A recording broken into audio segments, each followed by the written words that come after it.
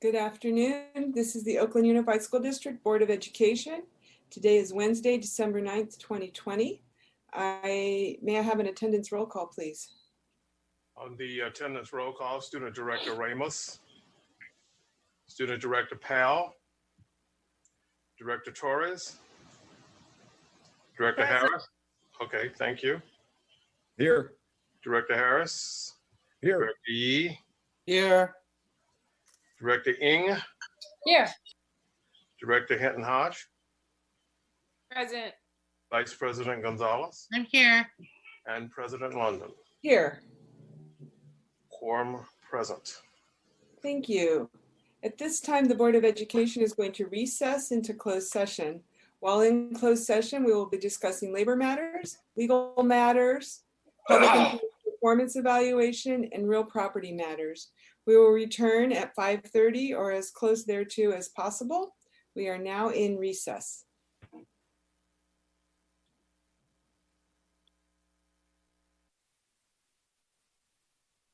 Okay, can I get a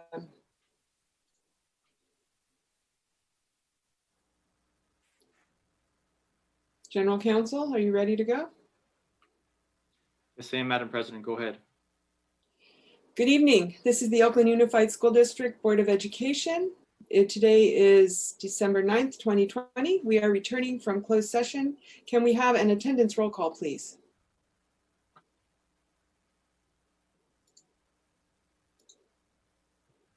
Yes, on the attendance roll call, Student Director Ramos, Student Director Powell.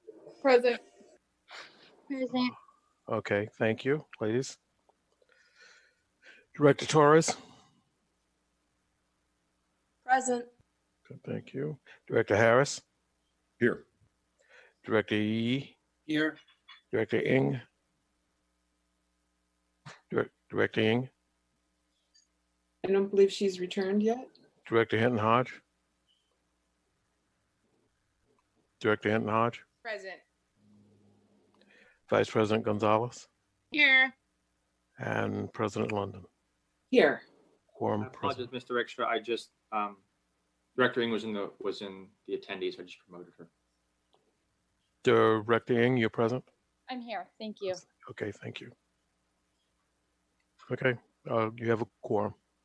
Great, thank you. And thank you to the community for joining us for this final regular meeting of this iteration of the Oakland School Board. This is our final meeting together, and you'll hear more about that later. We're going to start tonight's meeting with our normal check on interpreting needs. To do that, I would like to ask the Zoom administrator to automatically lower any hands that are raised. Don't be surprised if you raised your hand and you see it going down, because we need to do this to check if there's a translation need. So can we lower all the hands? Great, thank you. I'm now going to turn it over to Rebecca Walker Marquez to ask if Spanish interpretation is needed for the start of the meeting. Bienvenidos. Esta junta cuenta con interpretación simultánea al español. Entonces, para poder escuchar la interpretación simultánea, vayan al icono de la interpretación. Aquí en esta pantalla lo van a ver con un círculo rojo, que es un símbolo de un mundo. Si aprietan ahí, elijan donde diga Spanish, que quiere decir español, y ustedes van a poder escuchar el español claramente y van a escuchar lo que se está diciendo en inglés a un volumen más bajo. Ahora, sin embargo, solamente vamos a dar este servicio de interpretación si se pide, si lo piden. Entonces, para pedir servicio de interpretación, les pedimos que por favor, una de dos cosas, o levanten la mano, ahí donde, en la barrita donde hay la opción de levantar la mano, o escríbanlo en el chat. Escriban, necesito interpretación al español. Si ustedes en este momento no nos piden interpretación al español, no se va a dar este servicio en este punto de la agenda. En el siguiente punto de la agenda vamos a volver a hacer un anuncio igual que se está dando en este momento para ver si en ese momento alguien más necesita interpretación al español. Muchas gracias. Okay, Madam President, we do need Spanish interpreting for this item, so give me one moment to set that up.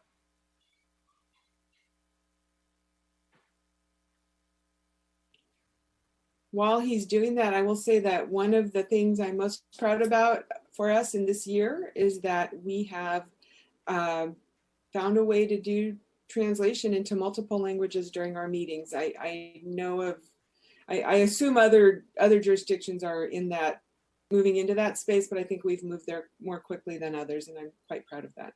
Thank you to everyone who made that happen.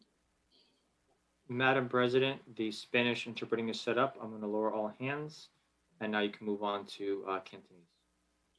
Great, and so now I'm going to ask Miss Angel Ho if she could check whether we have any interpretation needs in Cantonese. 各位奧倫社區人士你好，呢度係奧倫聯合校區教育委員會會議。假如你需要廣東話翻譯，請你去熒屏嘅右下方，你會見到一個地球形狀嘅符號。你點擊呢個符號，你就可以選擇中文，咁你就會聽到我哋嘅廣東話翻譯。假如你需要廣東話翻譯，麻煩你去個聊天室嗰度舉手，等我哋知道。多謝。President London, I'm done. Thank you so much.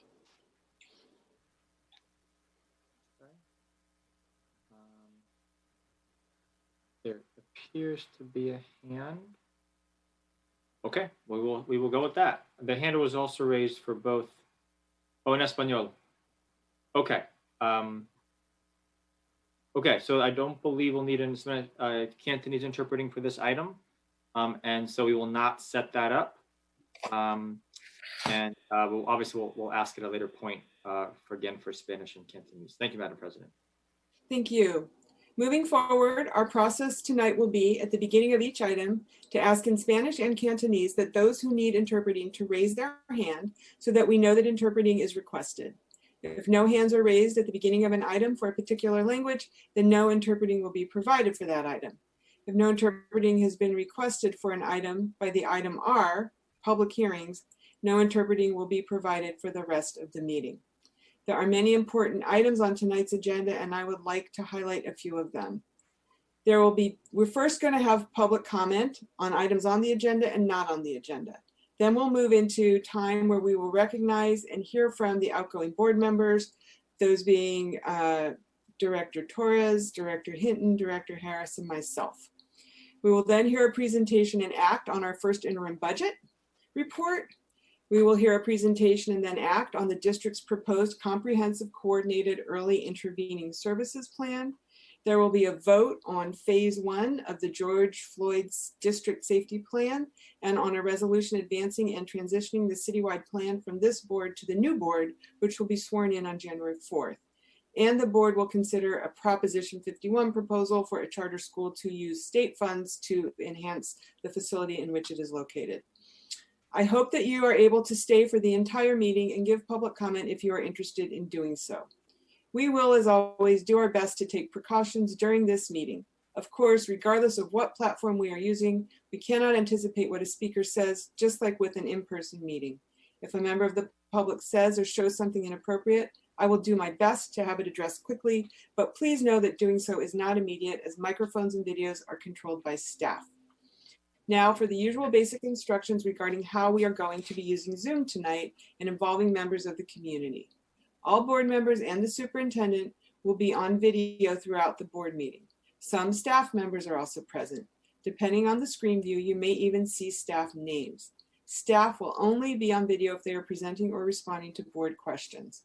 Members of the community will not be on video and will be muted except during public comment. There are multiple ways to make a public comment during the meeting. If you have joined via computer, you can raise your hand by clicking on the raise your hand feature. If you have joined via phone, you can raise your hand by pressing *9. Ms. Floyd from our staff will call each member of the public who has raised their hand either by name or, for those who have called in, by the last 3 digits of the phone number. Ms. Floyd will then unmute the person and that person may give public comment. If you are dialing in by phone, you can unmute yourself by pressing *6. After the time has elapsed, Ms. Floyd will remute and move on to the next person. E-comments will also be available during the meeting. To make an e-comment, please go to ousd.org and scroll down to the Legislative Information Center, Upcoming Events and Meeting Video, and click on the e-comment link to submit comments on an agenda item for a meeting in progress. And I want to right now, before I forget, thank everybody who has written in this week using the e-comment feature. We have received many, many comments on pretty much every item on this agenda. To make public comment in Spanish or Cantonese, please follow these instructions as well. Before starting your public comment, however, please state in Spanish or Cantonese that you would like translation. We will then need to get the translator ready for consecutive translation. Please say one sentence or phrase at a time and then wait for it to be translated into English. The speaker will, of course, be given extra time. As a reminder, attendees with old versions of Zoom cannot be unmuted to speak during public comment. So we want to encourage all members of the public to make sure that you have downloaded the latest version of Zoom so that you can make public comment. You can do this by entering into your search engine Zoom Update. I am now going to move into the report out of closed session that we just concluded. Labor matters. On item C1, number 201448, conference with labor negotiators, the board received a report on this matter. We discussed this matter and the board gave direction on this matter. Legal matters. On item C2, number 090502, conference with legal counsel, anticipated litigation, the board discussed this matter. On item C3, 19-1433, another conference with legal counsel, the board approved a settlement in this matter, motion by Director Gonzalez, second by Director Yee, unanimous. Public employee performance evaluation matters. On item C4, number 201450, public employee performance evaluation for the general counsel, who, for those of you who are interested, has a direct report to both the board and the superintendent. The board took up this matter. Real property matters. On item C5, number 202344, conference with real property negotiators. On both this matter and the next one, 202345, the board received a report on both these matters and discussed these matters.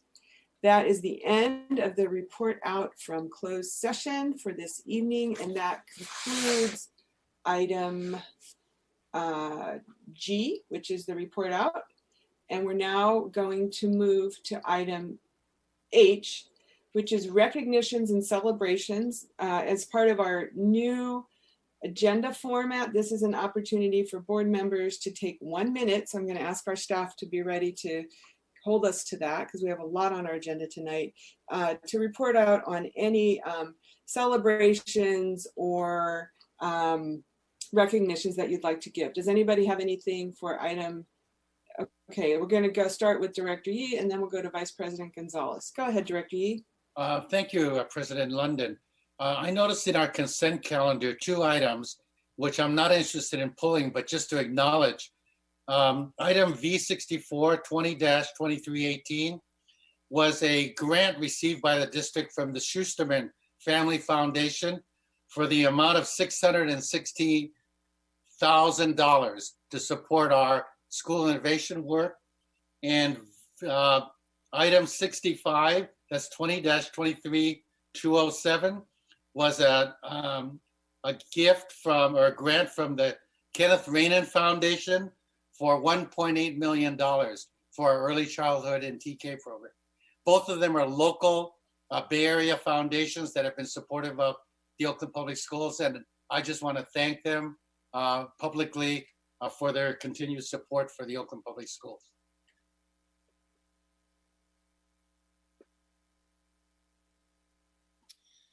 President London, can I go ahead? Director, yeah, and just before you do that, Vice President Gonzalez, we've had a request for Arabic interpretation this evening, and unfortunately, Arabic is not one of the languages for which we regularly provide interpretation services. In the future, we would like to accommodate you, but please let us know in advance that you would like Arabic interpretation or any language other than Spanish and Cantonese, and then we will do our best to see if such interpretation can be available. I am sorry that we did not know in advance that we would like that this evening. Now, if you want to go ahead, Vice President Gonzalez, thank you. Thanks, President London. So 3 quick things. Some of you may have seen an announcement that some of our students have been published, our published authors at Westlake Middle School. And I think the first two books that are coming out are by Hala Alaji and Arlita Michelle Bailey, and they're published by a publishing house called Chapter 510.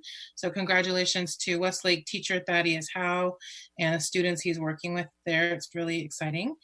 Also, two of our classified staff have been named Classified Employees of the Year by State Superintendent of Public Instruction, Tony Thurmond. Jacqueline Simon, who is Frick Academy of Language SSO, and William Taylor, who's one of our drivers. And then I also just wanted to share that Skyline is doing home visits to families, and I know many schools have started doing this practice of checking up on students during the pandemic, and so they're taking students gifts, grocery store gift cards, and other resources to address hunger and other challenges that families are facing. And then the computer pathway, students are working with employees from both Dropbox and Salesforce. So our Computer Academy students at Skyline are getting some first class professional support with their linked learning program. Thanks. Thank you, Vice President Gonzalez. Director Torres. So I'm just going to go really quickly. I know you said 1 minute. So I was speaking with the folks at Peralta Hacienda Historical on Coolidge, and they've been an amazing partner during my 8 years here on the board. But in particular, during COVID, it's even more important to acknowledge people that are going above and beyond. So for Thanksgiving, they were serving meals that they used donations, over 200 meals to the community. And then we're doing a drive to buy them turkeys. I do the turkey drive every year. It's my 4th year. But Peralta has also stepped up so tremendously in the sense of doing the small learning pods. And so they have young staff that learned how to do the work of, kind of a teacher, if you will, to the extent that they set up the kids on the technology and make sure they're able to troubleshoot problems technologically. And they just really stepped up. And so they've seen students arrive. This is what I thought was really notable. They've seen students come, and maybe they're a freshman in high school or a sophomore, and they're in 4th grade reading level. And within about amount of 2 or 3 months, these students jumped multiple reading levels to like 8th grade. And so just from the one-on-one attention that they're getting in these small learning pods, these are students that are excelling. So I just think that with all the bad news out there, I had to share that personal story that they told me of students who are feeling so great about school right now. Thank you. Well, thank you very much. Let's move on to Director Hinton. Thanks so much. Vice President Gonzalez was talking about a D3 school, Westlake, which is a school that I represent. So I'm going to read just a little bit more. Thank you, Gonzalez, Vice President Gonzalez, for sharing that. Arlita Michelle Bailey's book, Secrets, is about a pair of 6th grader friends who get confronted by bullies, and they're armed with the power that reveals their secret powers to secrets of their peers. And then the book by Halil Ajay, which is Hedges Feast of Friends. And she tells the story of a family who escapes a war in Yemen, and they find a home and new challenges in Utah. And both of these authors' books will be on sale during the summertime. So thank you so much to 510, just the work that you've done over the years in terms of supporting students in that way. And then the other piece, and this is maybe just a little bit of a preview of, I have no seconds. I can't give you a good preview of, in the future, but looking forward to doing some work with Mr. Community, who's been someone who's worked with the district for a number of years, a few years back, and excited about doing some things around girls in sports, hint, hint. And so really, I can't wait. I can't wait to be doing that much more work in District 3. Thanks, guys. Thank you. Director Ng. Thank you. I just wanted to give a quick shout out to Dewey Academy students and its new leadership and teachers and staff. Dewey will be having its graduation next week virtually, and just want to shout out to all the students and staff who persisted during these challenging times and persisted on to graduation. Thank you very much. Okay, so that concludes, okay, and then the next item is item I. This is an opportunity where board members can talk about any future engagement opportunities that are coming up. Does anybody have anything? Go ahead, Director Hinton.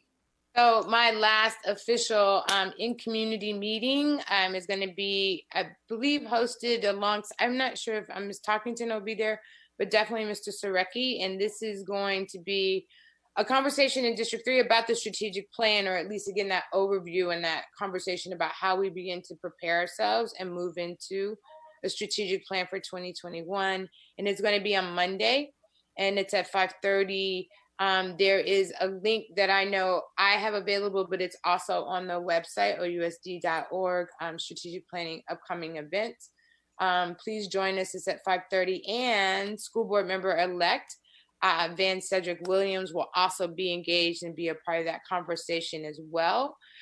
So, and again, this is the beginning of, projecting and aspiring in new ways, new opportunities. COVID ain't got us, we're going into a new year with some new ways of thinking about learning.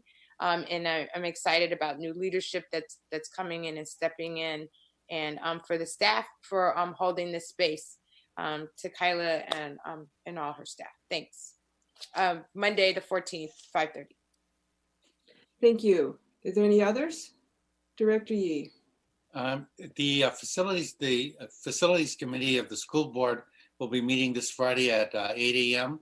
And the bond oversight committee meets at 6 o'clock, I believe 6:30 on Monday. So just to let folks know that those are two meetings we're really excited about, considering how we begin as soon as possible implementing our successful bond measure and wrapping up our former ones. Thank you. Thank you. Anybody else? Director, Vice President Gonzalez. Yeah, so we have Board and Finance Committee meeting tomorrow night at 6. On Friday, we have our third session of the board orientation for the new board members. Well, it's really for all of us who are going to be continuing on and those who are joining. So that'll be Friday at 1 p.m. And then for those who don't know, we're going to have inauguration of our newly elected board members on January 4th. I think it's at 9 a.m. It's at 11. It's always at 11. That's what 11 a.m. January 4th.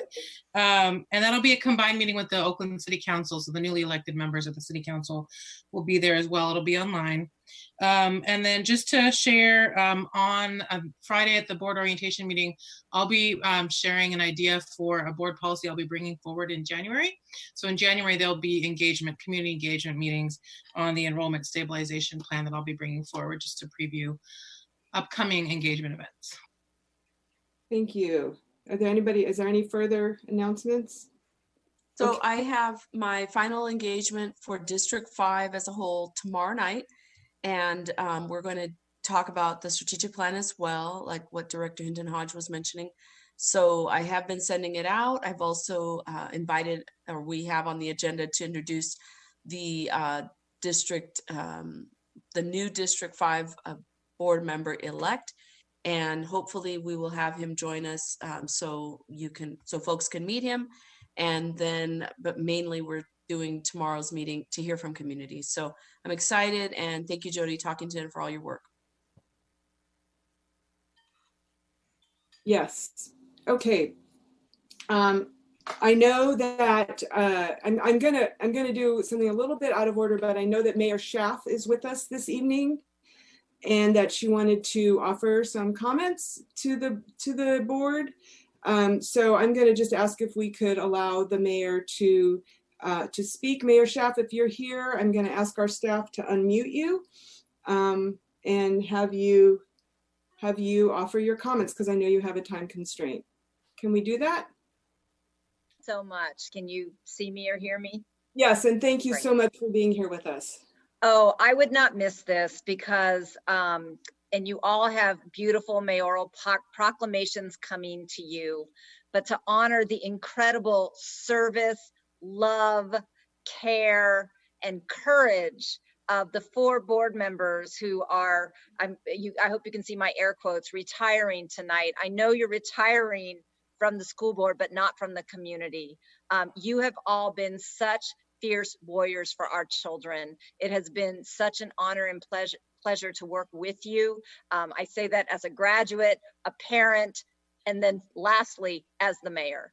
So to Director Jody London, to Director Jamoke Hinton Hodge, to Director Rosie Torres, to Director James Harris, thank you. Thank you on behalf of the city of Oakland for your incredible service. People bring so much of their passion, their dreams for their children. You have all sat and absorbed that with grace and courage, and you have moved this district forward.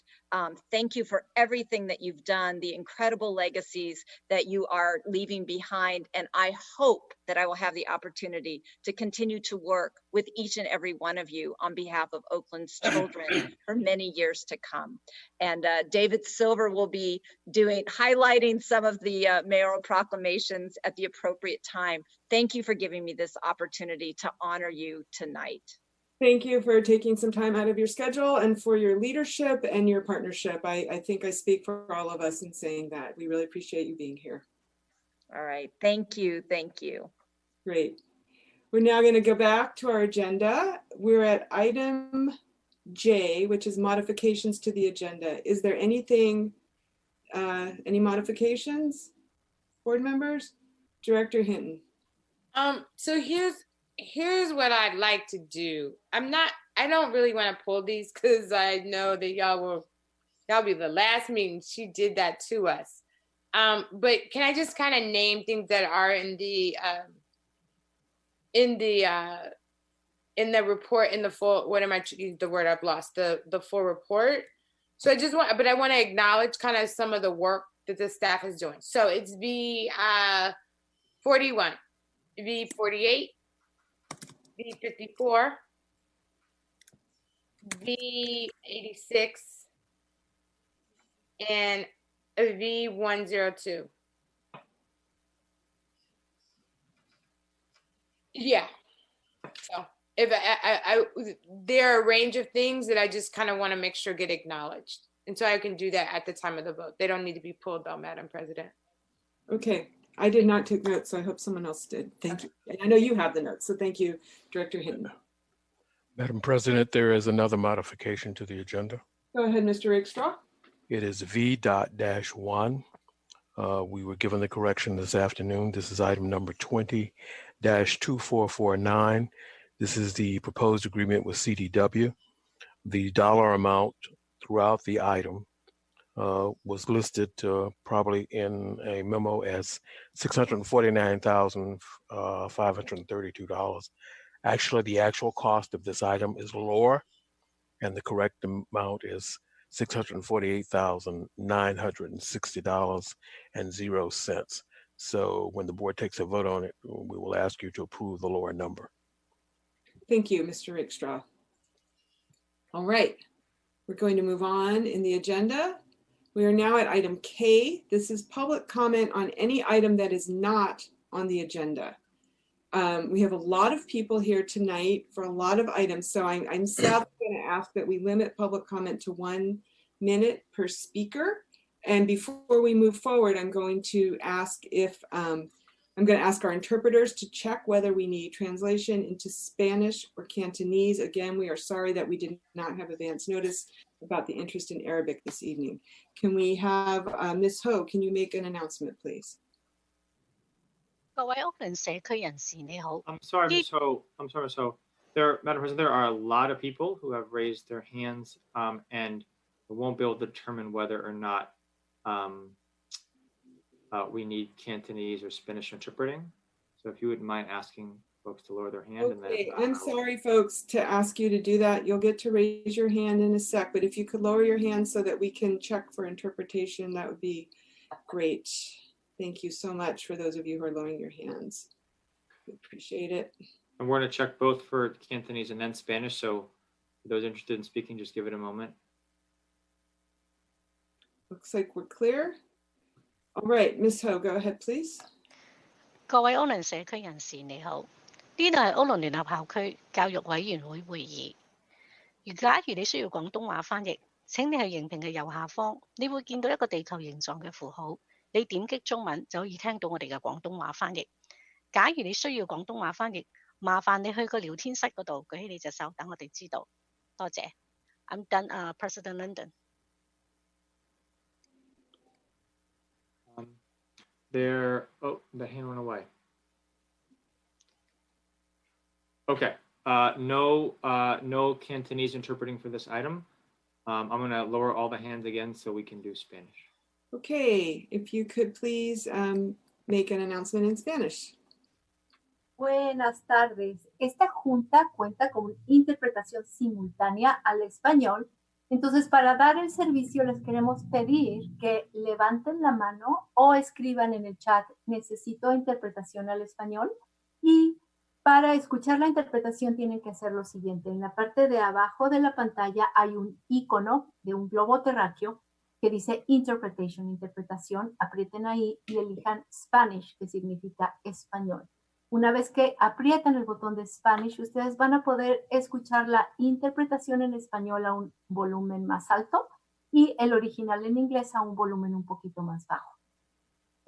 Pero se necesita para esta sección de la agenda que ustedes pidan en el chat, por favor, quiero interpretación, o levanten la mano para poder saber. Estoy viendo que hay alguien en el chat, entonces vamos a dar interpretación al español. Gracias. Madam President, we will do Spanish interpreting for this item, so give me one moment. I know I saw at least one person come into the chat. There may have been some hands raised as well.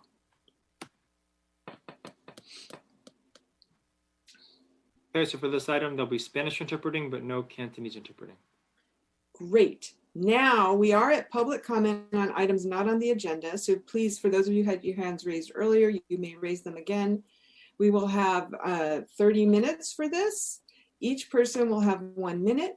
At this time, hopefully the hands are going up. And Ms. Floyd, if you could begin calling speakers, that would be great. I see another person who needs Spanish translation as well, General Counsel. Okay, our first speaker is Tania Alolefi.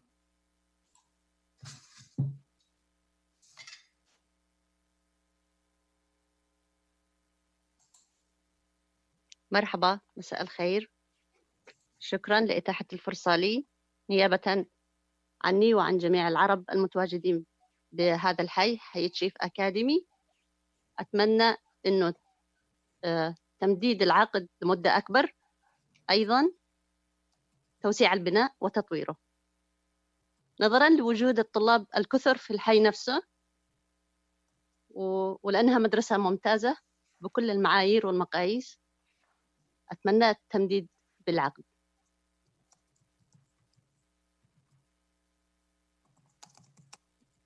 شكرا.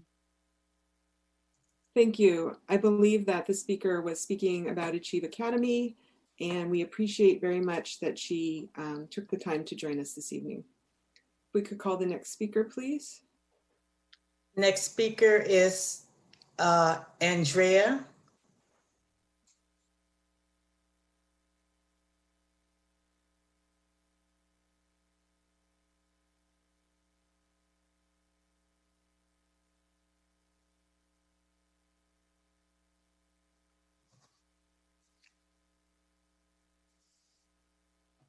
Andrea.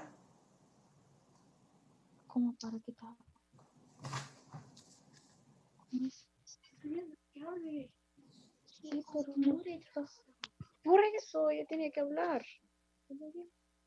Hello, if you could begin speaking, we can provide translation. You can speak in Spanish and our translator will come on and translate after you. Hola. Hola. Hola. Sí, yo levanté mi mano así en la pantalla, pero era para intérprete para, ¿cómo se llama? En español, para que me interprete en español, para que yo pueda entender. So you want Spanish translation, is that what it is? Yep, un momento. Okay. Ms. Walker Marquez, I'm taking you off. Right, if we could call the next speaker, please, Ms. Floyd. Madam Oh, President, translation for speaking. Okay, let's I stop believe the so. clock, please, and we're going to restart and get Ms. Walker Marquez here to provide translation for this speaker. Yeah, I'm ready. She was just saying that she had raised her hand to let us know that she needed interpreting. So that's it. What I thought. Okay, so let's call the next speaker, please, and hopefully we can get that Miss Andrea in with the translation. Next speaker is Jack Gerson. Not able to promote Jack, I'm sorry. Next speaker is Katie Rogers. Okay, hello everyone. Thank you for this opportunity to speak in a public democratic forum. I'm a special education teacher at Oakland International High School, and I've noticed that because of the district's lack of substitute staffing, my English language learner students have missed out on vital opportunities to work one-on-one with staff members who have the credentials able to meet my students' needs.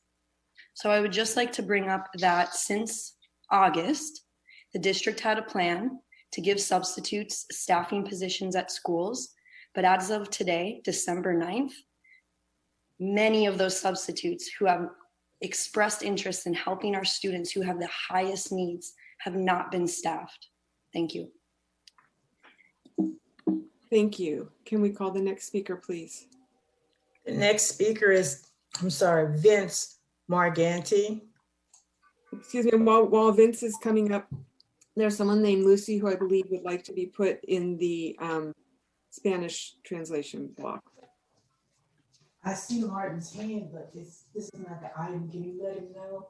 Or does he need to leave? Go ahead, please, if the speaker is ready. Yes, I am. Thank you. Okay, my name is Vincent Morganti. I'm a substitute for Oakland Unified for 14 years now. And OUSD agreed in August to a memorandum of understanding regarding providing support for all the teachers that are struggling with Zoom for their students. Part of the MOU was to provide training and assigning students to one-on-one or small group help. OUSD has failed to implement the MOU provisions to assign its substitutes to provide this support.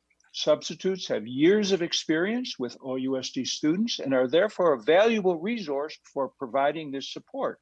Further, failing to employ substitutes who are available for the support deprives the students of this resource now and will worsen the substitute shortage in OUSD when we return to in-person learning.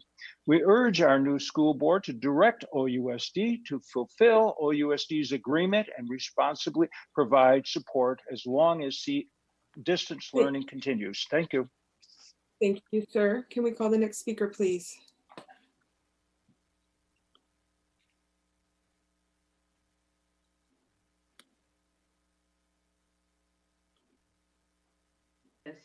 I'd like to respond to the October 28th meeting of the board, the agenda item Black Sanctuary Proposal, Reparations for Black Students. During that presentation, the claim was made that there's racism on the campuses of OUSD impacting Black students. It was also disclosed that racist disciplinary practices related to Black students of suspensions and expulsions are at a very high rate.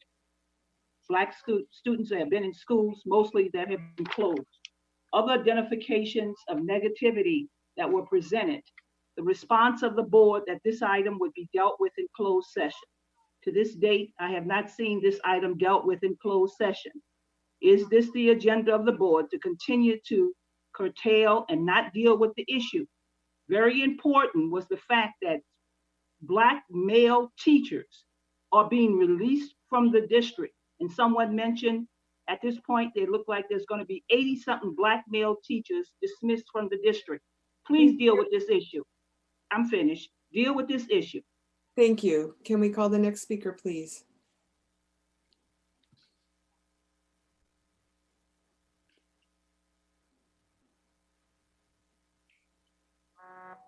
Ms. Floyd, we're not hearing you. Oh, I'm sorry. The next speaker is Nicole Browning.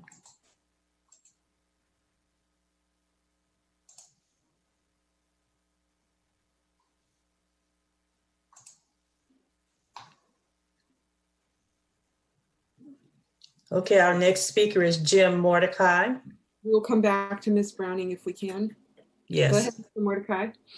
Jim Mordecai speaking as an individual, 17 years retired and 17 years a substitute teacher in Oakland. And the issue that many of the substitutes are here for is that they want to help with this distance learning and tutoring and small groups and that sort of thing. Our students, we know, are losing out on distance learning. We need more people working with students, so we need those substitutes. But it's always a question of money. Now, substitutes are understanding that there's federal money that's available.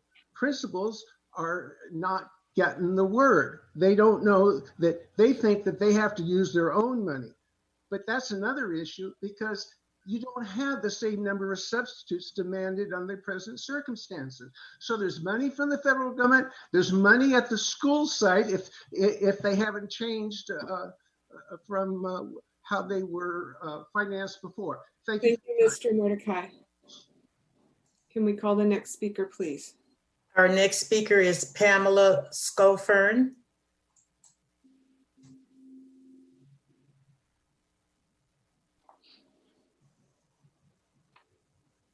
I'm a retired Oakland teacher that worked for 32 plus years with the district, and I'm now still subbing.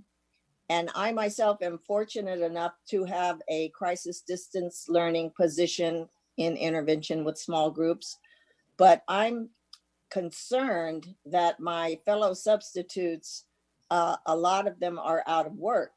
I'd like to advocate that more subs be hired for these intervention crisis distance learning positions and not just one substitute per school, as has been the case at many schools. There seems to be a disconnect between the district, administrators, and staff about this issue. It's kind of like a vicious circle. Also, there needs to be more professional development classes for subs to learn to Zoom because many have not taken positions because they don't know how to do that. And lastly, we need job assurance beyond the December 18th deadline. Thank you. Thank you. Can we call the next speaker, please? Our next speaker is Craig Gordon.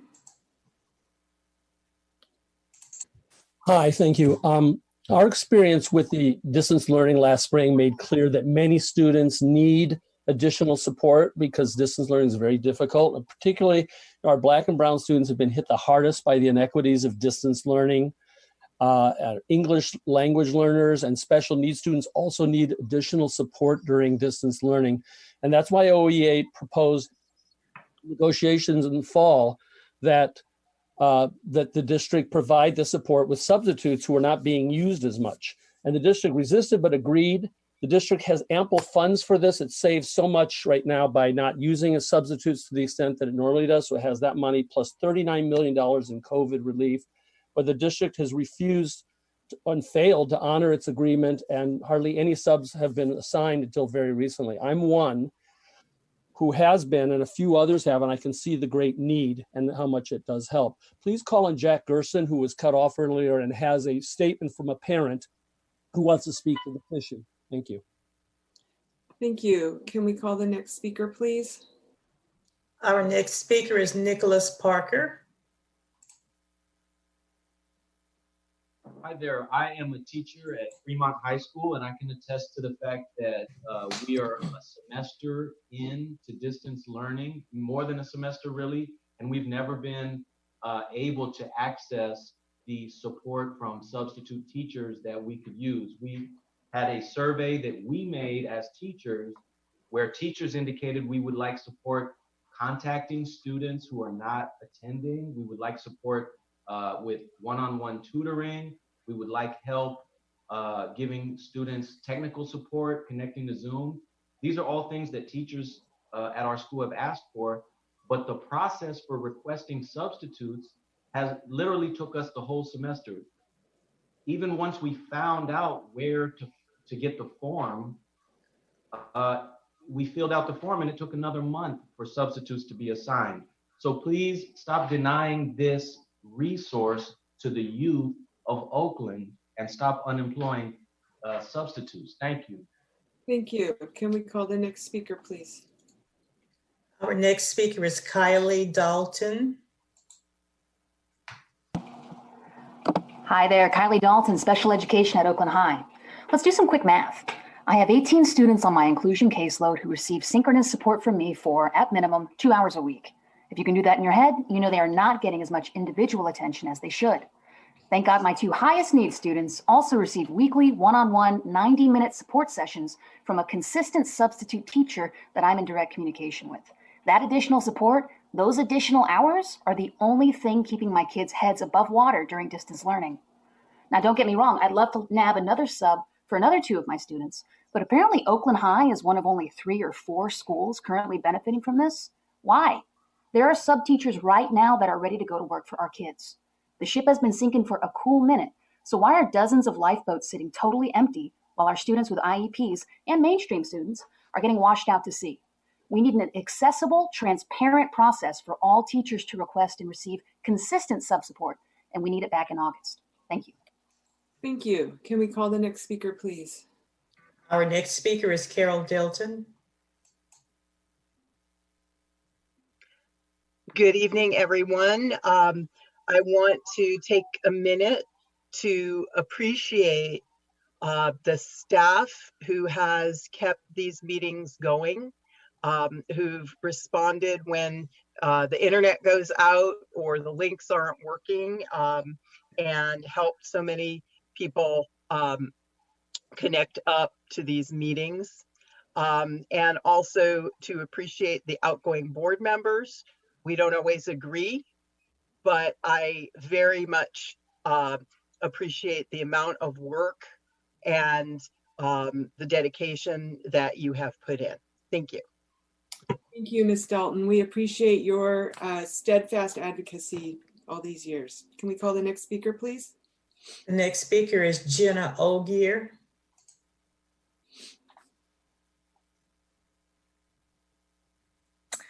Hi, directors. This is Jenna Ogier, principal of Edda's Academy.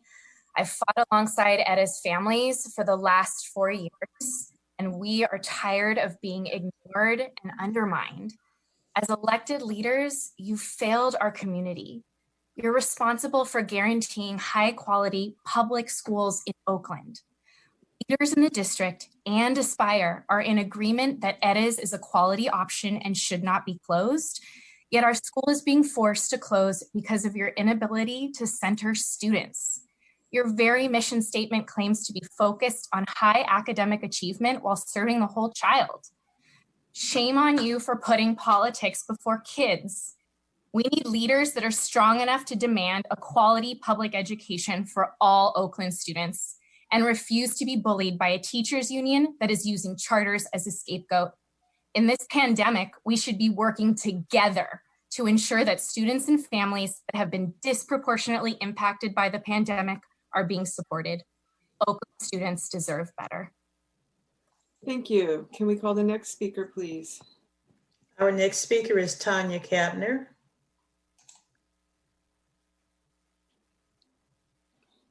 Yes, hello, I'm Tanya Kapner with the Equal Opportunity Now, by any means necessary Teachers Caucus, 27 years teaching in Oakland schools, and I support the substitutes and resources being put to the online learning. I am here to speak against the ridiculous reopening plan that the superintendent put out and that the board is talking about starting in January in the midst of all the spikes of COVID. This is unacceptable. The Oakland Education Association safety demands have not been met, which is basically that we can't have face-to-face instruction until there's a downward trajectory and near zero incidence of COVID-19 cases for at least 14 days in every Oakland zip code.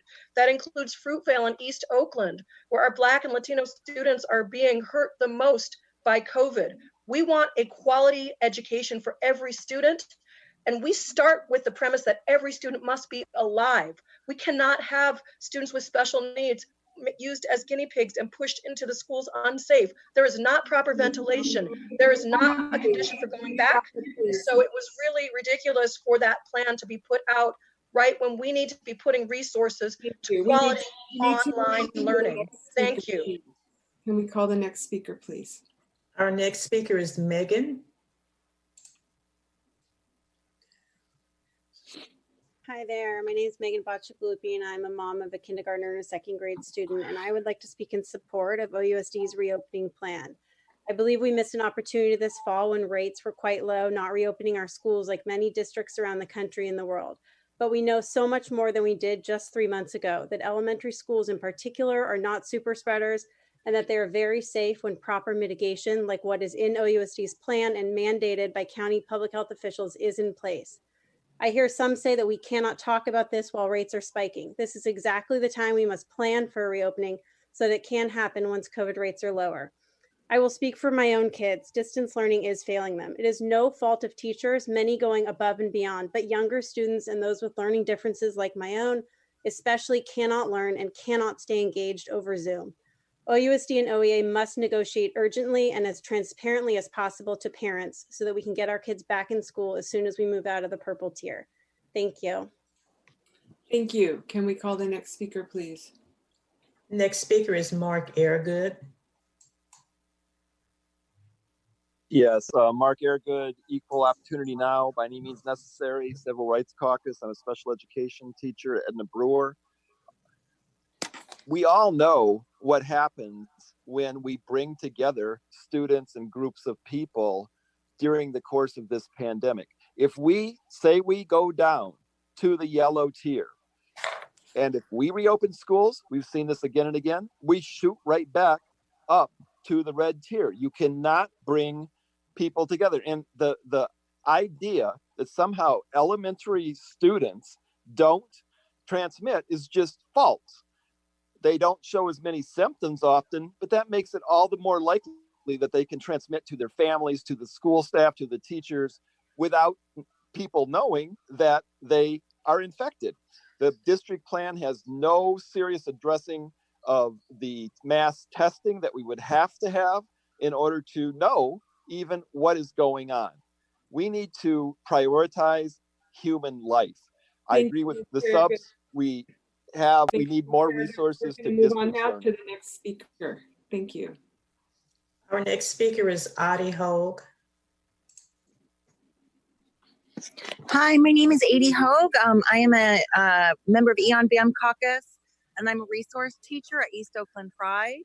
I, along with many other teachers, was shocked and dismayed to see our intent to return form kind of sneak in information about spring as if we would not have jobs if we didn't agree to go in person into a situation that would spread the virus, most especially in our flatland communities that have already suffered so much. And then also a reopening plan for January, right after the Christmas break, when rates are going to be spiking and people will be dying in Oakland. I think that it seemed extremely tone deaf to the actual situation that is happening with families in Oakland. And so Oakland needs to do what other districts have done. Just say it is not going to be safe to reopen this year and use the resources to hire subs to help our kids. Thank you. Our next speaker is Mala Batra.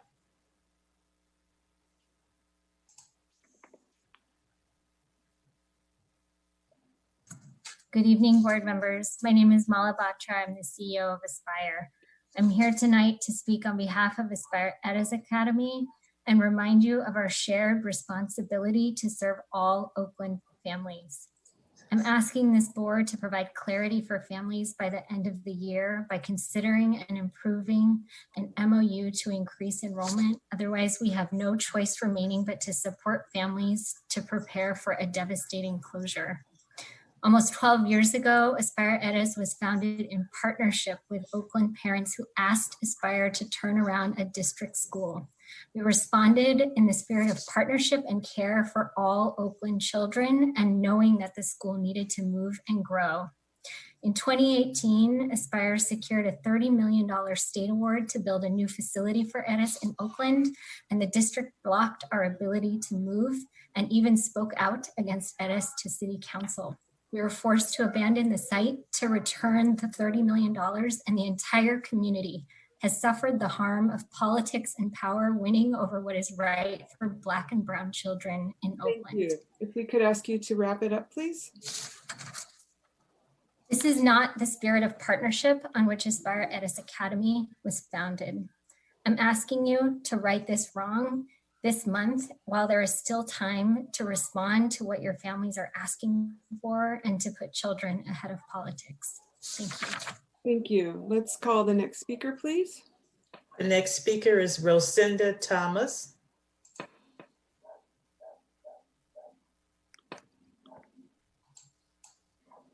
Good evening, board members. My name is Rosinda Thomas, and I am a retired teacher. I spent about 42 years teaching in Oakland. As a substitute and someone that worked with the bargaining team, I'm very concerned that our children, our Black and Brown children are absolutely failing due to the fact that we're not able to get the help that we need from the small group instruction. We talked about this with the bargaining team. We were supposed to have subs that are able to go to schools to work with the small group instruction. So, I mean, it's been stated already how we're losing out, and we can't afford to fail any more children. So I would like to urge the board to step it up, and we want to get our students to be successful. Thank you. Thank you. Can we call the next speaker, please? The next speaker is Cecily Frost.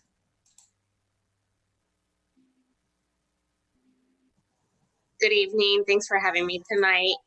On behalf of Aspire K-8 EDIS Academy in Oakland, my name is Cecily Frost and I represent Baytech Charter School. I would like to ask the board to consider extending the lease for the small necessary charter elementary school that serves over 250 youth and provides high quality education and support to many of our families in Oakland. Thank you so much. Thank you. Can we call the next speaker, please? Our next speaker is Tony.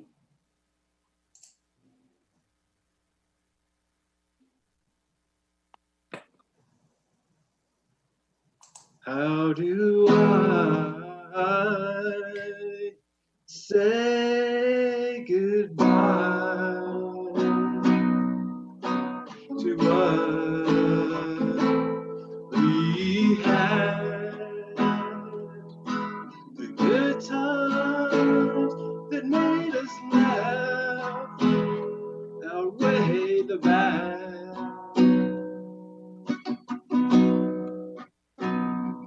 I thought we'd get to see forever, but forever's gone away. So hard to say goodbye to the outgoing school board members of OUS.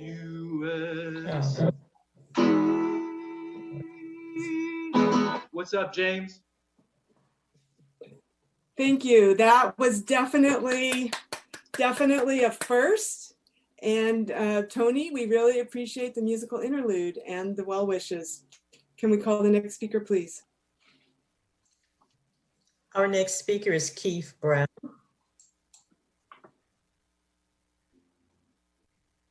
Hello.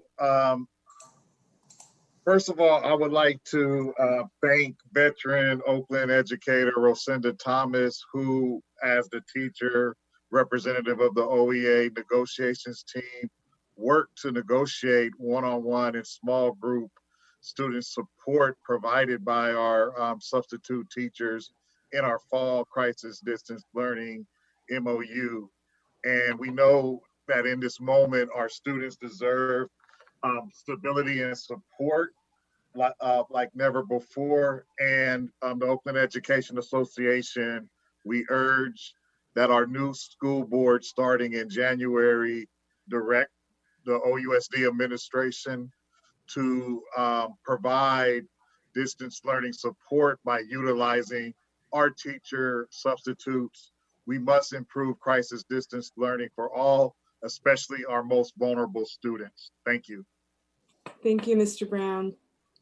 We're going to have time for about three or four more speakers. So I'm sorry we will not be able to get to everyone this evening. You are welcome to send us comments online through the e-comment. Can we call the next speaker, please? Our next speaker is Raina Morales. Oh, I'm sorry, we can't bring Raina aboard. Our next speaker is Board Member-elect Mike Hutchinson. Great, thank you, Mike Hutchinson. Today is actually a good day. Like Tony's song, a lot of us are celebrating, and it really marks the end of an era. And I'm not going to go backwards and list all the things that we've suffered, but I would be remiss if I didn't mention 8 schools in particular: Maxwell Park, Santa Fe, Lazier, Marshall, Lakeview, Roots, Seoul, and Kaiser. Schools which most of this board voted to close. And I will never forget the fact that Director London and Director Hinton Hodge voted to close my schools in 2012. And I saw what it did to our community. But that's over, and it's a new day coming, and I'm excited. And we won't have school board meetings like this in the future. It's a new day in Oakland, finally. Thank you. Thank you. Can we call the next speaker, please? Our next speaker is Maria Abadio. Oh, can't bring Maria aboard, I'm sorry. The next speaker is Michael Shane.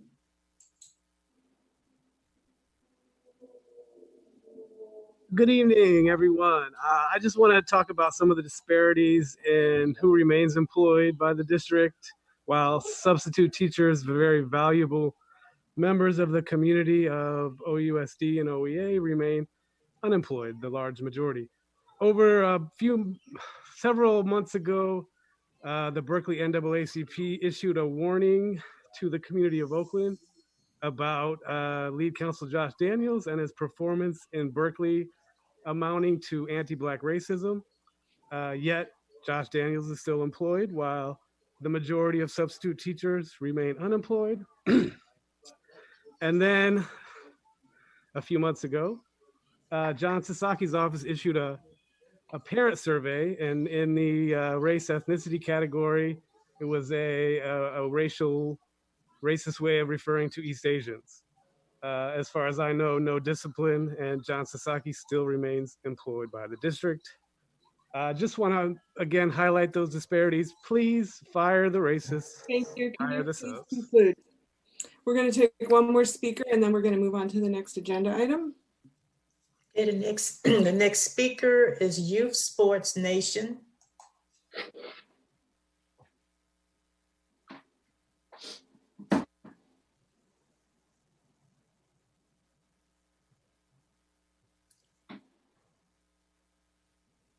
Okay, I don't think we're going to be able to access that person. We're Hello. going to. Oh, go Can you ahead. hear me? Thank you. Go ahead. What's up? This is Mr. Community. How's everybody doing? Born and raised Oakland. Born and raised Oakland. I just want to show love to all the board members there in your departure, James. I see that you've been rocking with Mr. Community. Rosie, what's up? You was rocking with me at Fremont High School. Superintendent Kylie, you keep that smile on your face, right? When you first got that job, that's what you had. That's what you're going to keep. You the soul sister, right? And Jamoke, we love you. You that Black queen that all people need. OUSD members, keep your head up, right? I'm the positive pandemic. I know what y'all go through. Y'all know y'all love students. It's a shame that adults put you guys through this. I call it abuse. I know y'all love the kids. Y'all need to be paid full time, okay? I'm born and raised here, Markham Frick Fremont. I'm not the gentrified talking. This is the real Mr. Community talking, all right? So look, y'all go get on your yacht. Y'all go have fun and don't look back, right? You come back to your community, you help. I love all of y'all, the school board members that's still there. Continue your good work, all right? Mr. Community, I love you. I appreciate the time, okay? Thank you, Mr. Community. That's going to conclude item K. I'm sorry that we were not able to get to everybody. We're gonna move now to public comment on agenda items. So you need to lower your hand at this point unless you have a comment on an item that is on the agenda. Madam President, we need to do interpreting a check, so everyone We're should going to lower do a check for interpretation, so we're going to need to lower all the hands anyways. So hands are going to be lowered by the administrator. You can look through the agenda and see if you have comments on something that is on the agenda. Let me know when we're ready for the interpreters. Great. Let's do Miss Ho first, and if Rebecca or David can indicate who I should take off as an interpreter. I already see 2 hands up there. I'm guessing they want Spanish. Go ahead, Ms. Walker Marquez. No, why don't we Cantonese first, Madam President? Okay. 各位歐倫社區人士你好，呢度係歐倫聯合校區教育委員會會議。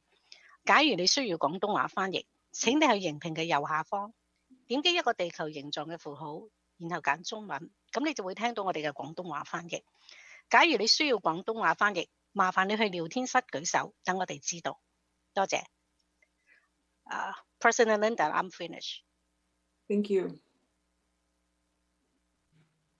Madam President, it's difficult to determine because people keep raising their hands if it is Cantonese. But let's do Cantonese for this item just to be safe. So give me a moment to set that up. You may be moving them to Spanish.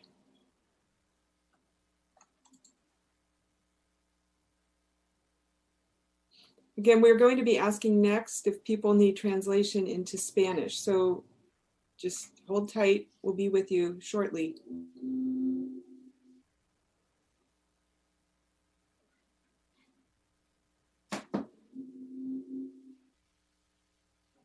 Okay, Cantonese translation is set up, Madam President.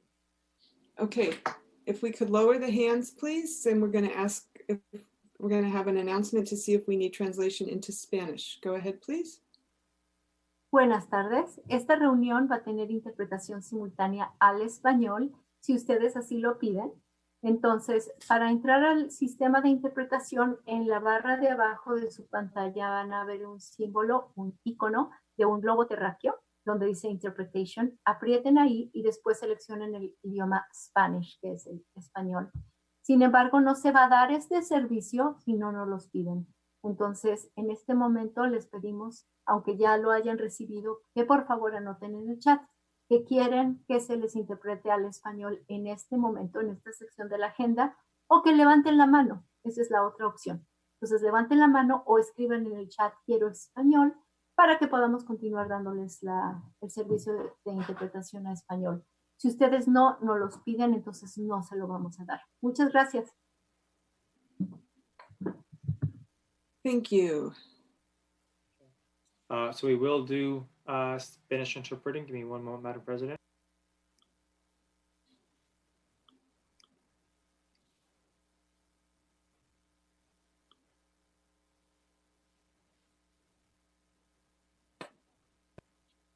Okay, Spanish interpreting and Cantonese interpreting are both available for this item.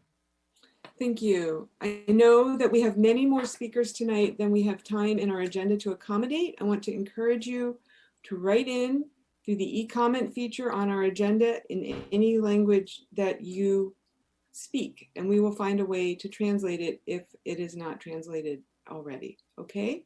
I really apologize that we don't have as much time as everyone would like. We're going to move now to item L, which is public comment on all items that are on the agenda. We have 30 minutes identified for this. At this time, if you would like to speak on an item that is on our agenda tonight, and let me say that we will have opportunity to speak directly on the tributes to the board members, so you don't need to speak on that now unless you want to. You should raise your hand. And once a few hands are up, I'll ask Ms. Floyd to begin calling the first speaker, please.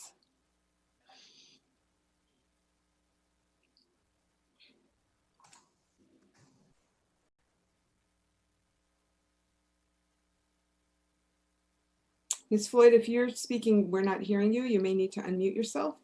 Okay, our first speaker is Maria. Sorry, we can't bring Maria aboard. Our next speaker is a call-in listener. I just want to make sure people understand that in order for us to elevate you, when you raise your hand, you have to have the most current version of Zoom installed on your device. So you need to check that. Go ahead, Ms. Floyd, if you could call the next speaker, please. The next speaker is a call-in listener, area code 510, and the last three numbers are 181.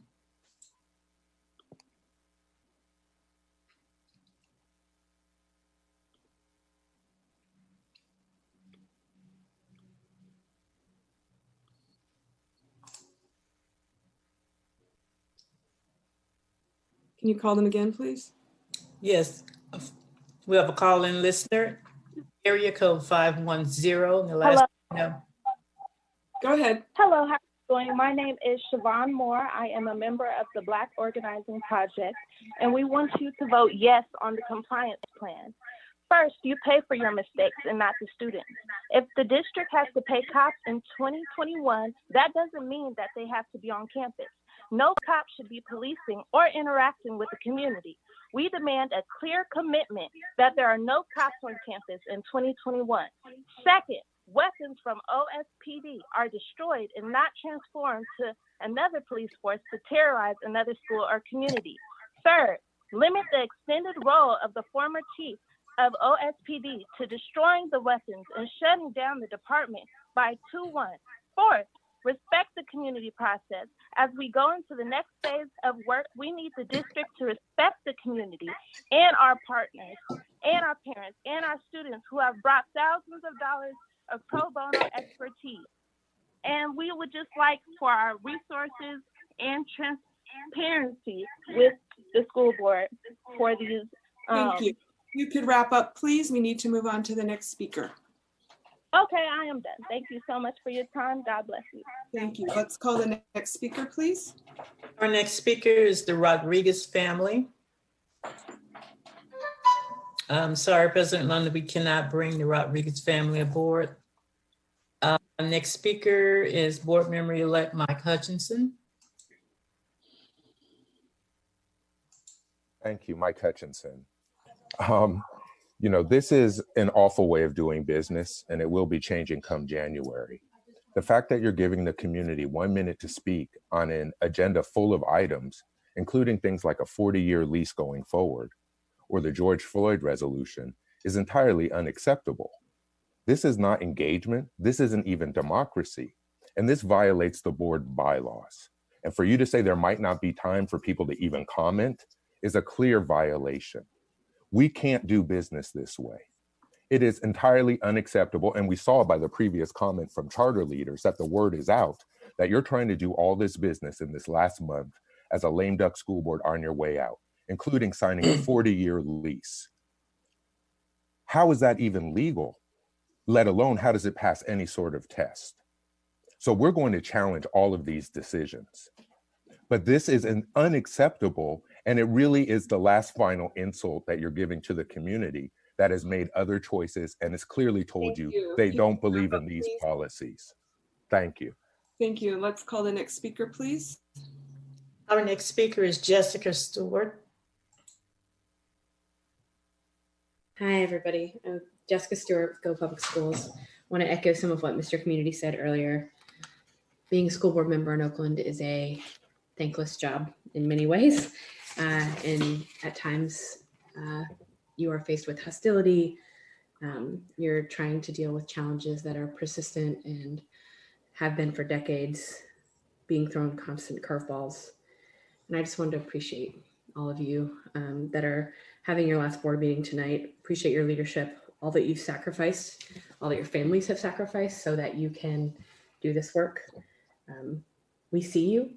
We appreciate you. You have earned your time as private citizens. I hope you have a yacht. I don't know if you do, but I heard that, and I hope some of y'all are headed out to some yachts with your masks on. I also know that you will keep serving because it is in your DNA. My hope is that moving forward, we are hard on the problems and easier on the people. and that we center the kids above all. Thanks, everybody. Thank you. Can we call the next speaker, please? Our next speaker is Asada Olabala.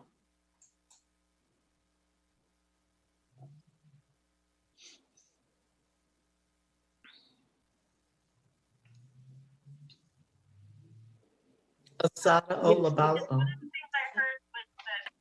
Hello, can you hear me? Yes, go ahead. I'm in 2 meetings at the same time, the Library Commission meeting. A couple of items that I saw that were problematic. The item that reflected that you'll be approving the use of Sequoia Elementary School for the election of November the 3rd. That's a little bit absurd. We should have been able to approve that way before the actual meeting, okay? The other items that you have are some items that reflect that African-American students will be getting some type of assistance on the agenda. And that would be Greenleaf Elementary V57, Race Equity and Healing Training Series.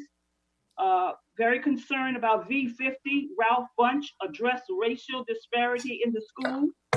V48, African-American Student Achievement Family Outreach will be dealt with.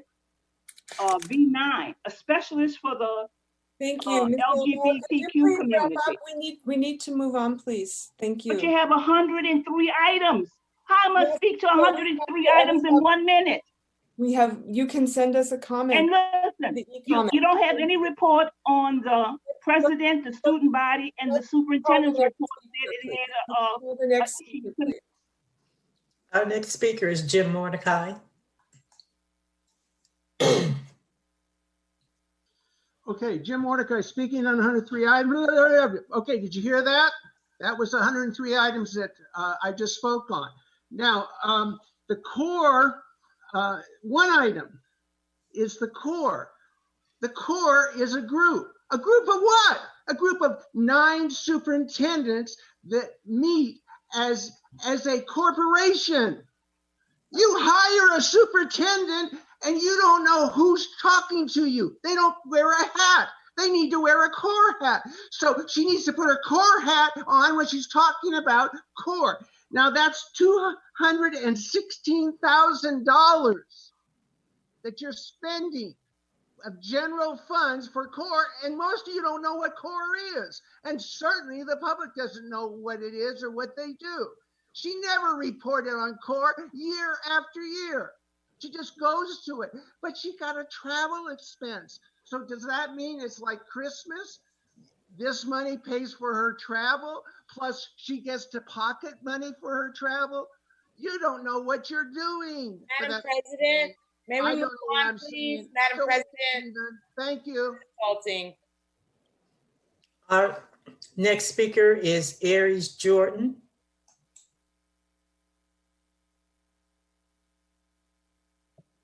My name is Aris Jordan, and I am a member of BOP and a parent of an Oakland student.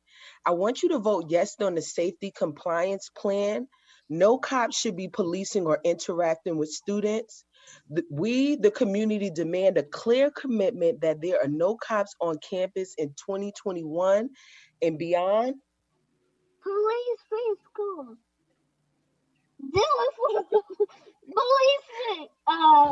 Police-free schools. Do it for my son's future. Thank you. Our next speaker is Holly. Ms. Floyd, I'm sorry, I was on mute. Before we go to the next speaker, I want to acknowledge our support for the superintendent and her work. We respect her very much, and I'll leave it there. Now let's call the next speaker, please. Next speaker is Holly. Hi, can y'all hear me? Yes, we can. Go ahead, Okay, please. thank you. Thank you so much. My name is Holly Wilson, and I'm an Oakland Unified staff member calling to thank you in advance for what I know will be your unanimous decision in support of the reasonable compliance safety plan outlined in the George Floyd resolution. Our students deserve police-free schools and a dissolution of the school-to-prison pipeline, which is a tangible goal that you as board members currently have the direct power to dismantle. I dug deep, but I found the hope. I could hold for y'all in backing your words with actions and unanimously supporting this reasonable compliance safety plan. So again, thank you in advance for your vote for yes. And thank you. And I hope that our students continue to be supported. And I yield my time. Thank you. Can we call the next speaker, please? Next speaker is a call-in listener, area code 510, and the last three numbers are 191.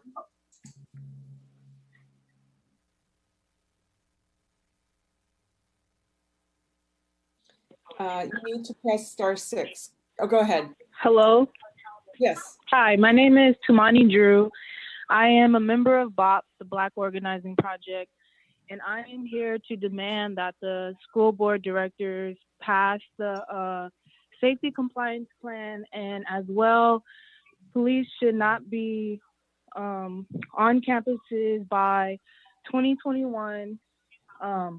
It should have been in the plan. You guys had this plan beforehand. It was on your end to make sure that whatever procedures, weapons being melted, be done before this, so our kids shouldn't have to be traumatized because of the lack of your guys' doing your job. So no police on school campuses, and please approve the safety compliance plan. Thank you. Thank you.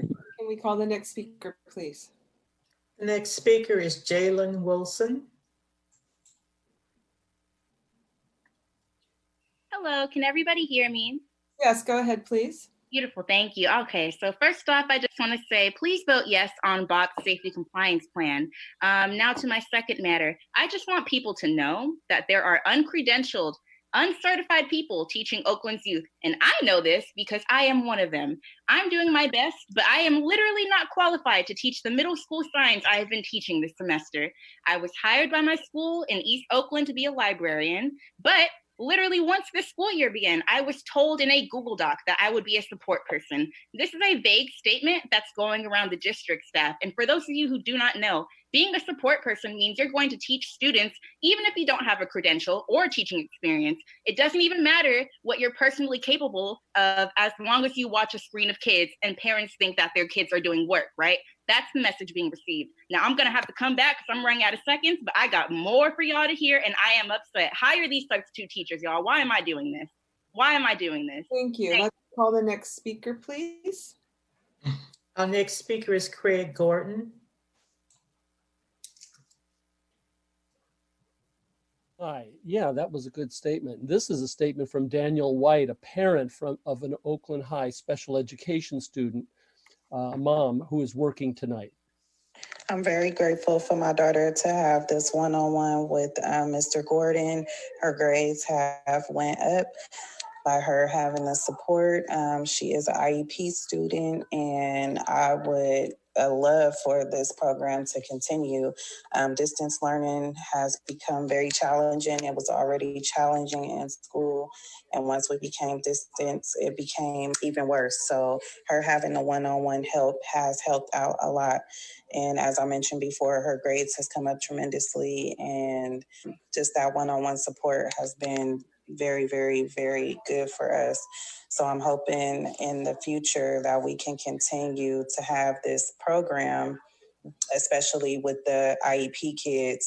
I feel like they really need it just because everyone else doesn't learn the same. Mr. Gordon, we need to move on. Thank you. Let's call Really going to cut her off. She was done. That was so rude. And we have a lot of people here tonight. Let's call the next speaker, please. Our next speaker is Julie.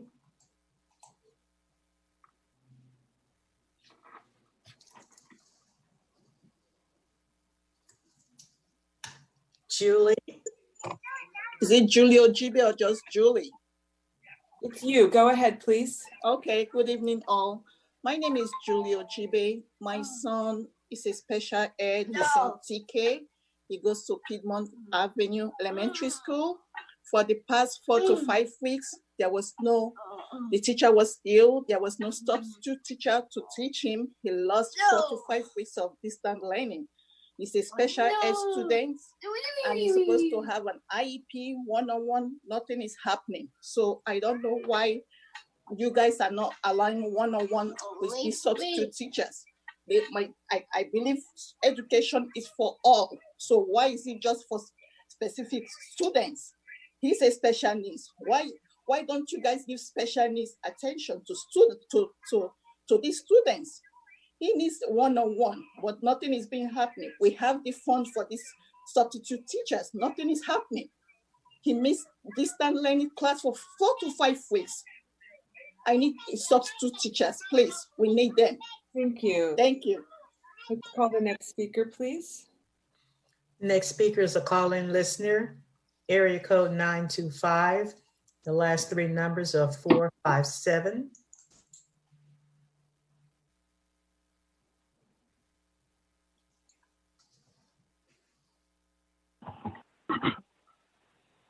Hello.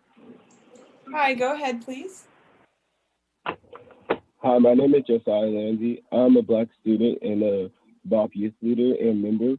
I am disgusted at the fact that you guys have agreed to our and voted on our George Floyd resolution, which states to have police-free schools by December 31st, 2020. And now you guys are trying to push that date back, and that isn't what you guys agreed to or voted on. And as a student who has experienced school police, I know for a fact that this does not make us feel safe. It makes us feel more like monitored. And as you know, we're in the middle of a pandemic. So to rush schools to be open in January is very irresponsible, as you cannot guarantee my safety or the safety of the teacher or staff. Thank you. Thank you. Can we call the next speaker, please? Next speaker is Divya.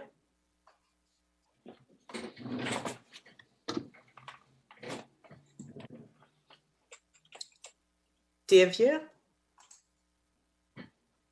Can you hear me? Hello? Yes, hi, welcome. Go ahead. Hey, my name is Divya. I'm a special education teacher at CCPA, and I'd like to play a statement from one of my graduating seniors. Hello, my name is Leslie Rivas, and I go to CCPA. My experience is that I have a younger brother who is 9 years old, who has autism. He has difficulty reading and writing, so he doesn't know how to type and be on the computer. It's been difficult for us because my parents don't speak English, so I have to be the one helping him all the time when I have classes of my own to attend.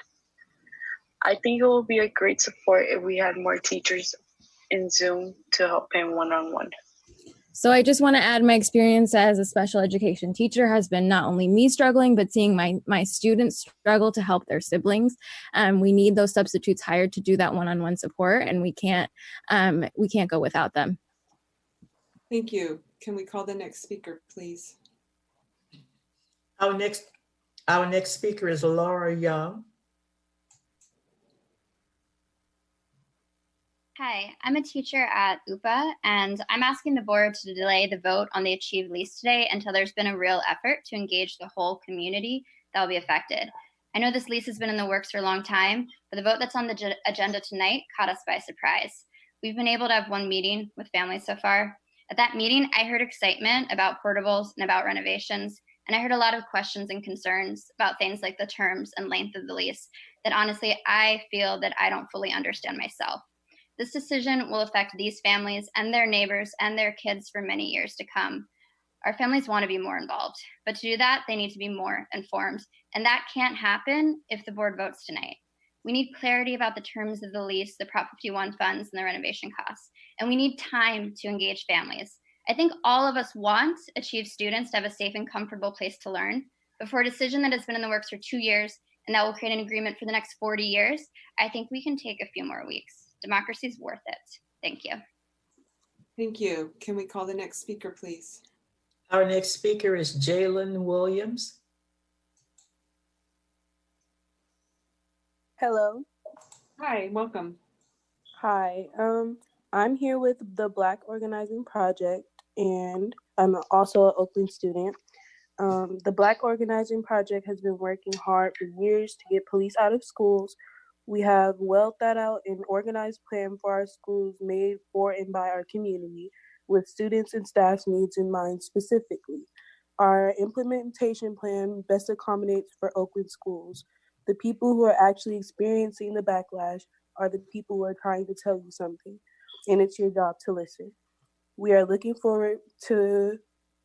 really looking forward to phase 2 of this process, and I am urging you to all vote yes tonight. Thank you. Thank you. Our next speaker is Carol Delton.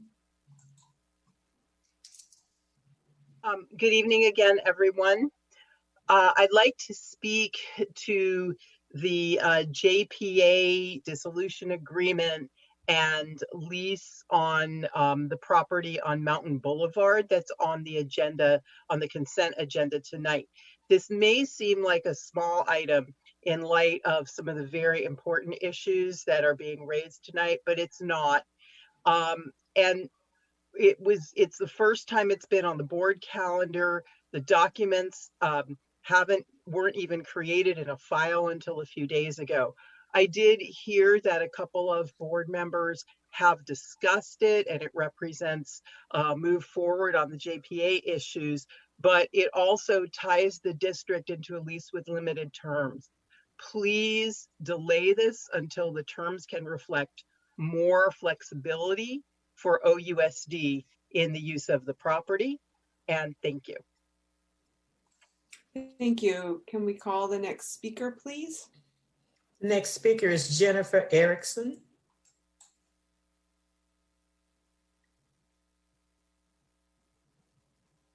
Hi, I'm speaking in favor of the long-term lease for Achieve. I'm a teacher who's worked on the campus as for 21 years at the old Hawthorne and 16 years with EFC. We've been a part of the community, and having a long-term lease will allow us to invest in the site, invest in the community, make long-term plans. And this has been in the works for a couple of years, and we have major safety issues that need to be resolved quickly. The building that I am in, that was built by OUSD in 2001, is not seismically safe. So we don't have time to waste, and we want HVAC systems so we can bring students safely back in the classroom. So please allow us to take care of our students and get back to taking care of our community. Thank you. Can we call the next speaker, please? The next speaker is Indigo. Hello, school board. Oh my goodness, I'm echoing. 1 second. Hello, school board. My name is Indigo Byers. I'm a member with the Black Organizing Project, and I just hopped on to again remind y'all that y'all need to pass the reasonable compliance plan, as this has been some hard work that has been done by community and for community. I just really think y'all should tune in and listen to everything we're saying in these public comments and everything we have been saying to you for the past 10 years. We've passed the George Floyd resolution with the idea and with the demand that school police will be out of schools by 2021. And if they not, just know community is looking at you and watching at you, and so is the whole entire world. We know OSD is the first school district to do this, so we need to actually do it. Thank you. Thank you. Can we call the next speaker, please? Next speaker email address is sweetlily2you.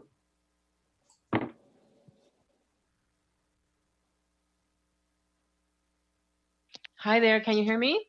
Yes, welcome. Hi, good evening. My name is Lydia Garcia, and my daughter Sophia attends UPA. She graduated from there, and it's the school next to Achieve. I'd like to express my concerns with the new lease proposal, as many parents or community members as myself have not had adequate time to fully assess the proposed new lease and its impact on my community. I also feel we need more time to generate more communication so that parents and the community make an informed decision, as well as to what the impact would be for our community. This is something that will impact our community for many, many years, and I want to make sure that all the families, students there, parents, myself from the community would like to just have some time to really read up on the matter and how will it affect the benefits and the pros and cons So I'm just asking for more time, not to be too hasty, because this is a big plan and we need time to figure this out as a community. Also, I've heard people say no for the police, so I'm saying no for police. We need to wrap up. Let's call the next speaker, please. Our next speaker is a call-in listener, area code 408, last three numbers of 439. Hi, my name is Dr. Lisa Canizaro. I'm a resident over in San Francisco. I'm urging you guys to pass the George Floyd resolution because there's no way that students will be able to learn if they're continued to be surrounded by police officers who are traumatizing not only their family members, but community members. And it's impossible to expect children to be able to learn in those types of environments where they're not even sure that they're going to be able to be physically and mentally safe. So please, I encourage you to pass the George Floyd resolution. Thank you so much. Thank you. Can we call the next speaker, please? Next speaker is David. Hi, good evening. David Castillo, a USC parent. A couple of things, and I'll be quick. I just wanted to extend deep gratitude for the service of directors Jody London, Roseanne Torres, James Harris, and Jamoka Hinton Hodge for your almost decades of experience on the OUSD board. Every Oaklander owes you a debt of gratitude, and I want to personally thank you, even though we haven't always agreed, for your service for all Oakland children, and believe that. Speaking of transparency and democracy for the incoming board, I'm hoping that they immediately consider opening negotiations between the union and the district regarding our reopening plans to build trust. So I heard a lot about democracy and transparency from many speakers. Let's put a camera and a microphone in the room.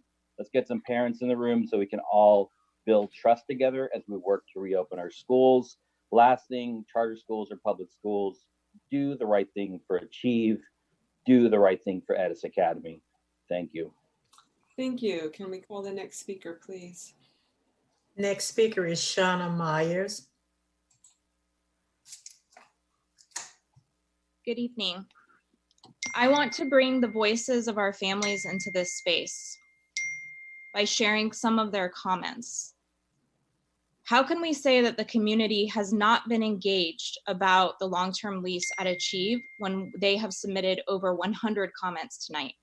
Achieve parents are UPA parents, and their voices clearly call for this lease to be granted so that their children can learn in a safe environment. One parent says, I think the board needs to approve the long-term lease because it's in the best interest of the kids. We need to stop making differences between OUSD schools and charter schools. We need the lease to be approved so our kids are in a safe environment. We need to think about what's best for the kids and stop making decisions based on if Achieve is a charter school or not. Another parent says, Achieve Academy is more than just a building. It is a safe learning space for all our children. Why would we not give our children that? Would you want someone giving your children less than they deserve? Achieve Academy invests in our children, and I believe that they deserve a long-term lease. Thank you. Let's call the next speaker, please. Next speaker is a call-in listener, area code 510, and the last three numbers are 968.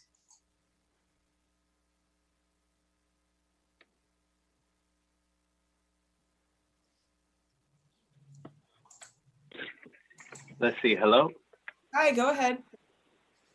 Hey, what's going on? Good evening. My name's Humberto Ortiz. I'm an ethnic studies teacher at Resdale Continuation, and I represent a group of undocumented youth from East Oakland called 67 Sueños. And I'm calling in support of the Black Organizing Project.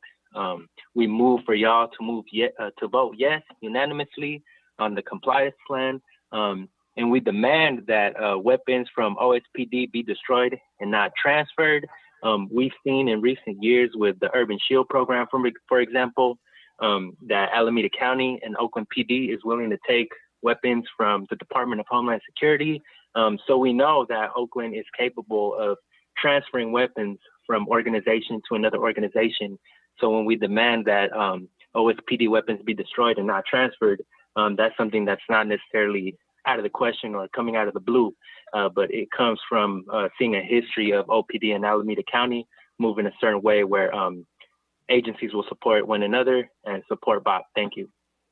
Thank you. We're going to have time for 2 more speakers on this section. Again, I encourage you to write in using the e-comment feature on our agenda.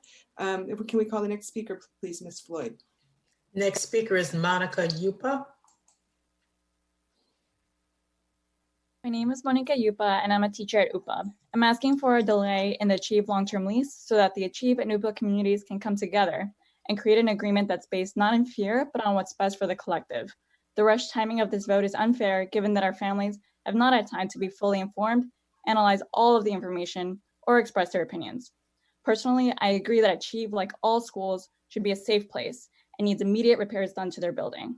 I also believe that this current 40-year lease is not the way to get this done, and that a few people in power should not be pressuring the whole community into accepting it.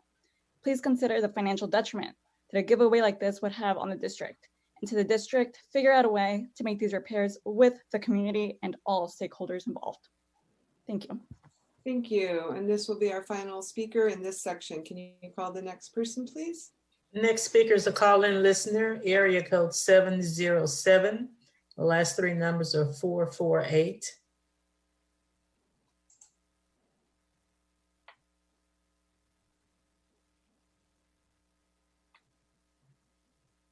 Can you hear me? Yes, welcome. Oh. Hi, my name is Ebony Cinnamon Johnson. I'm a member of the Black Organizing Project, and we want you to vote yes on the reasonable compliant safety plan. While the district agreed with the community to eliminate school police by December 2020, if the district feels it has to pay cops into 2021, they cannot be on campus or interacting with the community in any policing capacity. We demand a clear commitment that there are no cops on campus in 2021. We expect the former chief of Oakland School Police Department's extended role to be limited to destroying weapons and shutting down the department by February 1st. And finally, the district needs to respect the community process, work with the community with full transparency and integrity, listening to and taking heed to the voices, opinions, talents, and experiences of our students and families, respecting our community partners, their resources and expertise. The school district belongs to the people. Vote yes on the compliance plan. Thank you. Thank you. We're going to need to move on now in our agenda. I'm going to go next to item N, which is the report of our student board members. We are blessed to have 2 amazing student directors, and they are students and they need to leave the meeting at 8 o'clock. And I want to make sure that they have a chance to give their report. So I want to welcome Director Powell and Director Ramos. And if you can join us, that would be great. Board members, we will not be taking public comment on the student director's report. There will be a brief time for board members to offer comments, but I'm limiting board members also to 1 minute tonight on this. Thank you. Go ahead, directors. Thank you so much, President London.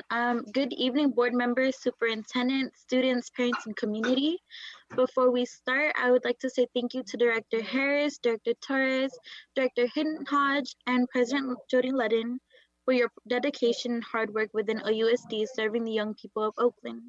As a young person at OUSD, I'm sending you all so much love and energy. I will pass it to Director Ramos to say a few words. Thank you so much again. Thank you so much to President London, to Director Harris, Director Torres, and Director Jamalkin Hinson. Sorry about that. I just want to say thank you so much for your dedication to OUSD, and hope you guys retire. Same thing with the mayor, retire, and get to celebrate with your families during this holiday season and be able to, even if it's virtually, share that love. And I wish you guys the best in your futures and hope to work with you guys soon. I'll pass it back to Director Powell. Thank you, Director Ramos. And so I will be jumping right into some of our All City Council Governing Board business, so updates and priorities that we hold as a governing board. ACC's second high school meeting is happening tomorrow, Thursday, December 10th, from 4 p.m. to 6 p.m., I believe. We will report back on this at the next board meeting. If there are any high school student leaders and delegates who would like to attend, please RSVP now. ACC is working with Lizzie Humphreys for the High School Literacy Project that will help shape the way we approach teaching literacy in the high school classrooms in the future.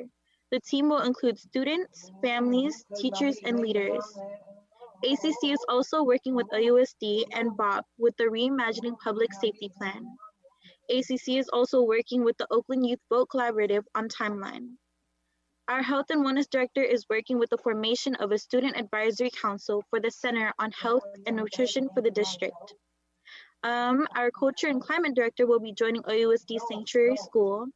And when we return from winter break, our All City Council Governing Board will host our third ACC middle school meeting, which is open to all OUSD students. I will pass it to Director Ramos. Thank you, Director Powell. These are announcements for our teachers, principals, students, of course. There is an Oakland Promise Scholarship is now open, which you can receive up to $16,000. As a student for your higher education, it is open to any type of student, undocumented or documented students. And the student will be awarded, the deadline is on March 22nd, and the students will be awarded by April 30th. And the second announcement for all the students is there is a reimagining survey for reimagining the Oakland youth survey regarding police. It's open for every student. It will be closing on December 14th, this Monday upcoming. Once you submit it, if you put your email and phone number, you get a $15 gift card. If you would like to know more about it, you can also email me at jessica.ramos@ousd.org. We'll be dropping the link hopefully on the chat if that can work. And that'll be all for our student report for this week. And we wish you, the board members, a lot of love and support. Thank you very much to our student directors. Does anybody have a very brief comment on their report? Board directors only? Director Harris and then Director Hint. Thank you for the report. I'll miss you both, but I expect you to continue the good work and just continue to keep providing great information. Even tonight, you've given us a good snapshot of what the students are up to, and that's the work, that's the job. So the more you let us know what's going on, the better the communication is. So I'll miss you guys. I'll miss you ladies. But thank you for leading and lifting up the journey of your colleagues. Appreciate you all and happy holidays as well. Thank you. Director Hinton. Thank you, student directors, for your hard work. Thank you, and thank you for your acknowledgement of us. And as we do this work, it's not always easy, right? The adult youth leader relationship piece. And so I just felt like you all have walked into this space with so much grace. COVID and it has been real, right? And you all have made sure that that has been front and center in our deliberations and thinking about things. But I mean, I don't know how you're doing it. Like as students, student leaders, comforting and supporting other young people as they're struggling, and at the same time doing college applications, and at the same time managing your own families, right? So I think this is leadership. You're getting all those lessons in it. And yet there is a piece in terms of what even has been modeled tonight. And so I hope that you will interrupt the places where there is no grace, the places where we aren't always listening, those places where we're not always bringing in multiple perspectives. You all are the leaders that we've been looking for and that we so desperately need at this time in our lives, in our country. So thank you for your service. And we'll be watching you, and take care of yourselves. Do you. Make sure you do you and take care of yourselves. Peace. Thank you. Student directors, I really appreciated your report. And of course, I appreciate your service. And I agree with Director Hinton that you have walked in with amazing leadership and grace. The one thing I didn't hear you talk about in your report, and I hope this is just because it hasn't been brought to your attention yet, is the climate emergency resolution that we adopted in October. There are some task forces that are going to be working on that. And Director Powell, I can't tell what protest your background is from, but it looks like it could be a climate change march. I know this is a topic of great interest to the youth, and I really encourage all City Council to engage on that, because we have some new opportunities with this resolution and its implementation. Thank you. Anybody else? Director Torres. So definitely want to say thank you to both of you. I can't imagine how hard it must be to be away from your friends, away from your support systems, and then just growing up way too fast, right? The thing about this pandemic is that we're all going through so many emotions, and on any given day you can feel normal, then the next minute sad, and the next minute just exhausted and exasperated. So the fact that you keep showing up to these meetings, it's really unfortunate to not have been able to physically serve with you. I think I miss the students so much that I drive by schools and I just pause and think about memories with students. You know, even difficult times I've spoken with students about things that are not going well or things that are wrong with their schools. All of it matters. We want to hear from everybody, all perspectives. And so I really appreciate you both. And I hope that you're going to take some time to take care of yourself and, you know, make sure you get into the parks and take some nice hikes up in the Oakland Hills. It's close and you can do it, or by the water on the shore, Berkeley Marina. And thank you so much for all that you do.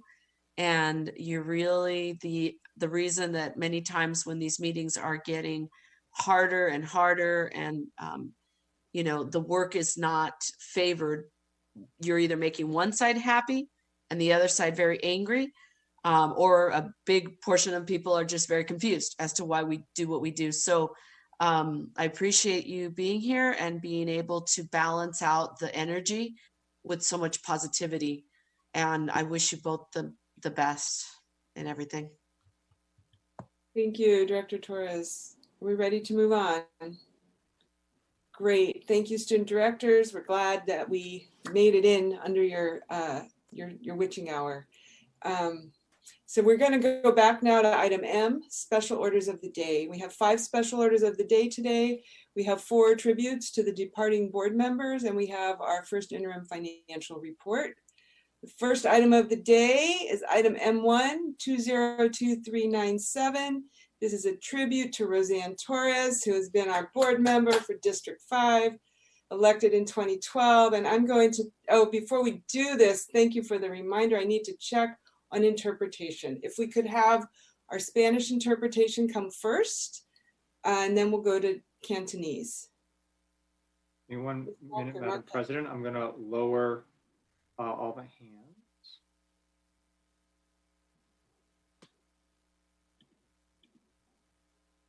Let's see, I'm going to have Mr. Copenhagen. It looks like he may not be translating right now. So I'm going to take you off as well. Okay, Mr. Copenhagen, are you available to do the ask?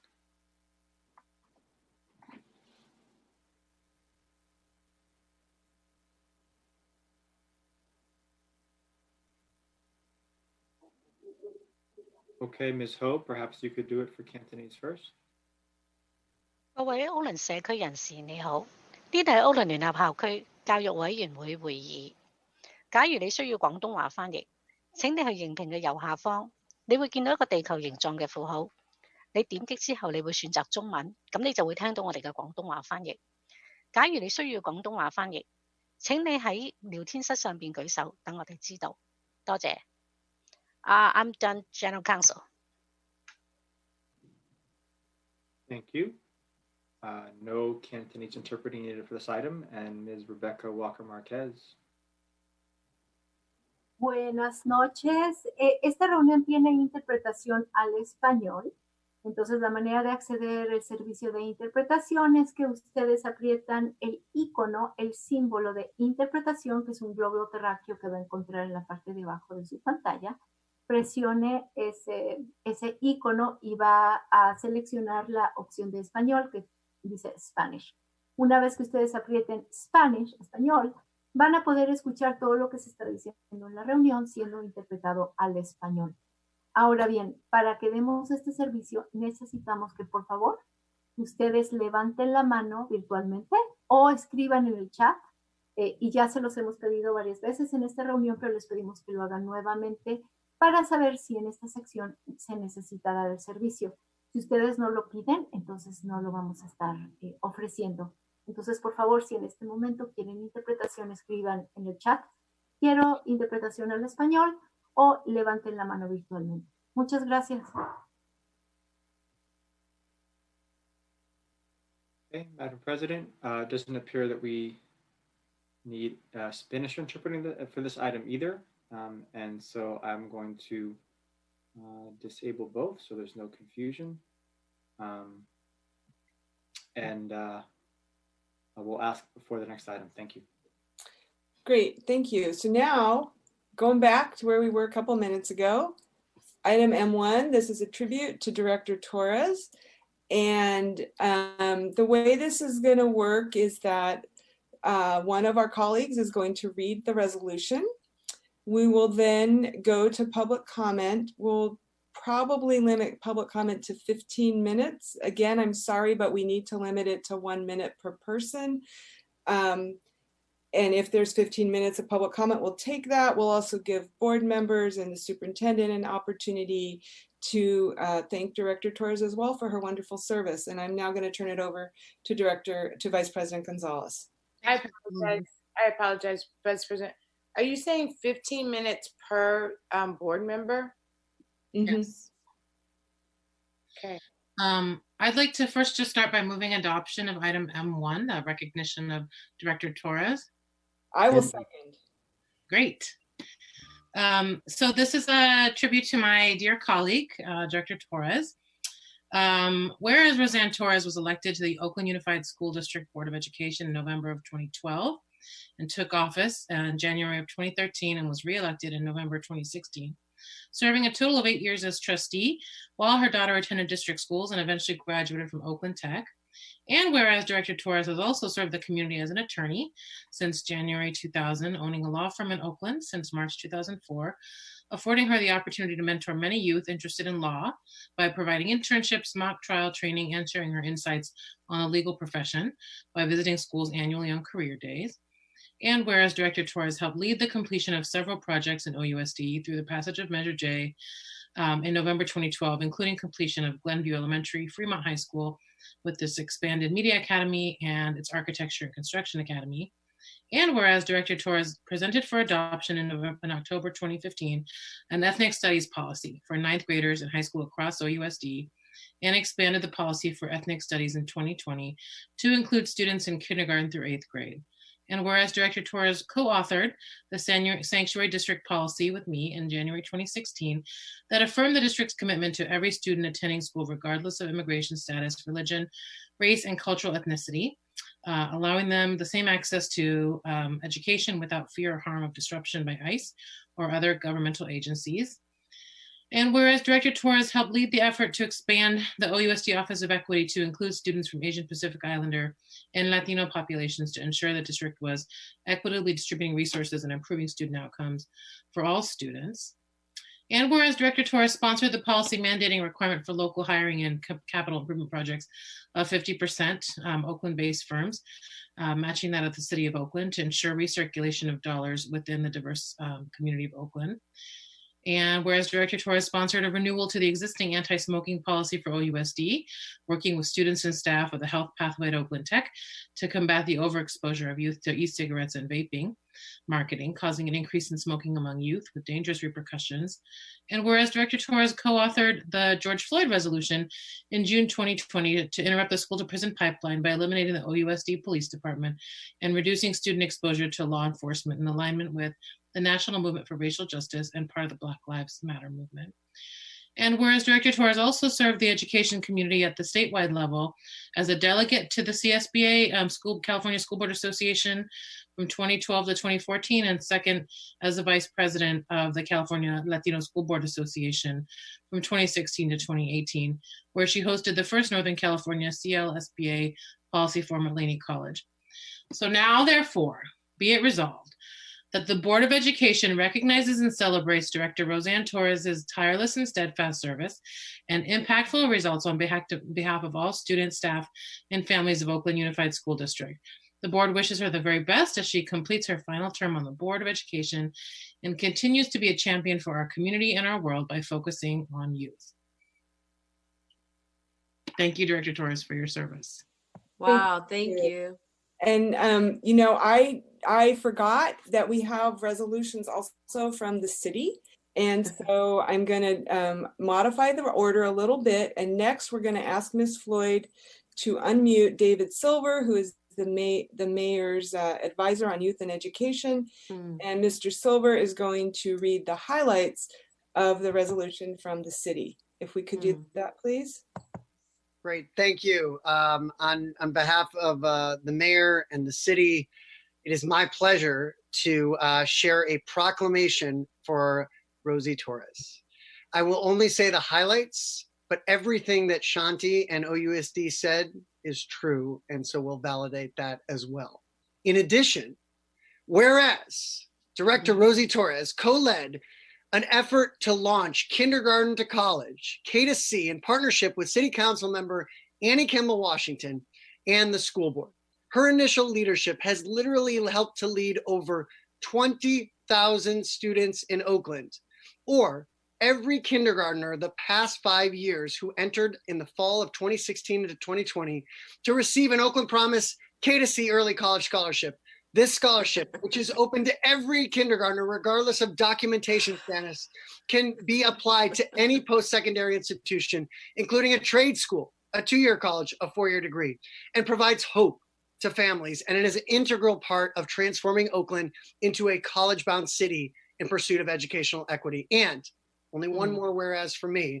Whereas Director Torres participated in not only the initial creation, but also the official launch of Oakland Promise. She has been a champion of Oakland students, including supporting the cultivation of leadership of diverse student board members like our own on the screen, Jessica Ramos, my former second kindergarten student from Think College Now. And yes, I'm wearing the TCN shirt right now, even though you can't see me, in pursuit of advancing student agency and equity.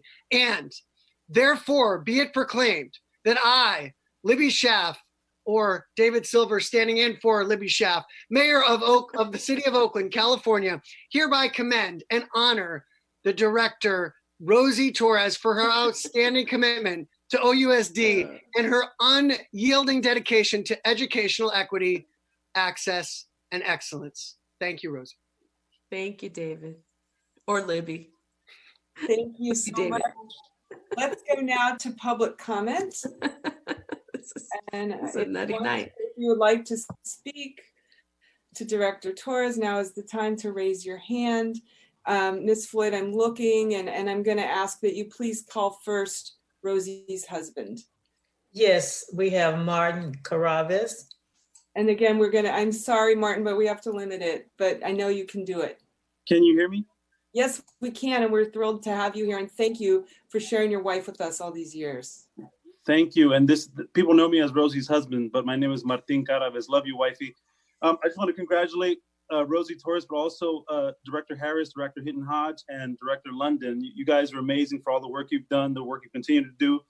I can speak personally about my wife, who has been doing this for 8 years now, and I witnessed her highs and lows and her self-development through this entire process. And I know every decision that she's made has been for the best, whatever's in the best interest of our students of OUSD. And one thing you'll learn about my wife, if you haven't already, is she likes to get uncomfortable and she likes to make other people uncomfortable. And she does it with the utmost integrity and social responsibility. And I want to share a quote from our spiritual mentor, which all of you can relate to this, all the directors on the board, because it takes a lot of guts to do what you do. And the quote is, "To be fearless no matter what happens, that is the root of true happiness. To move forward resolutely regardless of what lies in store. That is the spirit, the resolve that leads to human victory. But if we allow ourselves to be disturbed by petty criticism and slander, if we fear pressure and persecution, we will never advance or create anything of lasting value." And so to create change, to cause change, you have to get uncomfortable and you have to make people uncomfortable. And my wife emulates this, and she is the fiercest warrior I know, just to echo what the mayor said earlier. Love you, wifey. And congratulations to everybody. Thank you. Can we call the next speaker, please?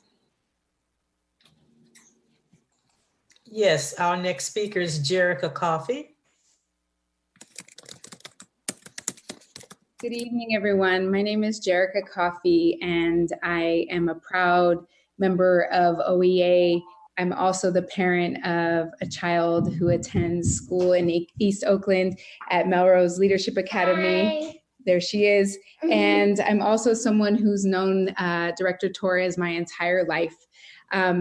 I don't think I would be entering my 21st year of work as a public school educator were it not for the leadership and support and generosity of Director Torres.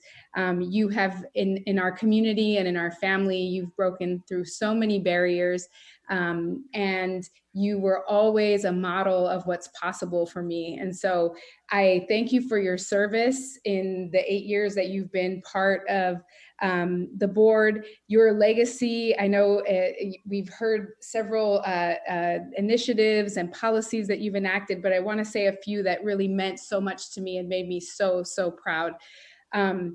Your commitment.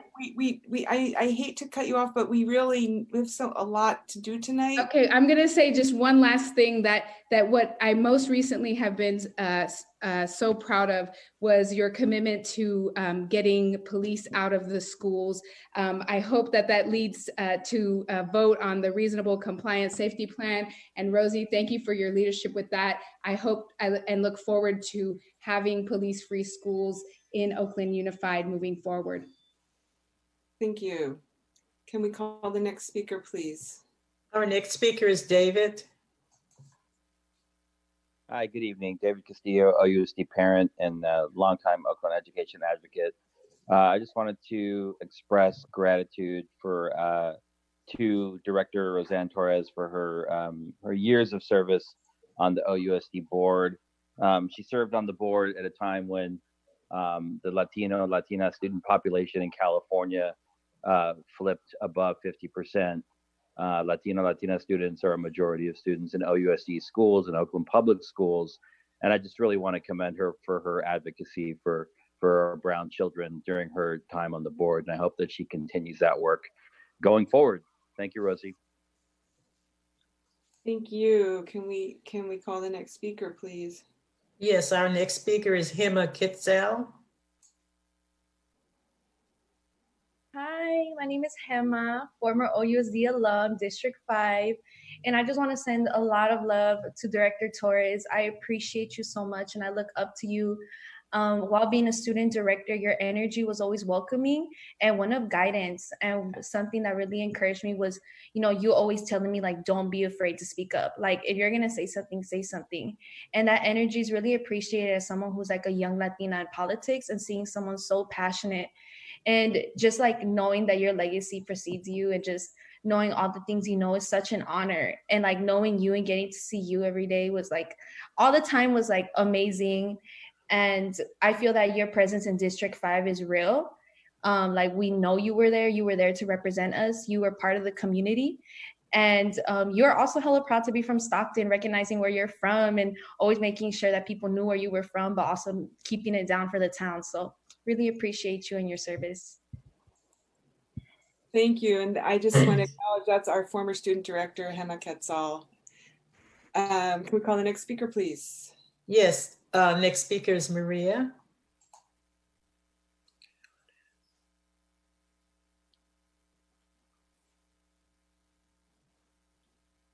Hello. Hi, welcome.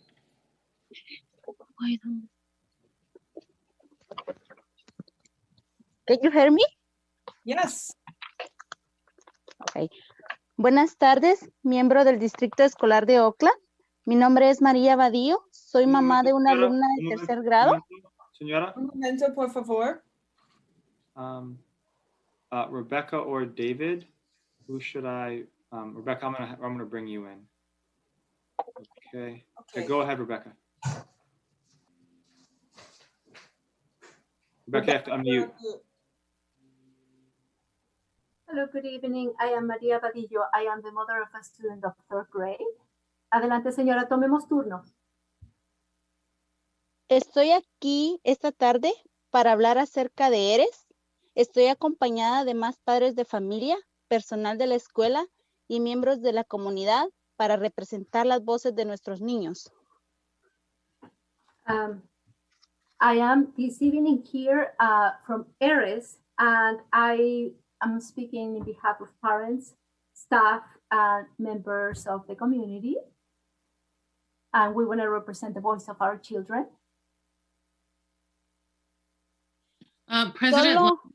President Lynn, I don't want to be disrespectful to this parent, but right now we're honoring Director Torres.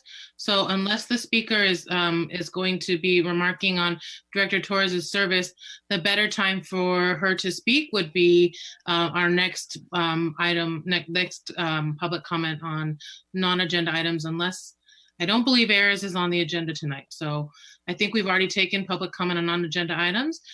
So this parent could send an email, but this time is really to honor Director Torres' service. Señora, disculpe, no queremos faltarle el respeto, pero en este momento los comentarios públicos están siendo para honrar a la directora Torres. Entonces vemos que usted viene de ERES y no tenemos en la agenda un momento para hablar de ERES. Entonces le pedimos que por favor escriba un email para hacer su comentario. Lo sentimos mucho. Ok, gracias. Gracias. Thank you. So, Ms. Floyd, are there any more speakers? I believe that was our last speaker. Thank you. So Director Torres, I know you have some words, but I wanted to make sure that Superintendent and any of our colleagues who wanted to say something also get that chance. So if you don't mind, let's do that first. And who would anyone like to offer comments to Director Torres? Go ahead, Director Ng, and then Vice President Gonzalez, Superintendent.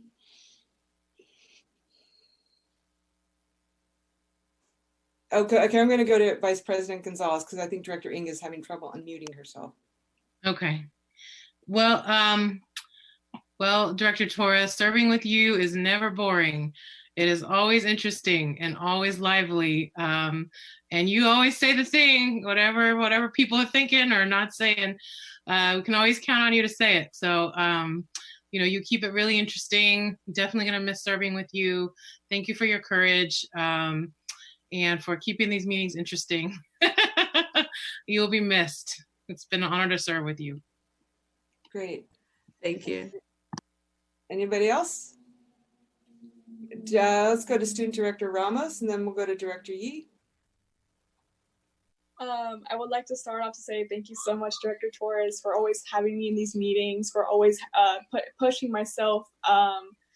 Just as a Latina, it's an honor to be serving with you. And you're such an inspiration for younger Latinas who are looking to be into law and politics and into serving as an attorney. And just want to say thank you so much for serving, and thank you so much for your husband for sharing you with us during your nights, and for your daughter. I heard she's going to UC Davis, which is something that's very, proud as a parent. So I send you so much love during the holidays, and I send you just so much love and happiness for your life. Thank you. Let's go to Director. Thank you. Director Yee. Director Torres, I really enjoyed most of the time sitting right next to you on the dais, hour after hour after hour. But what I really appreciate is the way you were able to bring your professional expertise to the table.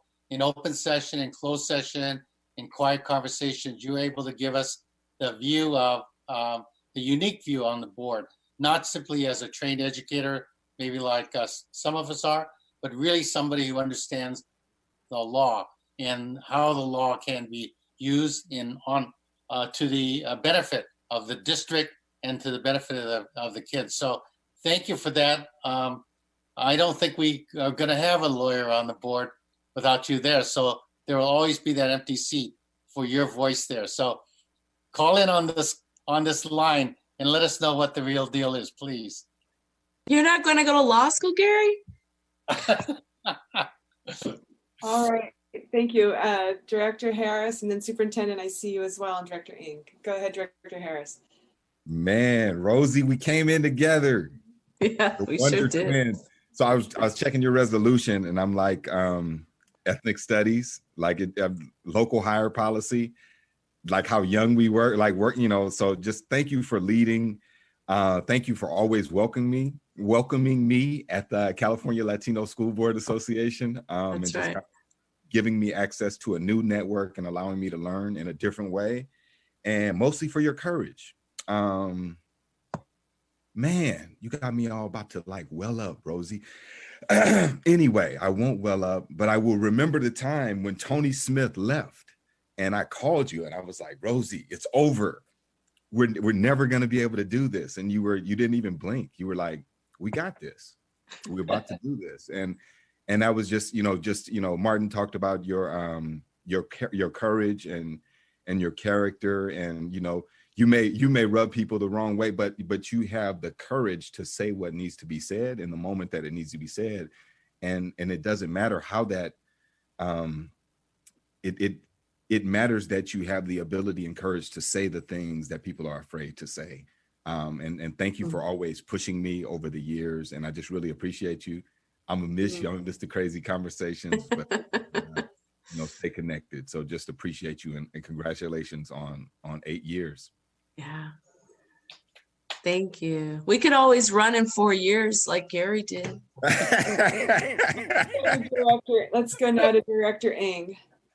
Yeah, I just wanted to also just lift up Director Torres's, all of her work. I just ditto what everybody else said. A few other things that came to mind also is the work that you did with computer science and championing that work, and just how you've continually brought together different stakeholders, whether it be ethnic studies or sanctuary policy or computer science, and bringing together the stakeholders from the community, the board, and the staff, and really just being super laser focused until we got that passed. Most recently with the George Floyd resolution as well, working with Bob and Director Gonzalez also. And just also, it was mentioned before, but just how you've represented also being, also a lawyer, a local small business owner, and just like a boss in your day job too. And just really just modeled, to be able to balance that on top of the school board is really commendable. Just, I know that you were always kind of in and out of court trying to like balance all of this, and just the way that you've lifted up your own personal lived experience and used that to channel your passion for the work, and particularly for, representing voices of monolingual families and parents, and just, using that to drive your passion and commitment every day. So thank you, Director Torres, for all that you've brought to the board, and keeping us on our toes and keeping it interesting for sure. Thank you. Let's go to Superintendent Johnson Trammell. Director Torres, thank you. And this is just really for everybody. Just that doing public service is both a great challenge, but also a great honor. And just listening to the resolution, there are just so many connections just around your passion for students, and particularly Brown, Black, immigrant students, when you think about the essence of all the things that were pointed out in both the resolutions.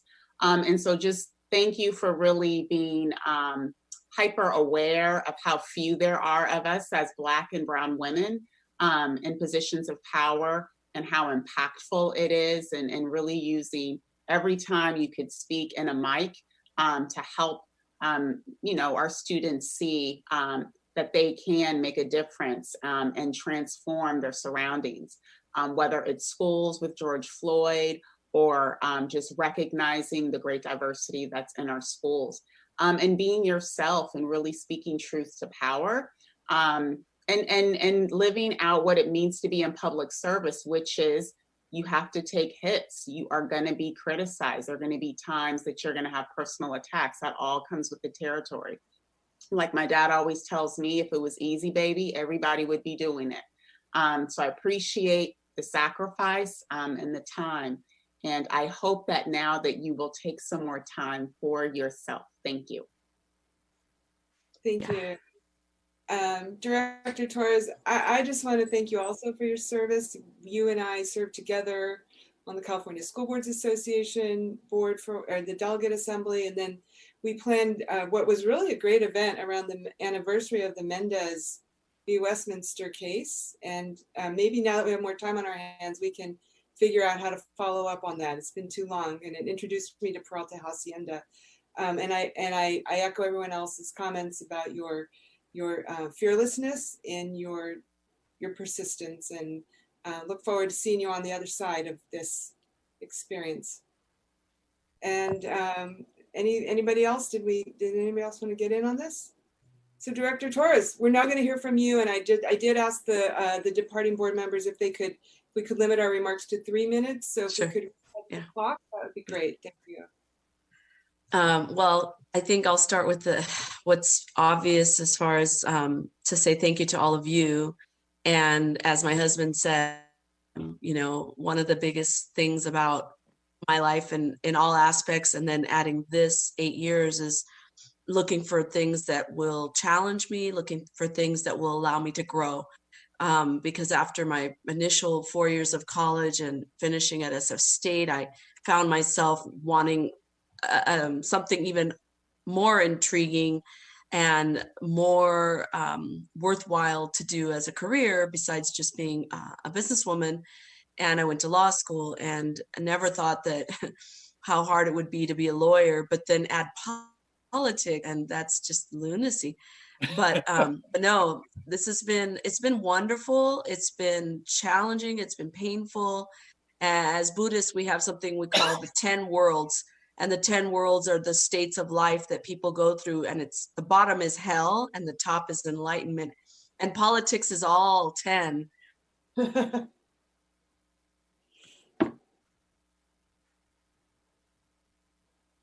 Uh-oh, she's frozen. And that internet stuff. So I'm frozen. Okay, how about now? You're good. You're okay, good. So the thing is that I feel like you guys I'm going to miss you all. And, you know, my day job would often leak into my mannerism, my, you know, inability to turn off the pit bull. As a litigator, I'm in court. I would be defending people from violence. I would be defending people from prison. And when I was criminal defense still, and fighting for justice, right? And fighting for people to make decisions based on truth, not lies, not falsehoods, and definitely not on discrimination against people of color and in poverty. And so coming to the board meetings, sometimes I couldn't quite turn that off. And I know that, you know, it's hard, but I'm also definitely trained in my personality and in my work to speak truth to things that I am experiencing. And I'm not going to always see it the way everybody else does. And so it's been amazing to go through this 8 years. And one of the first things I said in my first term was learning how to play in the sandbox of 7. That was one of the biggest things that was so hard, because I'm own my own business. I'm my own boss, and I've been doing this for 16 years, and being able to play in the sandbox. You know, I came on the board with James. We don't agree on everything, but we agree on a heck of a lot. I don't agree with Jamoke Hinton on everything, but we agree about a lot of things. And so people ask me all the time, how do you do this? Don't you not like these people? And it's not that. It's way more nuanced and complicated, because we just all bring our own life experience. And so I really appreciate being able to grow up in 8 years on this board with all of you. And I don't think it was as nasty as it could be in a city like Oakland with the many issues we have and the lack of funding. If we had the funding, things would be so different in this city, but we don't have the statewide funding and we're not prioritized. So we did what we could, right? So I'm going to miss you as well, James, and all of you. And I'm going to watch the board meetings. I'm putting my speaker card in on every agenda item. Just kidding. But I definitely, I do wish the 3 of you that remain the best as you bring on 4 new people. And that alone is going to be strife with challenges. And to the superintendent, I definitely think that it's been amazing to have gone from a superintendent leaving not even 3 months after we landed, James and I, to a superintendent staying the longest in over a couple decades. And so the fact that you have stayed and you are coming through something like this pandemic, it definitely, you were the right person for this very horrible and unusual year. You know, anybody else would have probably just taken off, left. I know some place in San Jose, somebody just left. unexpectedly. And so thank you for being able to serve during this time, and to all your staff that's on this meeting. I know as well, we have our private conversations, and yes, sometimes I'm laser focused and I have my dogmatic ways, but I definitely don't mean any harm. I just want what our kids deserve. And all of our kids are so precious. I mean, when you meet them and you go to these schools and you hear people bad mouthing OUSD schools in East Oakland, and you think, these are amazing kids. They're doing the best they can.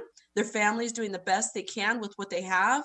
And so it's really hard for me to hear bad mouthing. It's really hard for me to hear people diss OUSD, because my daughter went through OUSD and she got an amazing education. That's why she's UC Davis, and she's cutting it up right now with international students. So thank you. I'll stop there. And I do want to say thank you to my cousin Jerica, my husband, my daughter Ajani, who is studying tonight, so she couldn't be on, and she has finals. And so to all the students, I just want you to know, you can still call me if you need my help, because you can find me at Taurus Law Group in Oakland, and I will connect you to the right people in the district if I can. If it's a matter of making a phone call to Shanti or Amy or Gary and saying, hey, this family really needs an IEP or whatever, I'll still be there. I'm not going anywhere. I'm here in Oakland. So definitely lean on me. I will be there to help. I always am. I love everybody. Thank you. Thank you. And right now I'm going to ask Mr. Rakestraw to join us and call the question.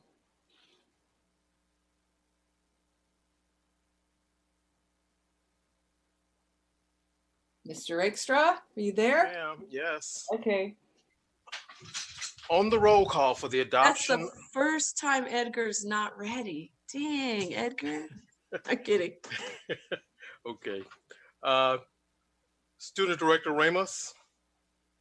This is on the tribute. No, but yes. Okay. This is a tribute to Director Torres, formal adoption. Student Director Powell. Student Director Powell. She left. Edgar, Okay. she had to go. Okay, all right. Director Ng. Yes. Director Hinton Hodge. Yes. Director Yee. Yes. Director Harris. Yes. Vice President Gonzalez. Yes. And President London. Yes. The tribute is adopted. Thank you. We're going to go now to item M2, 202398. This is a tribute to James Harris, board member, District 7, elected in 2012. And I think I probably am turning it over at this point to Director Ng. Is that President London, yes. May I move this? I'd like to move this item. I'm missing the letter. Director Ng, we just got a little notification from General Counsel that he would like us to pause for interpretation. Okay. Sorry about All that. right. We're going to stop for a minute and let's have our interpreters come in, please. Buenas tardes. Esta reunión está ofreciendo interpretación simultánea al español, si así se nos pide. Entonces, por favor, si usted desea que se le dé interpretación, por favor, o bien levante la mano virtualmente o escriba en el chat español, por favor, o quiero traducción al español, algo por el estilo, y se les dará el servicio. Sin embargo, si nadie nos pide interpretación al español, no lo vamos a dar durante esta sección. Ahora, si sí quieren la interpretación, la manera de hacerlo es busquen el icono que está abajo de su pantalla de Zoom. Van a ver un símbolo de un globo terráqueo. Es un icono, aprieten ahí y van a ver la opción de Spanish, que quiere decir español. Aprieten ahí y ustedes deberían escuchar todo lo que se está diciendo en inglés interpretado directamente al español. Muchas gracias. Madam President, there is a hand for Spanish interpreting for this item, so give me a moment.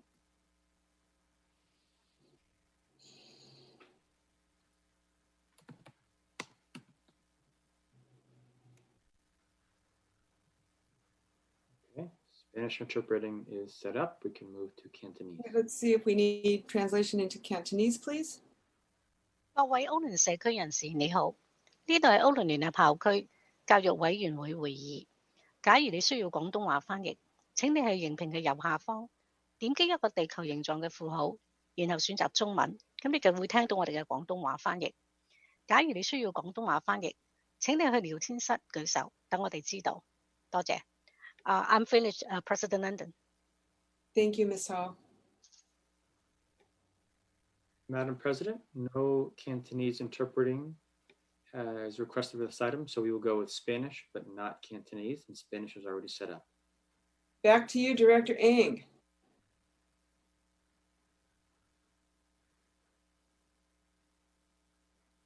Thank you. It is my great honor and pleasure to read for us the resolution 2021-0136, which is a tribute to James Harris, board member, District 7. Whereas James Harris was elected to the Oakland Unified School District Board of Education in November of 2012 and took office as District 7 Director in January of 2013 and was re-elected to the board in 2016. And whereas Director Harris was elected by his colleagues, Vice President of the Board in January 2014, President in January 2015, and re-elected President in 2016 and again in 2017. Whereas Director Harris co-authored board policies regarding the quality school development, community of schools, and distance learning.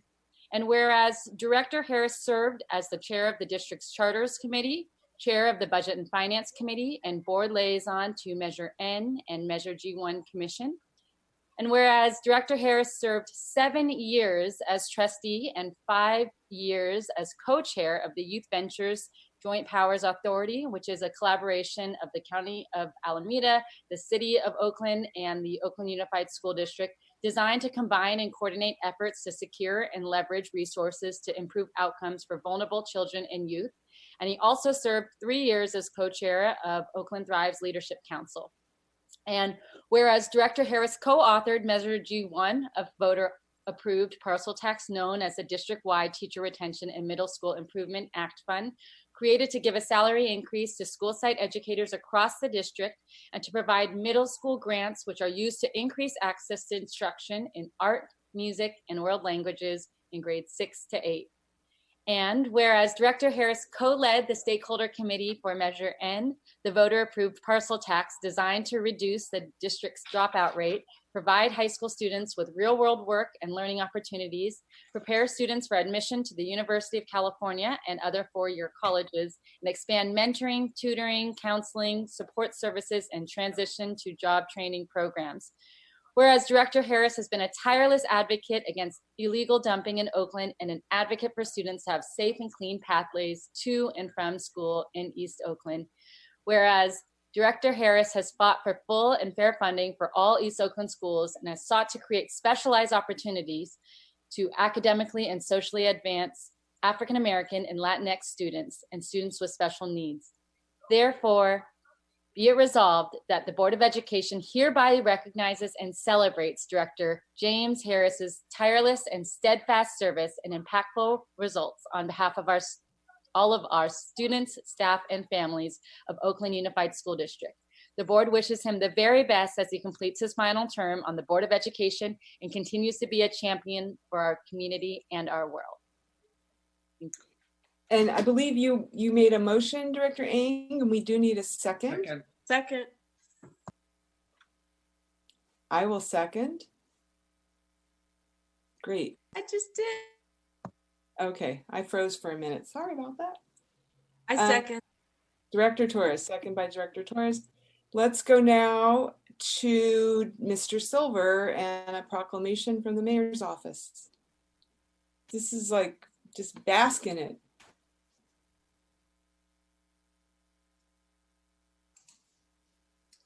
President London? Yes.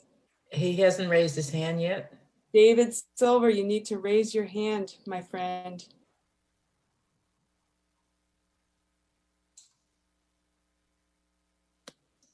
Maybe we should take public comment and come back to Mr. Silver.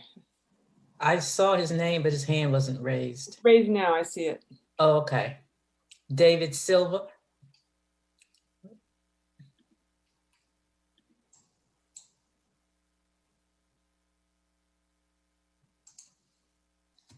Maybe he's having Can you hear me now? Yes, we Great. can. Thank you. Thank you. Director Harris, let me adjust my shirt here. Whereas Director Harris has been one of the most outstanding school board members in OUSD history. His ability to keep the focus on students, equity, and civility during a very challenging time was truly remarkable. He is a kind person, a values-driven leader, and has outstanding emotional intelligence that allows him to transform challenging situations into opportunities. He is strategic and an outstanding speaker who has inspired many students throughout Oakland. Whereas Director Harris has been a tireless leader across our city, serving as a key leader on the Youth Ventures Joint Powers Authority, Oakland Thrives, and collaborating with city and county agencies in pursuit of educational equity. He has also been advocating on policies to increase access to quality pathways, link learning, college completion, funding for K-12 schools, facilities, housings, and compensation for educators. He's been a key partner for Oakland Undivided to help close the digital divide across Oakland, including participating in outreach events to ensure computers, internet, and tech support for all Castlemont students and families. Whereas James Harris's initial support of Oakland Promise, including the launch at Castlemont High of a Future Center and college scholarships and persistence support, helped lead to hundreds, if not thousands, of students accessing financial support, access support, and enrolling in college. In addition, his critical leadership during a time of superintendent transition to ensure that OUSD continued participated in this effort helped lead to over 20,000 students participating as well. Therefore, be it proclaimed that I, Libby Schaff, AKA David Silver, Mayor of City of Oakland, hereby commend and honor Director James Harris for his outstanding commitment to OUSD and his unyielding dedication to equity, access, and excellence. Thank you, James. Thank you and congratulations. Let's go now to public comment, please. Again, 1 minute. Our next, excuse me, our next speaker is Board Member-elect Clifford Thompson. Yes, I first of all, I want to say thank you to all of the board members for your leadership and your undying and unyielding service. So Ms. Hinton Hodge, thank you so much. President London, thank you so much. Ms. Torres, thank you so much. And I had to say Mr. James Harris to last because he is the one that has instructed me and helped me and walk the streets and do those kinds of things that a board member should do. So Mr. Harris, I want to say thank you very kindly, sir, for all of your support. Thank you for helping the students of Oakland. Thank you for being an advocate for making sure that policy is created correctly so that it will prevail and help all students around. Again, thank you very kindly, and all four of you, so that I won't come back again. Just enjoy their time now, okay? Because you give a lot of time to the board, and we certainly appreciate every single one of you. Thank you. Can we call the next speaker, please? Our next speaker is Maria.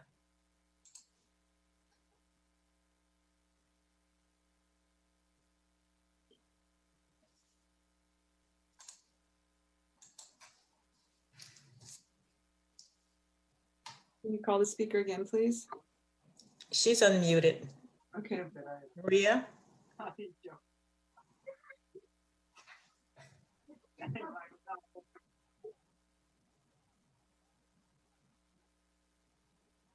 Maria, do you wish to speak? I believe she might.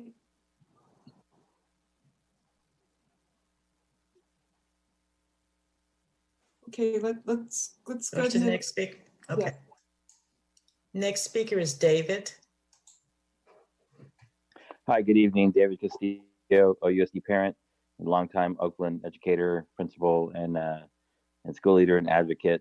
I just want to appreciate James Harris I'm grateful for his service over the last 8 years, for being a champion for children and families in Oakland, and specifically District 7 where I live. I campaigned for you, James, during both of your campaigns, and and I'm glad that you made your way onto the school board. We always haven't agreed, but I remain grateful for your service, and I've learned a lot from you and your leadership. And thank you for recognizing that all Oakland children matter. Thank you. Can we call the next speaker, please? Our next speaker is Tony Cook.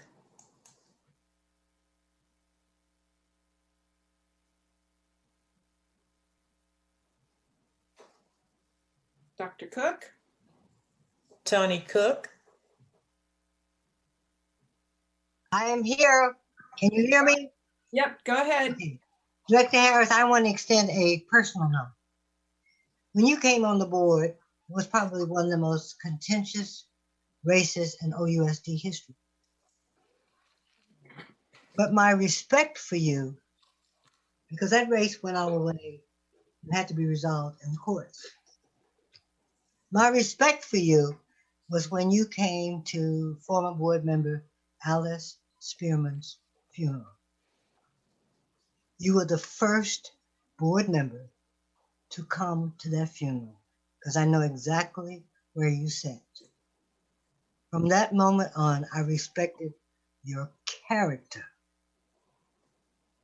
more than anything else about you.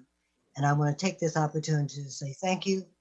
Thank you for your service to our children.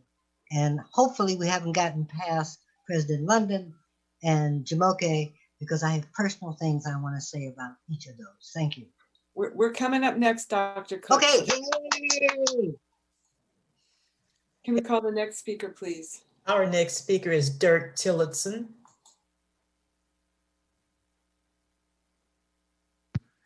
Greetings. I appreciate you, James, Brother James, Director Harris. Speaking on behalf of myself, State of Black Education, Black kids, brown kids in Oakland. You've always been an advocate. You've always spoken your truth. You've called out folks that needed to be called out at times. And you were just a voice for the kids that needed a voice, the kids that have been left behind in the new Oakland, and you gave them a voice. So I really appreciate you. These have not been easy times. I know you've had personal sacrifice to serve, and I just appreciate you, brother. So I look forward to more to come. I can't say you're the most outstanding in history like the mayor did, but I can say how much Black folks and all folks in Oakland appreciate your service. So thank you. Thank you. Can we call the next speaker, please? Yes, our next speaker is Hema Getsal. Hello, my name is Hema, former city director. I just really want to share my appreciation to Director James, being the representative from like where I grew up, Deep East Oakland. And something that I've always remembered about you when I was always at the school board meetings, even before and after, is the way that although certain issues were not in the jurisdiction of OUSD, you brought things up, like homelessness and like, you know, trash dumping in like the neighborhoods. And they may not be something that OUSD can change, but you knew you had to share the circumstances our students were going through. And as someone who grew up there, I really appreciated that. And, you know, you always were able to, you know, share the spotlight and say, you know, even though we're concentrating on these things, we need to support, like, we need to build community and support our community in different ways that we can. And I really want to share my appreciation towards you and your commitment. And I'm excited to hear more about where you go from here. Thank you. Can we call the next speaker, please? Our next speaker is Yvette Renteria. I just want to extend my appreciation, James. I really appreciated my time with you, and I really appreciated that day you just took me around D7 and just showed me a just example of what a visionary leader is and being able to share that. So thank you for everything you do and everything you've done. And I don't know if I have the stamina to stay up all night, so I also want to just give a shout out and appreciation to Jamoke and Director London. You all three were just so phenomenal, and thank you for just really advocating for quality education for our kids. Have a good evening and thanks again. Thank you, Ms. Renteria. It was really great to hear your voice, and we really appreciate your service to this district. You're missed. Folks, we're going to bring it back to us. Does anybody have any words for Director Harris that they'd like to share? It's going to be 1 minute here. Who would like to go first? You're talking about the board, right? Yeah, the board. All of Okay. us on the screen, the Brady Bunch. Go So ahead, I'm really excited for your family to have you back 100%. I think that your wife and your children have given up a lot. I know my daughter and I sometimes we've gotten very emotional about the sacrifice that it took a toll. You know, my daughter was 12 at the time I ran, and so very pivotal years to not be home for hour after hour. And so I definitely feel like your wife and children must be rejoicing. I also think that your impact is like it's going to be felt for many years, right? And the reality is that you're still here as well as a business owner, as an entrepreneur, as a leader that can have students look up to, right? So I'm really excited that I got to serve with you, and I appreciated when you showed up at the Latino Board Association conference because it was where I felt the most comfortable learning about what it is to be in an urban city, urban school district, very different from say rural places or places where the diversity was less. And so when you came and we had a great time and at an open bar, just kidding. But no, we had fun while we were learning the difficulties we were going to face, and you were right there. And so it was great to have another Oakland board member in the room, all of those people. So thank you for showing up. Thank you for doing that work with us. And I wish you definitely all the success as you leave the board. Thank you, James. Alex would like to go next. Here. Go ahead, Dr. Yee. Thank you, Director Yusufzai. Guess this, Rosie Torres on the left side, James Harris on the right side. What a life I had. The last 2 years on the board have been just great, being able to get the perspective of each of you, or some say to keep the two of you apart, but I think it's just to learn from both of you, one side or the other. I want to thank you.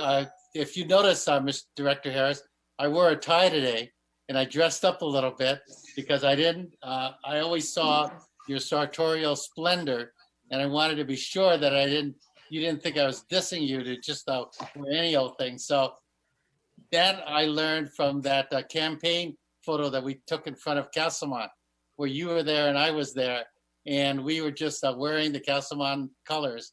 And that's when I knew your commitment to Deep East Oakland, my alma mater, Castlemont. You've shown up in times when it's been tough. You've shown up in times when we've thought about how to bring together those two communities into a single campus serving East Oakland. And that's going to be one of the legacies, hopefully, that you'll see over the years, that campus is going to be the representative of the best of Oakland. And that would incorporate, of course, your work on Measure In. You're a great advocate for the parcel tax, 2 parcel taxes. And Director Harris, we got a renewal coming up, renewal on Measure N coming up. So I'm hoping you're going to be chairing that in your role. Don't forget that. The last piece I want to just say about you is the inspiration of having seen you from the outside in the tough times and from the inside of the tough times. And what I can say about you, and really about Director Torres too, is that you're the same person, whether you're inside, you're outside, whether you're at a board meeting or board association meeting, or just running on the streets, you're the same person. Dignity, strength, commitment, integrity. And thanks for the pleasure of letting me be your wingman for the last 2 years. Thank you. Director Ng. Thank you. I want to piggyback off of some of Director Yee's comments. I wrote down some words that come to mind when I think of James, and I think that just in terms of how he's just a true leader, and just the way that he models leadership, for all of us and for our community and for our students. But some of the words that come to mind are partnership. I mean, that's evidenced, with all of his work with the JPA, with the city, with the county, with I've sat in community meetings with him, and just the way that he just authentically shows up and listens and engages with students and with parents and community members. It's just awesome to see. He's the master communicator often, and I'm like, whatever James said, ditto what James says. He's the way he's able to just call out, especially just with the rational, sometimes very pragmatic, rational thinking, bringing us back when sometimes we spin. Just really appreciated his communication style, his unrelentless commitment to quality within the district, and to ensuring students that furthest from opportunity are being lifted up, particularly in District 7. His passion for a Measure N and G1, which was talked about, his character, integrity, humor, joy, and grace. I will surely miss all of those qualities serving alongside you on the board, but we also know that you are an integral member of the community, and look forward to working with you just in a different way going forward. So thank you so much for your service, Director Harris. Thank you. Vice President Gonzalez. Thank you. James, I'm going to miss you. There's lots that you and I have not agreed on, but I know how much sacrifice this role takes, how much time it takes, and how much commitment, and you've always shown great commitment. And I know, how much it must have taken out of you and your family for you to be in board leadership for so long. So thank you for your really diligent service to our kids and our city. And, I know I'll see you around, but we'll miss you. Thank you. Anybody else? Director Ramos. Here we go. I actually remember meeting you when you were actually running back in 2016, my 8th grade year. And I was like, oh yeah, I didn't really care about school board until I got involved. And just you're charismatic with students. You just wanted to see what's going on in schools. That's what really brought me to think about you. And something I just learned, just being on the board, it's no matter how much you disagree on, you still, I as a person still have love for you. As a person, as humanity, that's how we're supposed to be. We're supposed to be brothers and sisters. And that's what you carry. No matter how much you disagree on, you still carry that heart. And that's something I really, really look up to. And I enjoyed this couple, 6 months? No, 5 months we've had. And enjoyed working with you. And I hope to work with you in the future and wish you the best. Thank you. Anybody? Superintendent, Director Hinton? Go ahead, Superintendent. I'll go next. It looks like Director Hinton is, I thought you were frozen. James, what a journey it has been. We were recollecting about that earlier today. I appreciate your intellect and just your deep thinking about just such complex issues. And what you bring to that in terms of innovation and quality, and really thinking 5, 10. I just remember all of our conversations. It's really constantly thinking about where do we want to be versus just concentrating on where we are in this moment. And I think that's reflective as Director Ng was reading the resolution. There's so many things, right, that are required to move a system forward. And no one person can focus on everything. So everybody has to be strategic. What are you going to prioritize to bring your skill and talent? And I think where you decided to focus really reflects your strength. Again, back to the deep thinking and visionary, and constantly thinking about what is the district we want to create to make quality education better for students. And connecting to some of the comments from the community, really thinking about quality in a holistic sense in terms of all the students that are in Oakland, regardless of the type of public school that they go to, and that every single student and family is deserving of a quality education. I could go on and on about your integrity and just so many instances of you just standing literally in the line of fire in various circumstances. And I know how much it takes to be a board president in such a spicy city like Oaktown. And so just appreciate you standing, being courageous, and really always trying to lead from moral conviction. So I too just thank you, appreciate you. I'll miss all of our wonderful conversations and book sharing, but I'm gonna hold you to, I want my book list on a regular basis. And yes, definitely enjoy your time back with your family. Thank you. Thank you. Director Hinton. Great, thanks. To Director Harris, I think about, we met during the murder of Oscar Grant, and we end this period of time on the board with people with resolutions to George Floyd, right? And so I just salute you as a Black man that has to just stand in your power and stand inside this system, inside the city, inside this country, and be who you are, all of who you are, with whatever bias that, you know, as we sat on this dais, or you sat in JPA meetings, or where all those places where we commend you for standing up.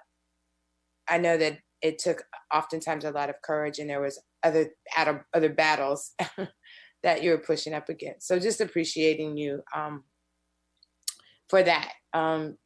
Taking on being, what I remember about you being the president was, and even vice president, was like me pushing you into that, or feeling like it was something that I thought was really important for you to do, was to step into leadership, because we needed it.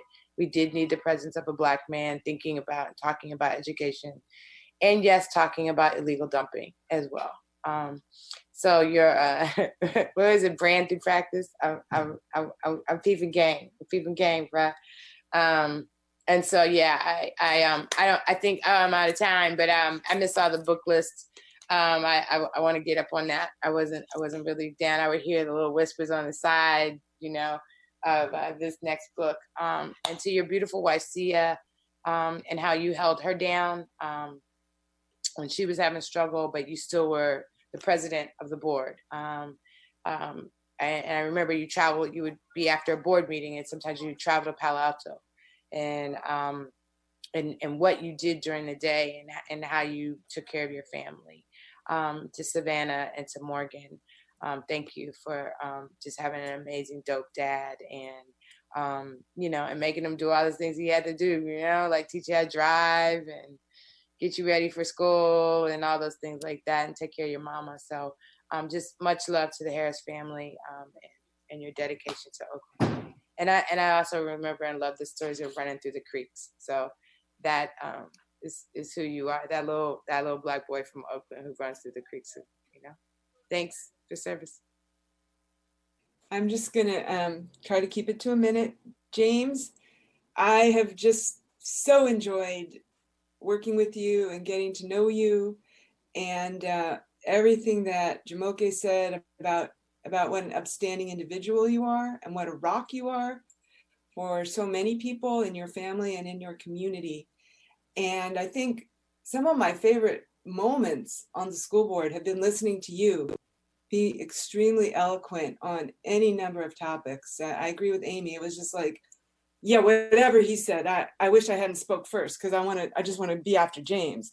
And your leadership, and those 3 years as board president, that's hard. I remember talking about that with you and saying, step back, it's so nice to not be the president, you know? And I hope that we will continue to be in touch and take long walks. I'm not a runner like you, but I'll always go for a walk with you. And I do also want to thank your family for sharing your dad and your husband with us for all these years, because he's a really special person. Thank you so much. At this point, Mr. Rakestraw, can we call the roll on the tribute?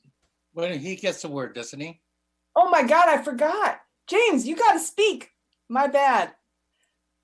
I'll be real quick. We got more tributes, but I just want to thank first my family who's sitting here off to the side, my daughter Savannah, my son Morgan, and my wife Sia, for inspiring me to do the work.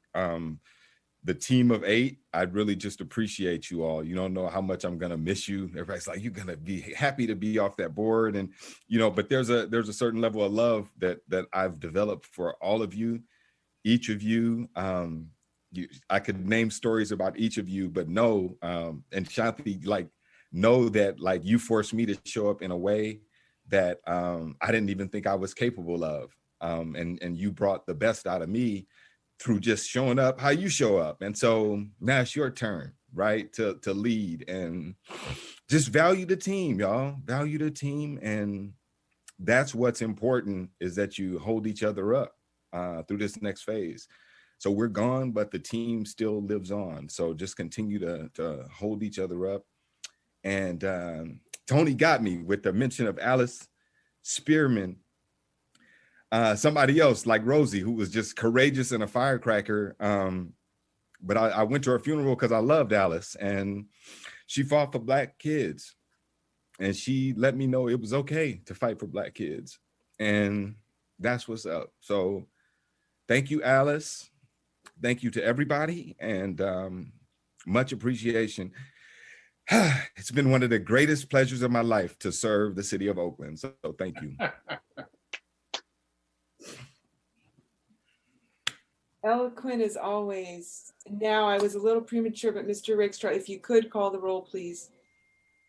Yes, on the motion to adopt the board's tribute to Director James Harris. Director Yee. Yes. Director Torres. Yes. Director Hinton Hodge. Yes. Director Ng. Yes. Vice President Gonzalez. Yes. And President London. Oh, yes. The tribute is adopted. Thank you. At this time, we're going to move to item M3, 202399. This is a tribute to Jamoke Hinton Hodge, Board Member District 3, elected 2008, 2012, and 2016. I think at this point, I need to stop to see if we need interpretation, and then I'm going to turn it over to Director Yee. Move to adopt. Wait. First, we got to check for interpretation. If we could have our interpreters come forward, please. I'm sorry, Director Yee. Buenas noches. Esta reunión tiene interpretación simultánea al español. Entonces, como ya se ha pedido antes, por favor, aprieten el icono que está abajo de su pantalla que dice interpretación y ahí seleccionen Spanish, que significa español, y podrán escuchar todo lo que se dice en la reunión interpretado al español. Ahora, solamente se va a hacer si ustedes lo escriben en el chat o lo piden levantando la mano virtualmente. Así que por favor, escriban en el chat quiero interpretación al español o simplemente escriban español y se va a dar el servicio. Si no lo piden, no se va a dar el servicio en esta sección de la agenda. Gracias.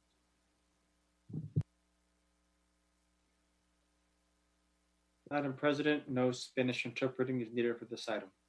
How about Cantonese? 各位奧倫社區人士，你好，呢度係奧倫聯合校區教育委員會會議。假如你需要廣東話翻譯，請你去熒屏嘅右下方點擊一個地球形狀嘅符號，然後選擇中文，咁你就會聽到我哋嘅廣東話翻譯。假如你需要廣東話翻譯，請你去聊天室舉手，等我哋知道。多謝。I'm done, President London. Thank you, Ms. Ho. Madam President, no Cantonese interpreting has been requested for this Great. item, and so there'll be no interpreting in either Spanish or Cantonese.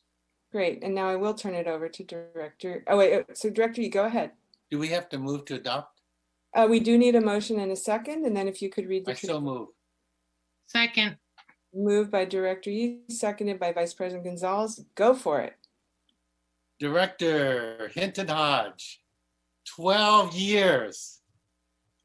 Whereas Jamoke Hinton Hodge was elected to the Oakland Unified School Board in 2008 and was sworn in as District 3 Director in 2009 and then re-elected in 2012 and again in 2016. Whereas Director Hodge was elected Vice President of the Board by her colleagues in September 2011, re-elected in 2012, elected again in January 2018. And whereas Director Hinton Hodge was an active member of the West Oakland community and the greater Bay Area, working in youth development, fighting for environmental justice and access to high quality, affordable food. She co-founded the Parent Leadership and Engagement Academy, supporting West Oakland families to have more responsibility and agency on the quality of education being provided for their children, and was a founding member of RJOY, Restorative Justice for Oakland Youth. And her first board resolution was in partnership with RJOY, whose vision was to address the disproportional over-disciplining of Black students, lack of consistency and bias in discipline practices in the district. And whereas this Director Hinton Hodge has worked hard to make the school district anti-racist in every way, in teaching and learning and beyond, and to look deeply at the policies and practices that disenfranchise and support systemic barriers to a liberatory educational system. She was active on the Equity Task Force, working with such leaders as Chris Chapman and Curtis Siricki in authoring the board policy on equity. And she is proud to have supported ethnic studies and equitable representation of diverse groups in our curriculum. And whereas Director Hinton Hodge supported board policy 7115, ensuring that Oakland small businesses have access to at least 50% of the contracts within the district's capital improvement programs, working alongside local contractors to ensure access to meaningful projects.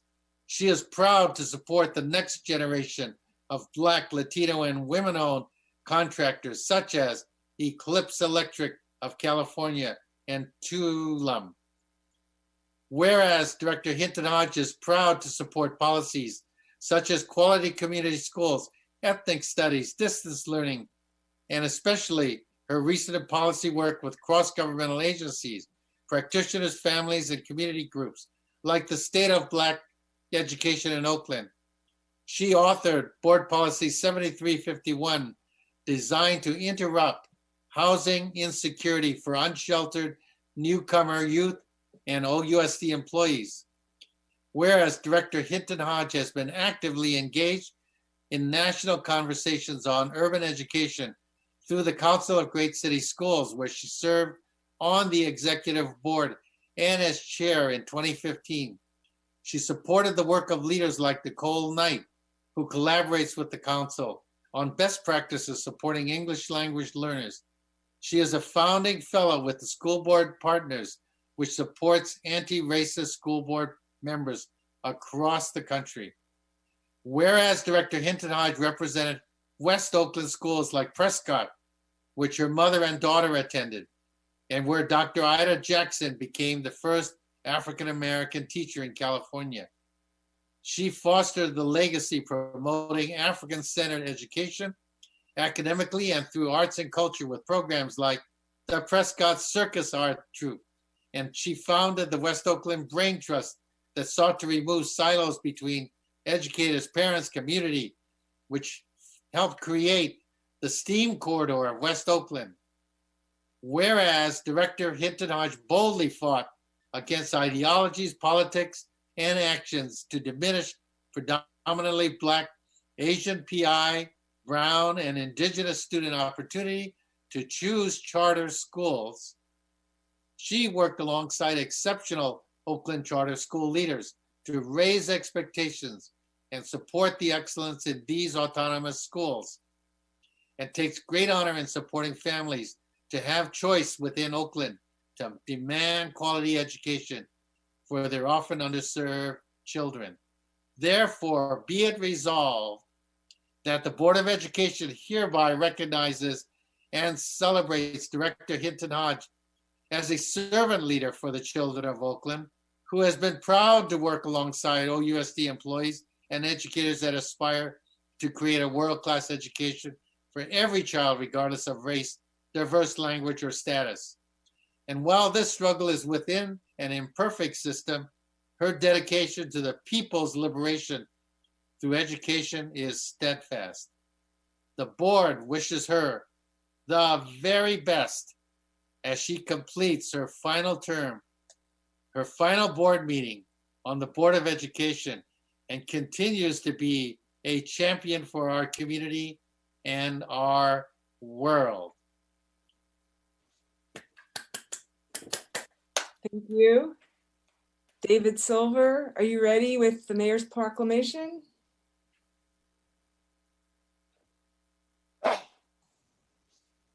Ms. Floyd, can we unmute Mr. Silver? Yes, I am. His hand raised. The Silver. David Silver.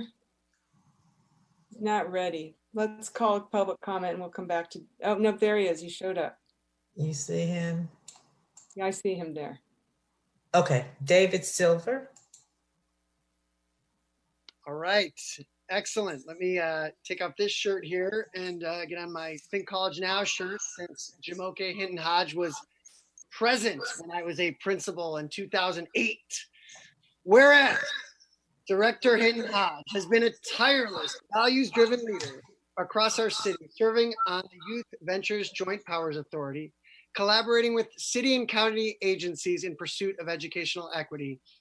She continues to put the needs of our most vulnerable students, many of whose families have faced institutional racism, at the center. When there is a tendency for elected leaders to worry about potential personal political impact and to sacrifice their values, Jamoke Hinton Hodge does not waver. Year after year, she stands for students, educational excellence, and equity. Whereas she has stood with organizations and initiatives that have produced results for BIPOC students, including Teach for America, Accountability with Autonomy, Quality Schools regardless of governance, as long as they were quality options for students and families. She is also an outstanding leader and advocate for policies to increase access to quality preschool, college access, pathways, linked learning, college completion, and funding for kindergarten to 12 schools, K-12 schools, facilities, housing, and compensation for educators. Therefore, be it proclaimed that I, David Silver, Libby Schaff, Mayor of the City of Oakland, California, hereby commend and honor Director Jamoke Hinton Hodge for her outstanding commitment and heart to the Oakland Unified School District and her unyielding dedication to educational equity, access, and excellence. Thank you. Thank you so much. Let's go now to the board and superintendent. Do any of you want to say anything? You have 1 minute.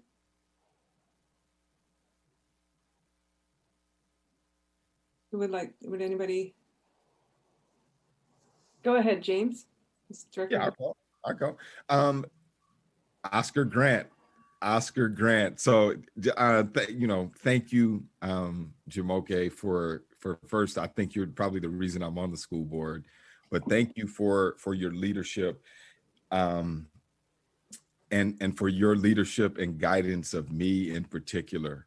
You have had profound influence on me, or in my years on the school board, and that is so because I think these last 6 months have just been tremendous. It's been a tremendous time to be Black. And I'll say that. And you've always stood in a space where you were never really afraid, kind of what the rest of Black America is starting to experience right now. This unashamed, unapologetic, I am African American, this is my story, and that's okay, right? But this is who I am, and the world should honor that. So I just appreciate you standing in that truth and giving me the will to be able to stand in that truth with you. And so I thank you so much for being such a strong example, and your leadership at the Council of Great City Schools, your leadership on housing, the housing work that you've done, always uplifting those who have less than we have. And I appreciate you so much for all that you've given to the school board, all that you've given to the city, and all that you've done even for my children and my family. I thank you so much, and look forward to what's next for you. Anybody else? Director Ng. Sorry, I was caught off guard because I thought we were going to go to public comment. Then Oh, did we forget public comment? Oh my That's God. why I was like, oh wait, where's my notes? No, wait, I back it up. I totally apologize, people. It's getting to my witching hour. Okay. We're gonna switch it up and go to Okay. public comment. I got All right. confused. Well, then when we come back, I'd love to. First in line, and James, you laid a big groundwork. I apologize. Community, please forgive me. We're going now to public comment. Ms. Floyd, call the first speaker, please. Next speaker is Jabari Herbert.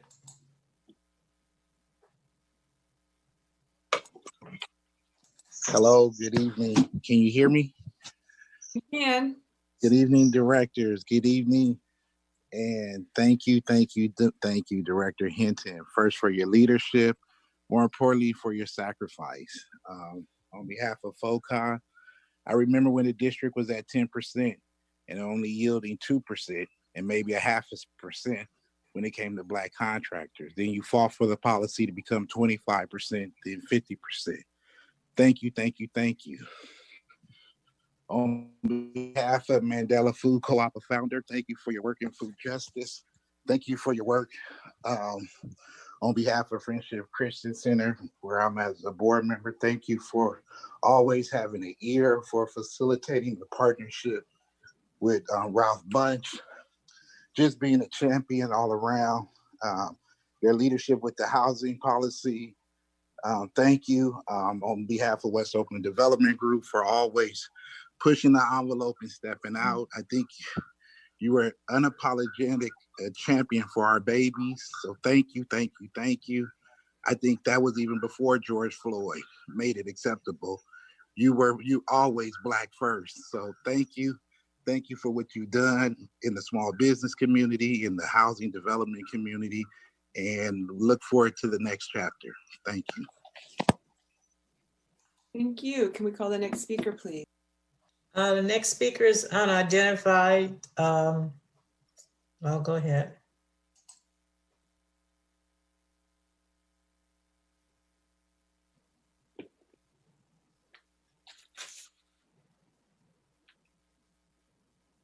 Hello? Is there someone who wants to speak? We'll go to the next speaker.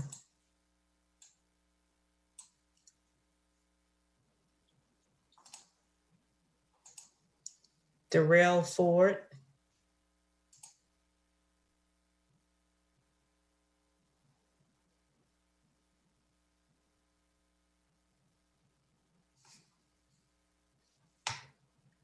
Darrell Ford.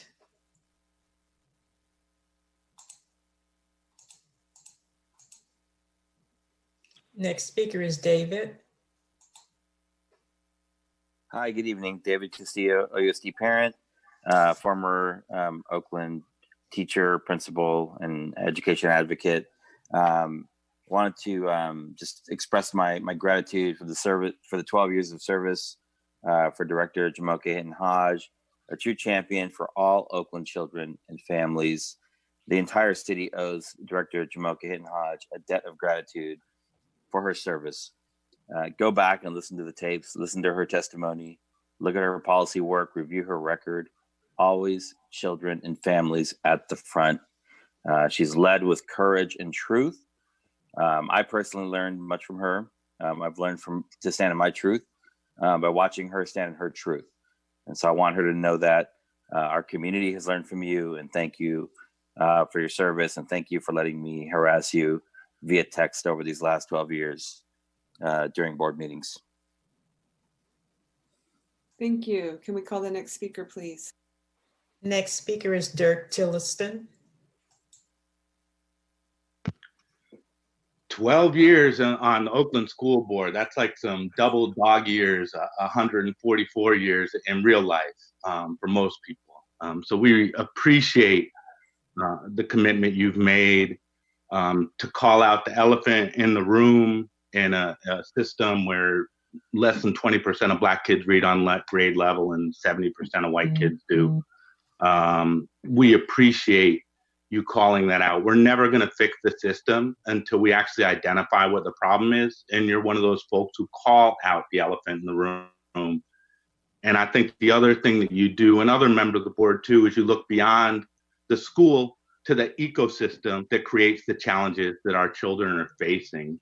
Food justice, housing, local hiring, folks having jobs. Without those things happening in an ecosystem that's healthy for our families, our schools are never going to be healthy.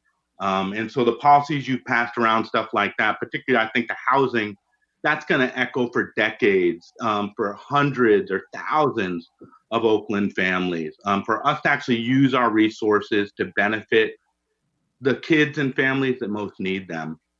So I just appreciate you for being a tireless advocate for Black kids, Black families, and all kids in Oakland that really needed a voice, for a system that sometimes kind of pretends that things are working and colors them in really rosy language when the results don't reflect that for our kids. So thank you for speaking truth and appreciate you.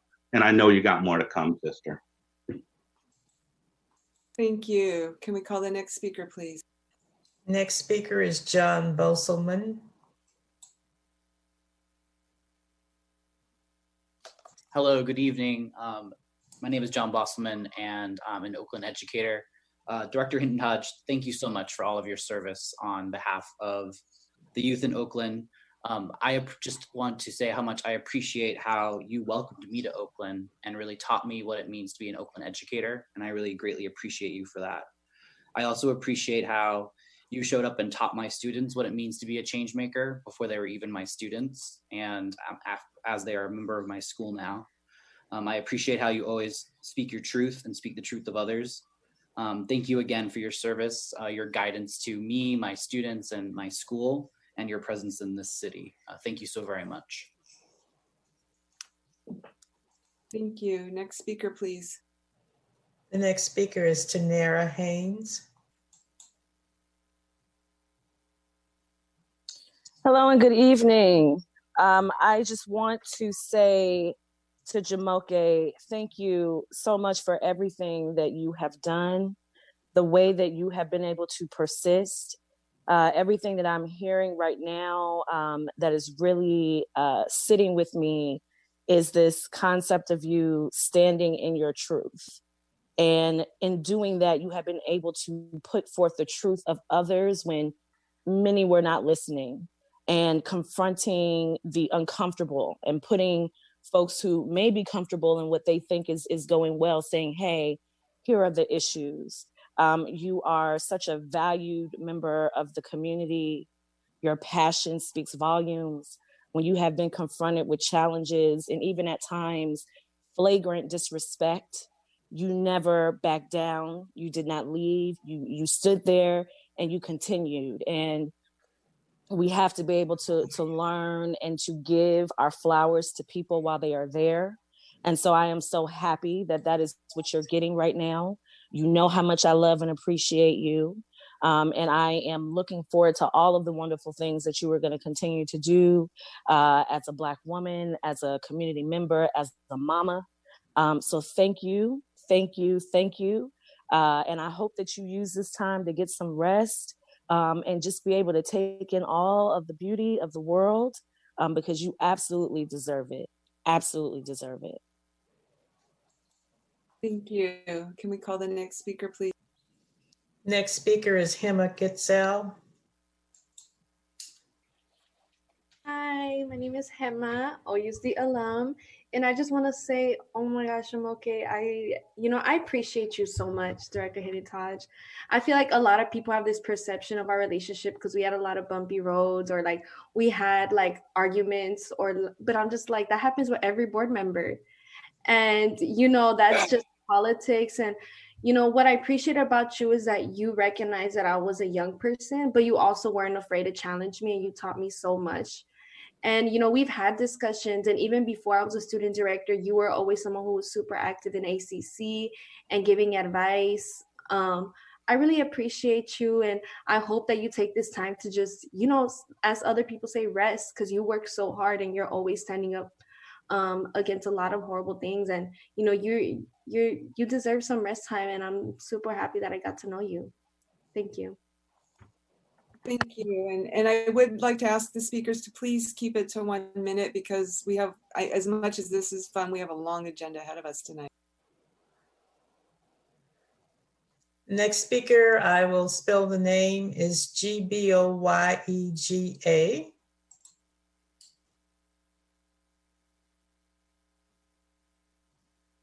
Hello. Hi, go Hello. ahead. Go ahead, please. My name is Boyega Aladebami. I belong to the small business community in the city. And I just want to express my appreciation and gratitude to what Jumoke has stood for over the years. She's been a great champion of the small business community.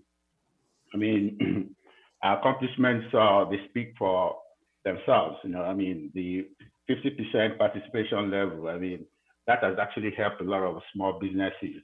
And what is so great about Jumoke is understanding the connection between the success of the local business and also the schools.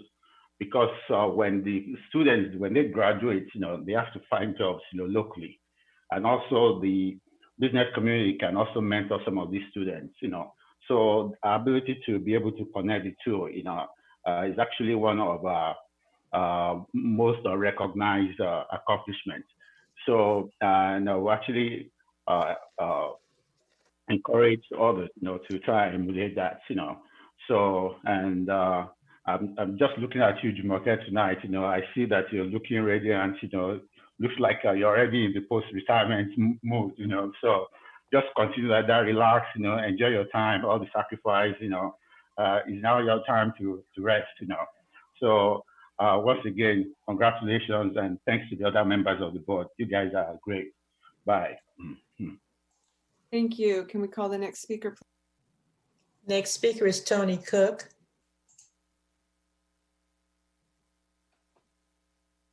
I want to thank Jumoke for giving some depth. And Malcolm X once said the most hated person in America is the Black woman. And so I want to commend and underscore that Jumoke has been unapologetically Black and a great example of being a Black female. Those two things count. Thank you. And lastly, I want to honor and respect you for thinking outside the box.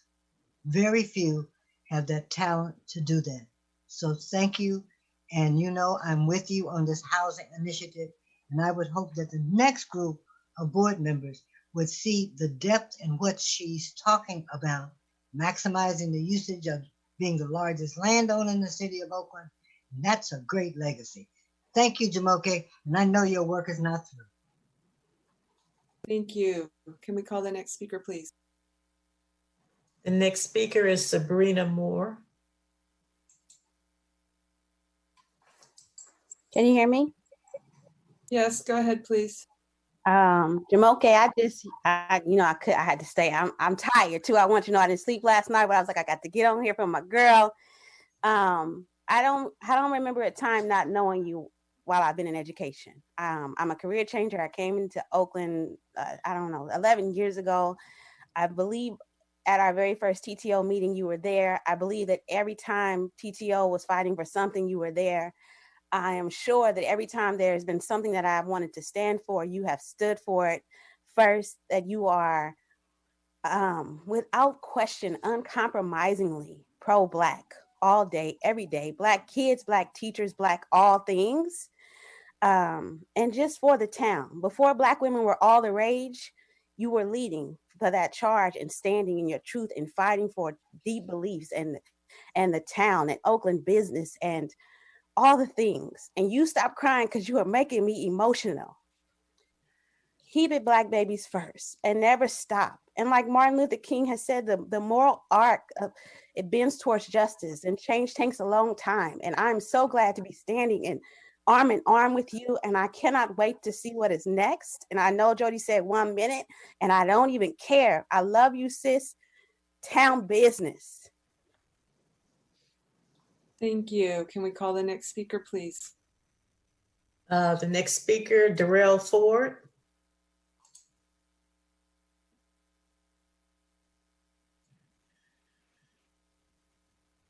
Can you hear me? Wow. Okay. Second time's a charm. Excellent for Okay. having me back. Jamal, time. I appreciate you nominating me to the bond committee. It was excellent working for FOCON at Fremont High School, being a black man as a assistant project manager and not having a hammer in my hand and young guys asking me, what do you do? It was excellent being a voice for you. Always excellent answering the phone, because I know your ask is going to be genuine and not with hidden motives and agendas where you have to whisper something to me while I'm on the mic and don't say this, don't say that. Stay true, always. I'm there when you pick up the phone. Next person has big shoes to fill. Hope they do as good a job as you. And all you others going out, James as well. Admired your work. Goodbye. Thank you. Can we call the next speaker, please? The next speaker is a call-in listener, area code 510. The last three numbers are 252.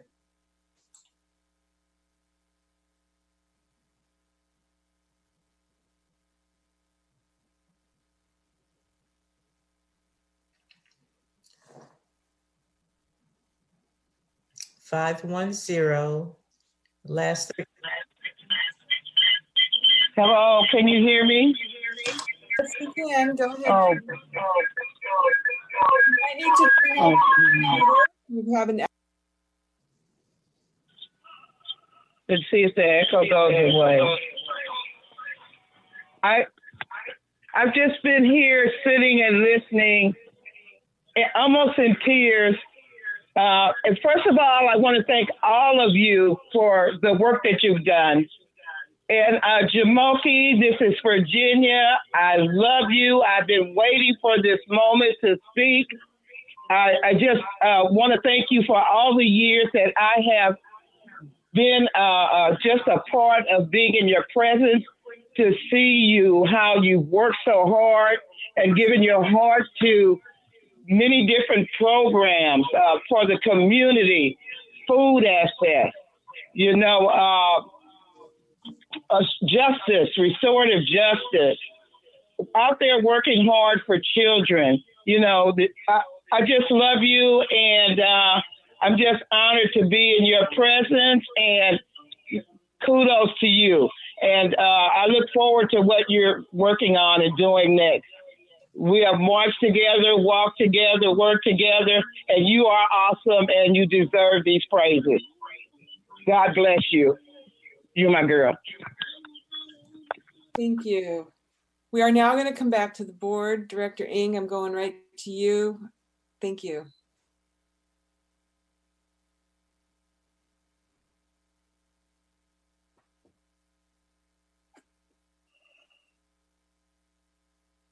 Her computer's not cooperating with her. Does somebody else want to go while she? Oh, here I am. Okay. Go ahead. Sorry. Oh, am I here? Yeah, you're Sorry, here. I'm not a Mac. Anyways, I will save you my tech challenges. The windows keep on disappearing. Okay. Director Hinton Jamoke, I met you. I'm gonna have to keep this in a minute, but I first met you just through your community work, doing your food work, before I was on the board. And you were the first person that asked me if I had ever thought, years before I ever even thought about running, if I would ever consider running for a school board. You have that ability to, always be encouraging and lifting up other folks along the way. And I just wanted to recognize that in your longstanding community work. I love that you are so very clear about what motivates you and why you're here. I just, that rings true. You say that, and you're very transparent about that, and just the courage that you have to stand in your own power, like was shared by public comments, and just standing in your values unapologetically. And I also just love the work that you've just been consistently trying to move here in the district, just moving beyond the tagline of equity. How are we interrupting racial bias, creating an racist system at all levels, from from who we're putting on our committees to our procurement, local contracting, just all levels of the system, so that we really are transforming our schools in our city. And that you're just just always in a learning mode. Also, I've learned so much from you.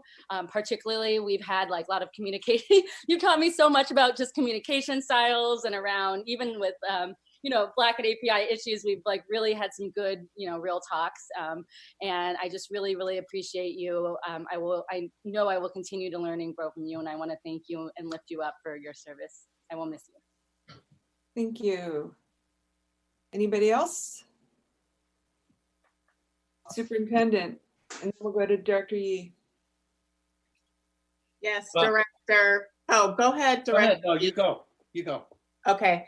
Gosh, so many things. I think first, I appreciate your spiritual side. And I feel like through the years, and it seems like just intuitively, when I needed that dose of just faith, to keep me going. And so I just appreciate that connection, because I think from that, just you being able to speak truth to power, and empower everyone, just kind of being the mama of the city, and particularly of West Oakland. But just your strong connection to your faith, and just how that ripples through everything else. I appreciate that. What Director Ng said just around equity, and as of late, equity has become the new coconut water. It's everywhere. And so in many places, it's meaningless if there's no action behind it. And just through listening to you, whether, we're in meetings in the community, just your ability to be able to articulate it from a policy place, from family partnerships, curriculum, instruction, teaching, not only the treatment of students and families, but also employees, like really just being able to lift up the ways in which oppression and racism is just pervasive, and all of the work that needs to be done, and the time and the resources, and beating that drum, even if you feel like no one's listening, because it's that critical for us to get where we want to get for our students. Finally, just being an embodiment of our community school model.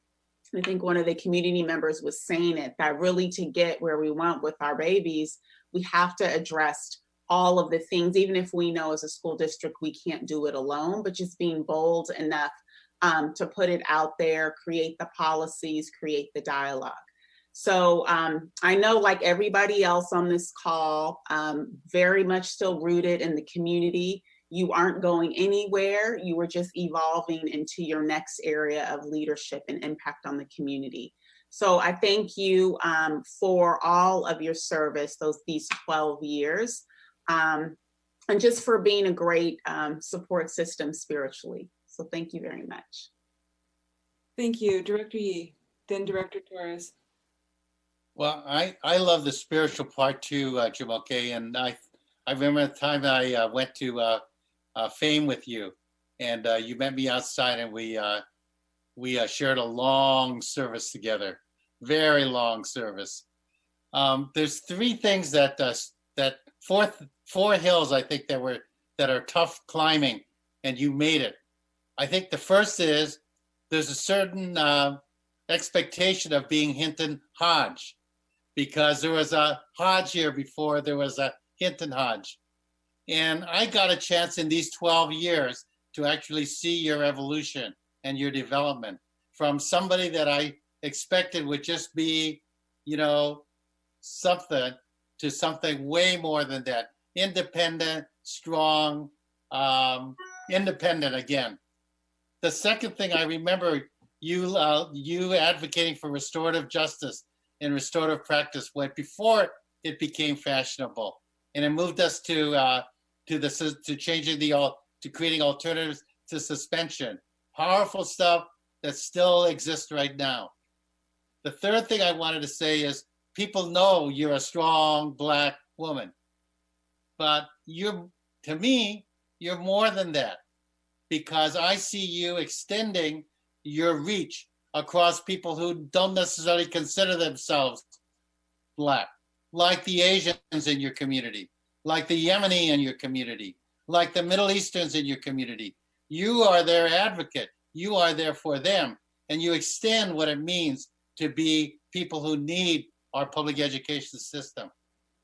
And the last one, I would be remiss if I didn't take pride in your outspoken support for the charter schools, quality charter schools in Oakland. I mean, I think it is unequivocal that that is something that you put on the table all the time, every day, and make sure that all kids are served by the best quality schools that they can. That was an uncomfortable position when you started. It's still an uncomfortable position, but you didn't let it silence you. You spoke out even harder. So thank you for that. It's going to be tough to know where that voice is coming from, except the 3 minutes or 2 minutes or 1 minute in public comment. But I know it's going to be more than that. Thank you. Let's go next to Director Torres. Well, I just want to say that I definitely wish you the best as well in whatever the next roles are. And 12 years is a really long time. So having only done 8, I could not imagine 4 more. I'm not sure about James, but no way, no how. That is really, a big deal what you and Jody have done. And so the other thing I think is really incredible, karmically speaking, is that you had been an advocate of removing food deserts. And unfortunately, they are everywhere in places where people are living in the poverty level and below the poverty level. And now the beauty of having the central kitchen in District 3 that is providing healthy, fresh, and ethnic, culturally diverse food to meet the needs of what our kids look like and where they're from and what parts of the world. So it's pretty incredible that that landed in District 3 when that's where your heart was and your work and your prior passion. And so I thought that was not a coincidence, right? So I definitely look forward to being able to continue to push on the board down the road as they continue to roll out, an equitable safety plan to remove the anti-Blackness, to remove the racism and anti-immigration aspects, as well as roll out the ethnic studies that we started with K through 8, because people in the district want it and they're thirsty for it. And so I really appreciated your partnership on that with Director Ng. So good luck. And I know you're gonna be out having way more fun like all of us. Me, you, James, and Jody will be having a lot more fun in our life. Woo! Thank you. Thank you. Anybody else? I would like to just, I don't even know where to begin. I remember going to this Alameda County Democratic Central Committee training in 2008. If you want to run for office, here's what you do. And I just sit down next to this woman, and she is just stunning, and she's got her hair all wrapped, and we start chatting, and it's like, oh, I'm going to run for the school board too. How do you like that? And that was the beginning of a long, what I hope is not the end of this relationship. Jamoke, you have been a friend. I admire your ability to walk into conflict and to stand in conflict. It's like you have armor around you, and I'm still working on the Teflon. And you're true, as everyone has said. And more than anything, I really appreciate the personal dialogue. Like we have a complicated relationship, you and I, and we have worshiped together. I've been to Fame, you've been to my synagogue. And I've just learned so much from you. And you would be very surprised, and I hope proud, if you would see me in my day job, where I'm an advocate for so many of the things that I've learned from you. So I'm going to miss all of you, and I really do appreciate everything that we have shared together. And now I think we're ready to call the roll. She gets some word. No, she gets a word. Oh my God, it's too late. Go ahead. No, I think my mom is still up. Mama, I love you. I love you, mommy. And so you know me. I always got to start with the ancestors and just acknowledging this land that we're standing on, the beautiful land of Oakland. I don't say it always right. The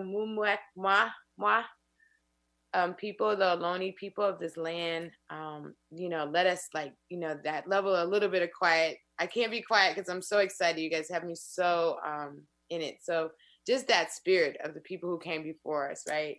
That educated their children, that fed their children, that laughed with their children and taught them how to be in community. And so knowing that like we stand in all that energy.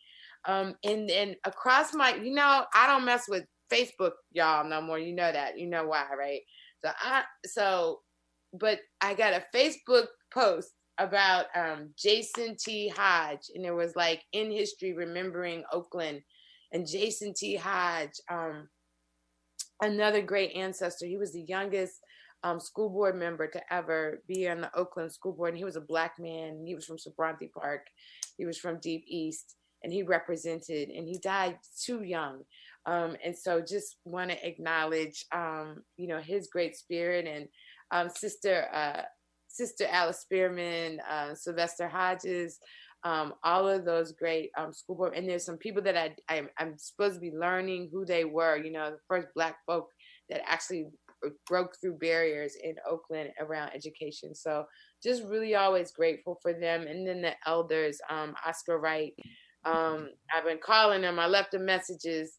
And then to my mama, who is in DC right now, in Maryland, with my beautiful brother and his family, my sister Karen and David. I'm just so appreciative of Frances Hinton, who went to Prescott. She's one of those folks that migrated between Texas and California, and then made her way to Washington, D.C. and worked for the Public Health Service. And like, she didn't go to college, but it damn sure made sure I was going to go to college and made sure that I had an amazing education. And I was educated in a private school. And I was raised by a Black man who was a public school educator in Washington, D.C., Oscar Hinton. And so I'm so grateful for them, and that I never thought I was going to do anything in education. But here I am.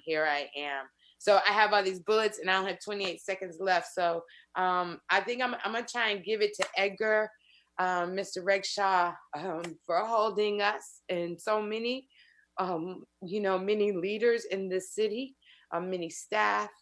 And you hard, Mr. Regshaw, you so hard. But thank you. And Linda and Ofen, thank you very much. There's ways in which, right, people come at us all the time as board members. I think what do we take, a $38 raise? And folks wanted to put that out in the newspaper, in the Chronicle, that we had did something horrific taking away from the children. We don't do that, right? Like the staff members that support us are trying to also hold together this like huge bureaucratic system, and helping us as best we can. So I think that we're all underpaid to be dealing with the greatest asset in our city, and that's our babies and our children. And I'm so glad that people acknowledge that as I stand in my beautiful Blackness, I see so much, right? I see the Yemeni community. I see a Latino community. I see a Native American community that we don't actually see often, that is quite invisible in our schools. And so I'm just really grateful for that. I didn't see if I could put Hema. I am so sorry, but you are like the bomb in terms of allowing me grace, and just that learning, right, around never my intention, but we have to be responsible for our impact. And you don't do that. And young leadership doesn't need to have people say those things about them, even if they feel like they're on the same level and they want to spar together. So I want to appreciate your graciousness. And even in the tussle that happened during the strike, I want to apologize for my behavior in that, in the sense of like, I should have just let it go. But me and Miss Wright are cool. So just so folks know, not to create a lot of drama between Black women. Like we work our stuff out as best we can. To my beautiful colleagues, thank you so much for the support. My twin, Jody London, yeah, we yin and yang it at times, and sometimes it's been really our growth, right? Like that we were there for each other around our growth. So I know I'm done with all the time. I just wanted to make sure the superintendent, I get the superintendent, I get all the staff. Y'all are dope. Y'all are really, really, really dope. And I just wish we could kind of break through, right? The systematic kind of stuff, right? I wish it was just that easy to shake away some of the noise and the barriers that you guys don't always even get to be your best selves in. And so if I, in one day or 1 hour of my work, made it a little bit easier for you to do your craft, and again, whether that was a custodian, whether that was the superintendent of schools, whether that was a bus driver, someone who headed transportation, the people that we cut from the top, I knew that I was in service of you all as well, and that you deserve the best because you take care of our babies. Okay, I know I gotta stop. Yeah, and last but not least is the beauty I want to introduce. I wish I was reading her proclamation. President Jody London, in her second time of serving in leadership in this board. So thank you for your service, Jody, so much. And I'm glad that we're about to read your proclamation too and celebrate you. And to all my community and family, I love y'all. Now we're going to call the roll. Yes, on the roll to adopt the tribute to Director Jamoke Hinton Hodge. Director Ng? Director Ng? Yes. Okay. Director Yee? Yes. Director Torres? Yes. Director Harris? Yes. Vice President Gonzalez? Yes. And President London? Absolutely, yes. Did I get the vote? No. Okay. The tribute. I left out my baby girl. You gotta talk about Imani. I left her out. Little Prescott baby. She was Prescott Clown, Lucky the Clown. This district has raised my baby. She hung up on me. I'm sorry, I left her out. But that's my ride or die. That's my ride or die, y'all. So sorry, little Imani. All right, we're now going to move to item M4, and I'm going to turn the gavel over to Vice President Gonzalez. Aw, Shanti, read it. I want to read So now we're going to honor our brilliant and talented president, Director London. I will entertain a motion to adopt the resolution. So moved. Second. Move in a second. Was that Director Harris? Okay, great. So I think Director Yee, were you going to read this one? Okay. I am. Take it away. Before Director Yee start, could we do a quick? Go ahead, General Counsel.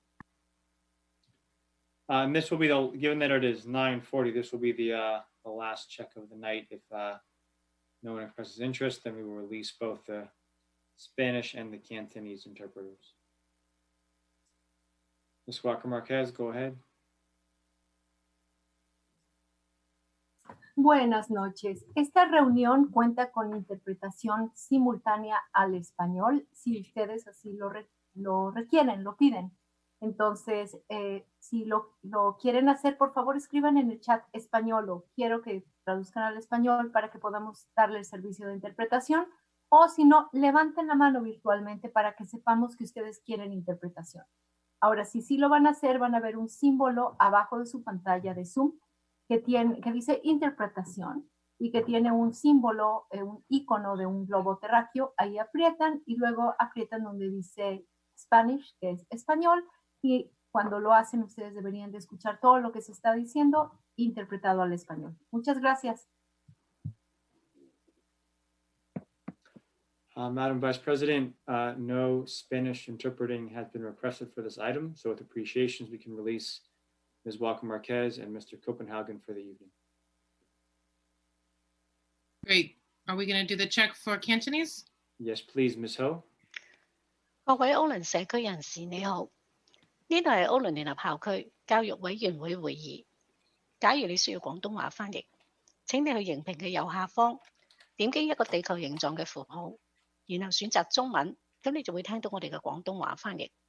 假如你需要廣東話翻譯，請你去聊天室舉手，等我哋知道。多謝。General Counsel, I'm done. Thank you, Ms. Ho. No Cantonese interpreting has been requested for this item, so with appreciations, Ms. Ho, Mr. Yuen, you are excused for the evening. Thank you both. Madam Vice President, before you continue with the tribute to Director London, may I recommend that the tribute to Director London be momentarily tabled without objection so we can have a motion to extend. Okay, I move that we extend the meeting until 1 a.m. Is there a second? I want to second that motion. All right. On the motion to extend, Director Ng, Director Hinton Hodge. No. Okay. Director Yee. Yes. Director Torres. Yes. Director Harris. Yes. Vice President Gonzalez. Yes. And President London. Absolutely, yes. Okay, the motion to extend is adopted. And Okay. Director Yee, take it away. Whereas Jody London has been working on citywide issues with Oakland Unified School District since 2005, serving as co-chair of the Measure B Bond Committee, 2006, and on the Citizen Bond Oversight Committee, 2006 to 2008, where she served as vice chair and established monthly tours of school sites where bond funds were being spent. And whereas Director London was elected to the school board by the voters of Oakland's District 1 in 2008, 2012, 2016, while Director London's daughters attended neighborhood schools in North Oakland, graduating from Oakland Tech in 2017 and 19. Whereas Director London served as vice president of the board from January through August 2011 and president of the board from August 2011 to the end of 2012, and again as vice president in 2019 and president in 2020. Whereas Director London has brought her professional expertise in energy policy and environmental sustainability to her work on the board, leading the board to ban the use of styrofoam in the district's nutrition services program, championing health and wellness initiatives, composting cafeteria food waste, and adopting the Rethinking School Lunch program, including construction of the new central kitchen, developing policies on school gardens, living schoolyards, climate literacy, climate action, and highlighting the district's leadership in building green verified schools and leading the development of the board's policies on asset management.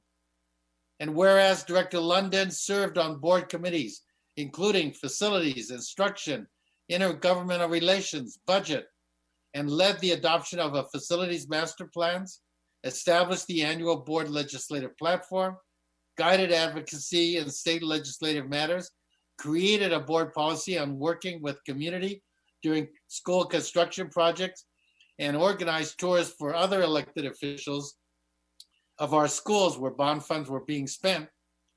Whereas since 2012, Director London has served as a delegate to the California School Board Association, where she successfully advocated to act on climate issues and presented OUSD accomplishments at annual conferences of CSBA and the Council of Great City Schools. Whereas Director London has made hard decisions that were not always popular, including decisions to balance the district's budget, implement the citywide plan, deny charter schools due to concerns about financial impact, and oppose increases to the board member honorarium. And whereas Director London has made student-centered decisions, including adopting the A to G graduation standards, supporting the creation of full-service community school district that focuses on the needs of the whole child, supporting creation of the African American Male Achievement and growing that program into the Office of Equity, working to pass Measure N, and building our career pathway academies at every high school, and replacing the school police department with a new safety plan. And finally, whereas Director London is leaving the board, she plans to continue to vigorously advocate for equity, quality public schools, responsible energy policy, and environmental sustainability. Now, therefore, be it resolved that the Board of Education hereby recognizes and celebrates the President, Jody London, for tireless and steadfast service and impactful results on behalf of all students, staff, and families of Oakland Unified School District. The board wishes her the very best as she completes her final term and her final meeting of the Board of Education and continues to be a champion for our community and our world.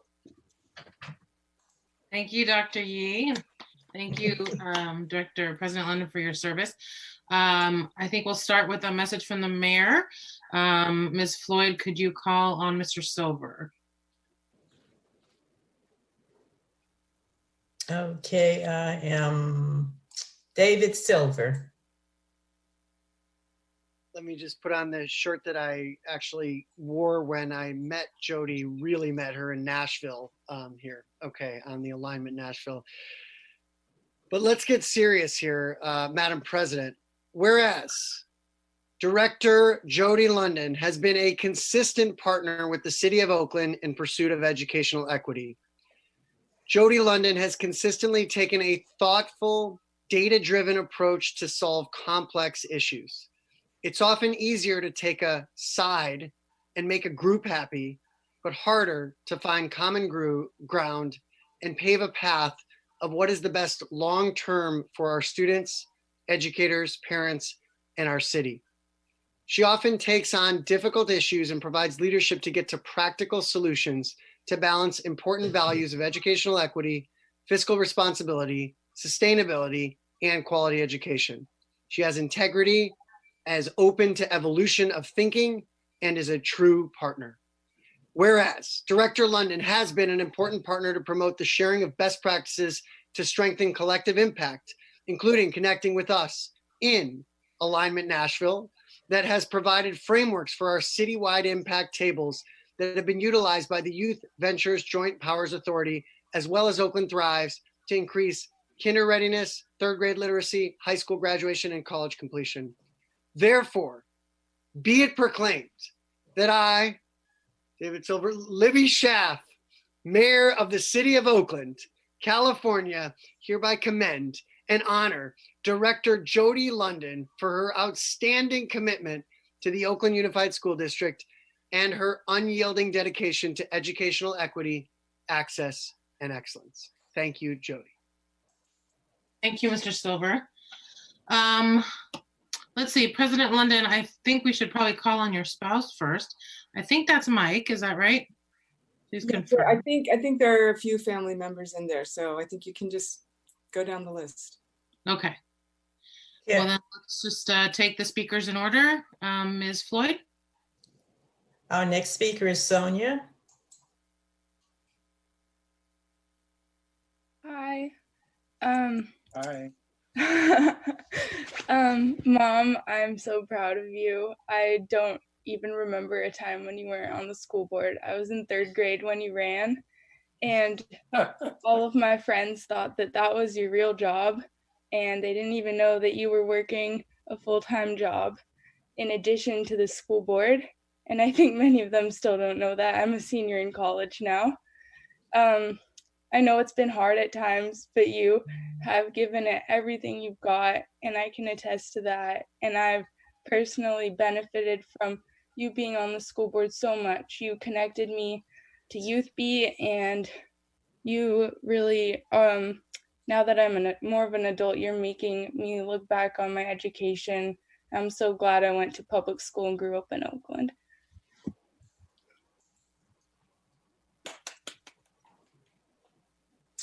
Our next speaker is Mike Aronson. Hi, Jody. I'm speaking as the proud husband here. Before thanking you again, I do want to. Oh, Jamoke left. I'll have to thank her later. So going like Sonia said, I don't think people realize, like we saw, that you worked a full-time job and then put all this energy into the school board. You've done so much. A lot of people don't see the behind the scenes work you did in addition to what you do, you know, at these meetings, all the work you did putting in with supporting the superintendent and the staff and talking to principals and talking to community members. It's just amazing the amount of good you've done.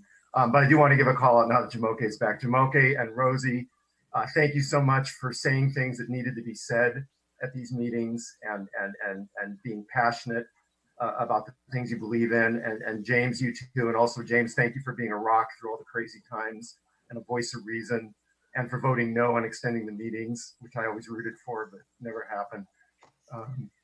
But Jody, a lot of people ask, what are you going to do now? And I know you've always put a lot of passion and energy into doing good things for the community and other people before you joined the school board. I know you're going to continue to do it, but we're also proud of what you did while you're on the board. Thank you. Next speaker is B. Aronson.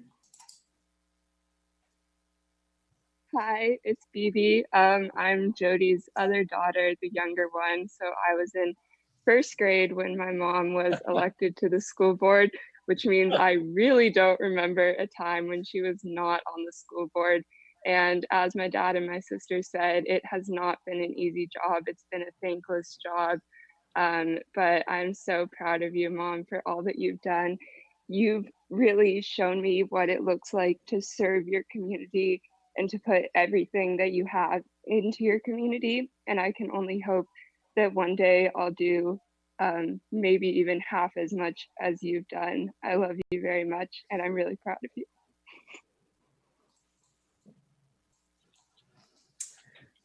Our next speaker is Tony Cook.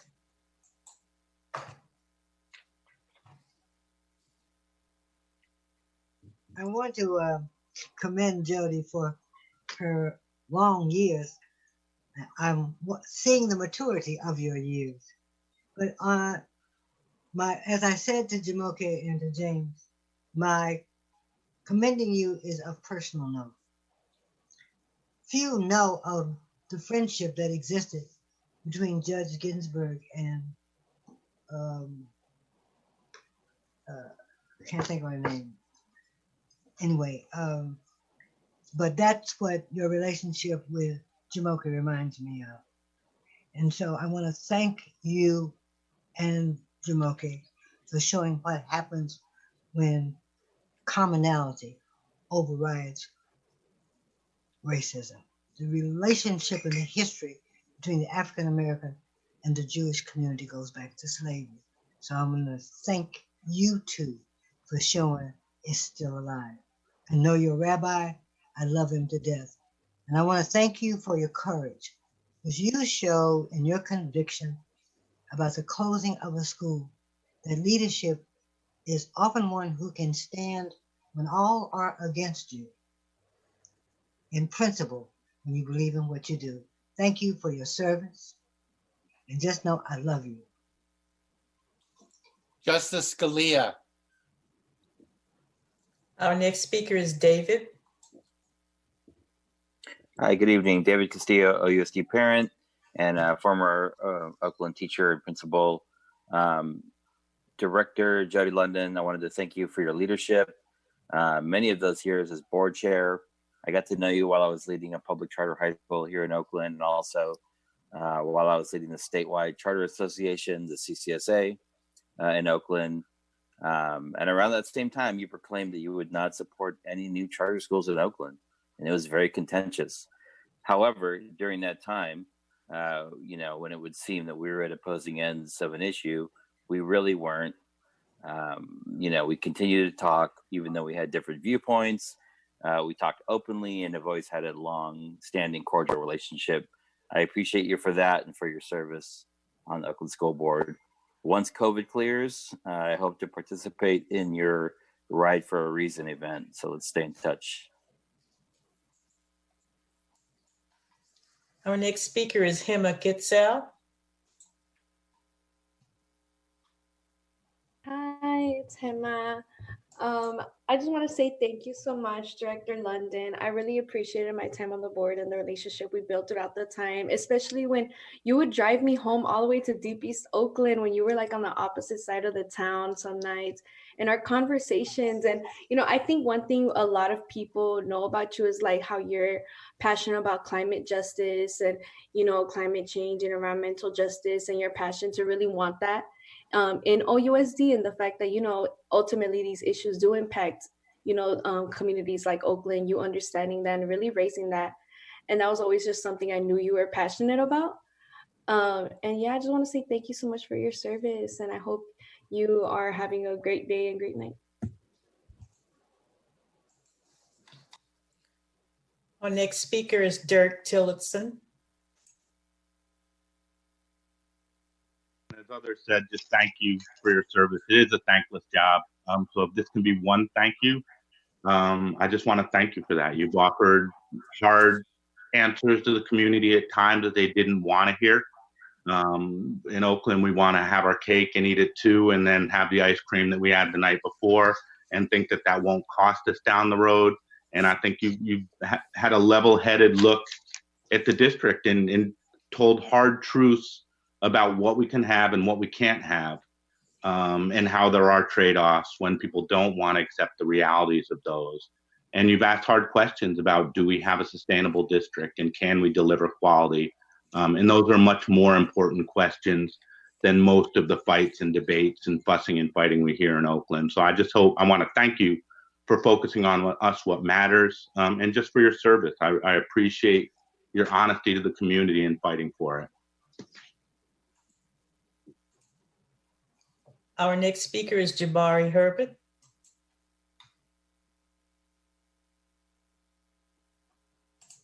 President London, thank you for being a comrade and a champion. I was a tag awardee for the AMCO Superfund site in West Oakland, and I've always been a champion for green energy, renewable spaces, and for our facilities. Thank you for being a champion to the small business community, for supporting lease-back deliveries and joint ventures, and just for FOCON having the opportunity to work with West Oakland Middle School and Calvin Simmons and Measure J, and then Whittier and Fremont.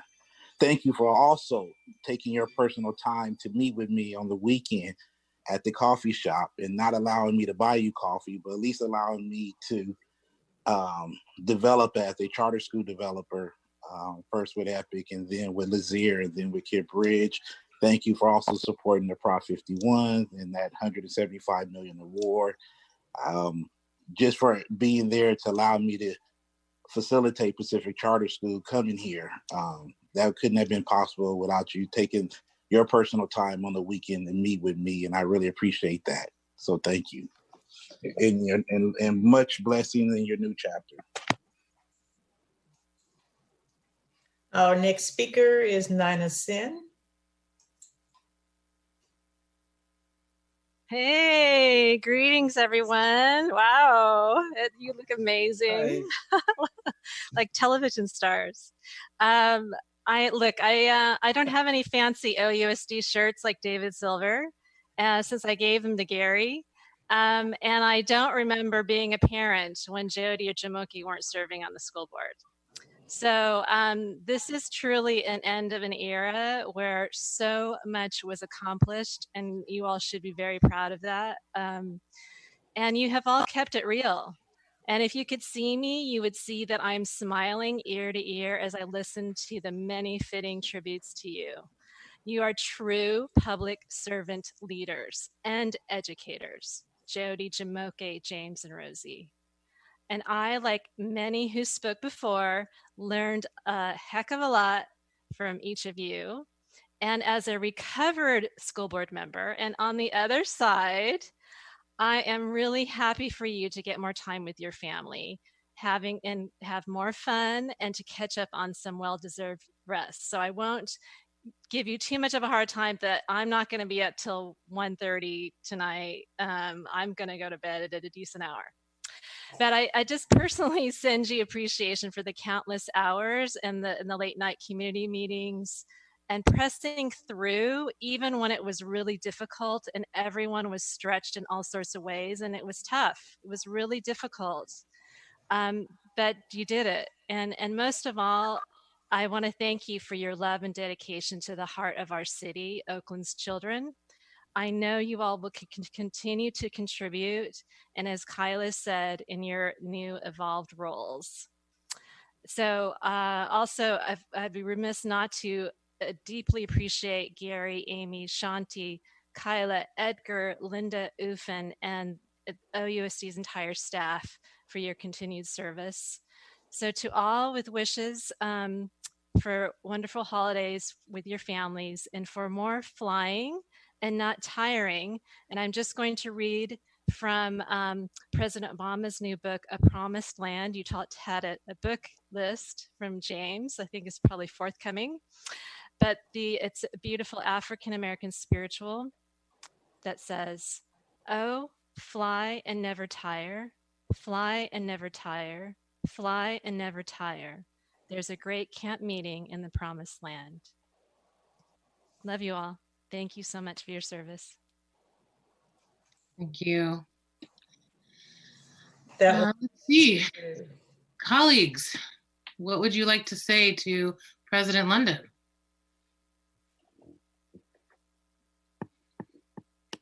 I'll start.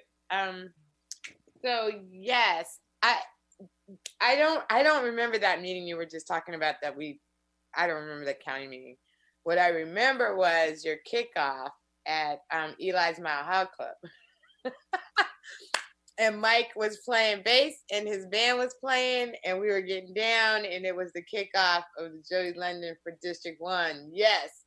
And it was a friendly race for me because she was also running from running alongside Brian Rogers, who I had become friends with as well in all of this work and this movement work. And he was a Republican. And I remember us all kind of laughing like a Republican in Oakland. But you all were both gracious, right? Like, I think, running races and the campaign stuff is one thing.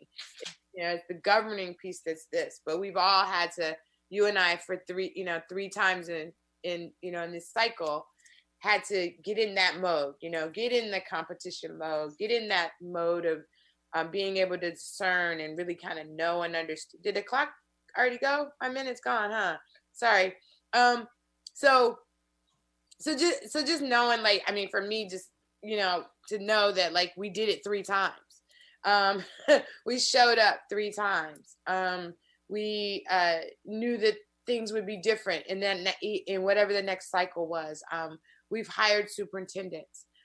We've been about, I think, the business of, again, centering young people. And I think our work around race has been good work. It's been good work to model.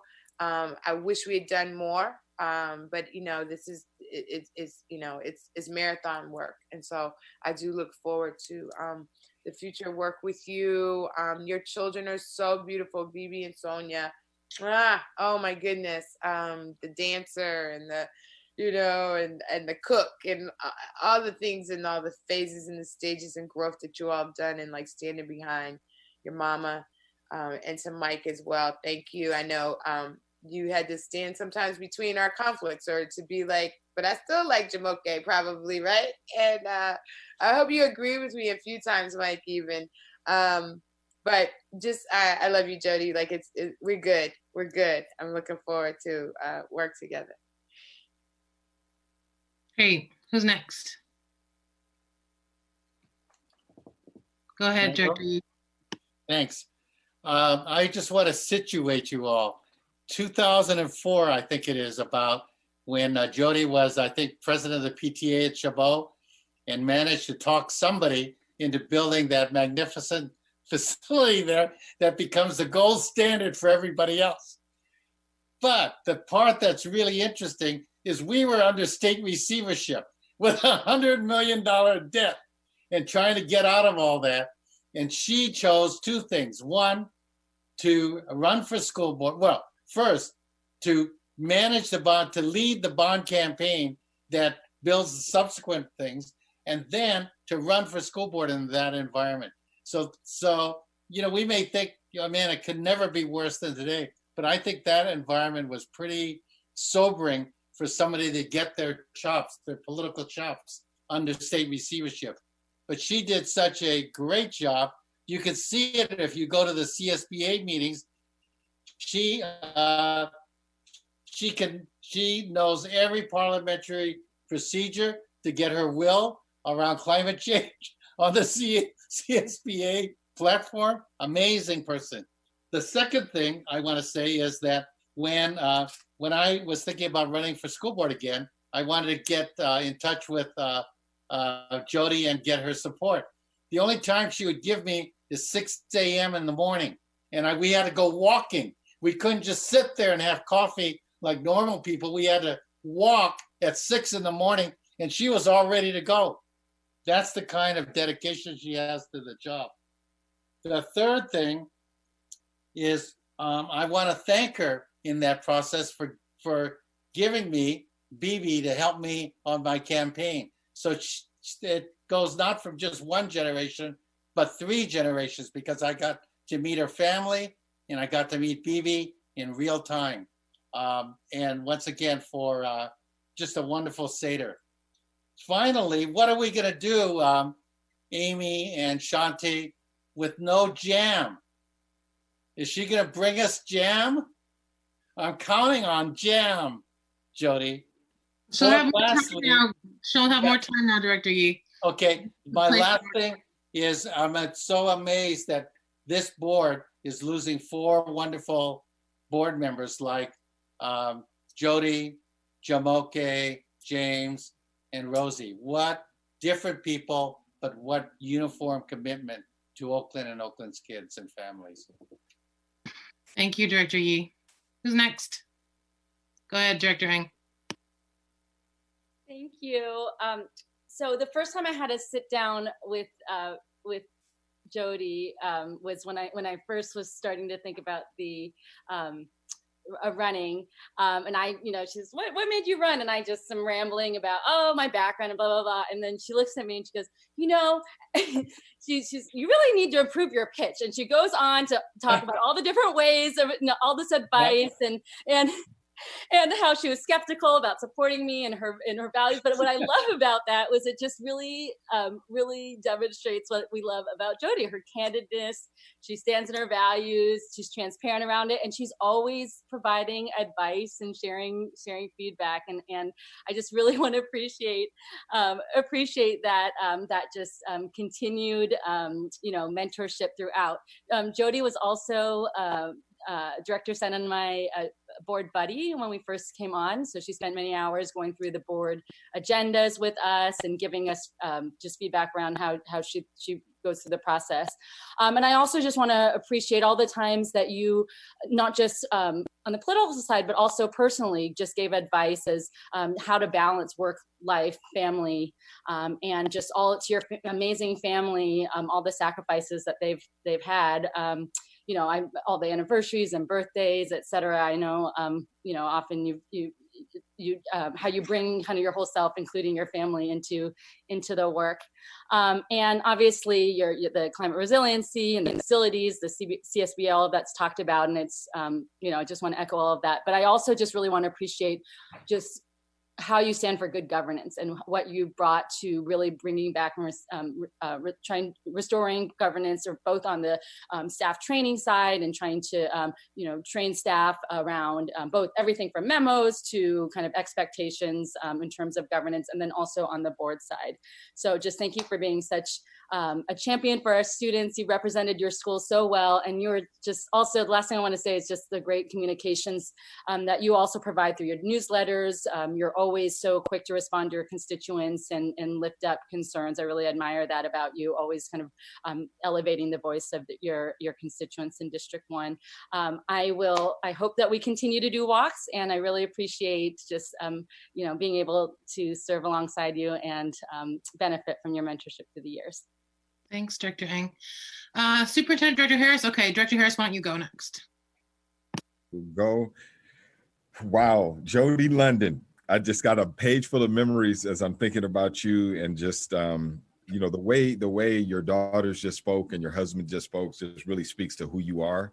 I remember going to BB's bat mitzvah and just seeing her grow now. It's just really a testament to who you are and what Director Ing just shared. You know, your constant encouragement for me to balance family and to take care of family first, and you led by example. So I watch you, how you show up with family and say, well, okay, that's how you do it. Okay. And there it is possible to do both and to balance both, but not only balance it, that's what's most important. And you always uplifted that. And I appreciate you for that. But you were once my board buddy, and you taught me the value of the general consent report. I was like, what the hell is it? What are all these items? But you taught me how to break it down. You taught me how to read it. Alignment Nashville, facilities master plan, ride for a reason. Jody would come to Sobrani Park and let kids know that she put bike racks out there for them. And those kids were like, what are we gonna do about bike racks? But why I always loved it is that she was showing students who had never thought of ride to school, but now they're open to this idea of riding and experiencing neighborhood, and this idea that seems so foreign to us now. That's really what it's all about, Jody. So thank you for lifting that up. And just the last thing I'll say, the way you've shown up this year as president has just been absolutely amazing. Thank you for all of the grace and all of the patience you've shown. I know there have been times when I've been like, I can't, we're on the screen, and you have led with remarkable courage during a time we've never been through before. And I appreciate you for stepping up and for your leadership. You have been an amazing president. Thank you. Director Torres or Superintendent, would you like to say anything? Definitely. Go ahead, Director Torres. Yeah, thank you. Well, I was going to comment upon the amazing work. You know, like Gary said, everybody brought a different perspective. And I know my school, Edna Brewer, was very big on the ride for a reason to Sacramento, to the Capitol, to, you know, convey to the folks in charge for the state about the lack of funding. And I barely know how to ride a bike. So every year when she said, are you going to do it? And there's no way in hell. But I'm down for giving you a check. And my schools were so excited in District 5.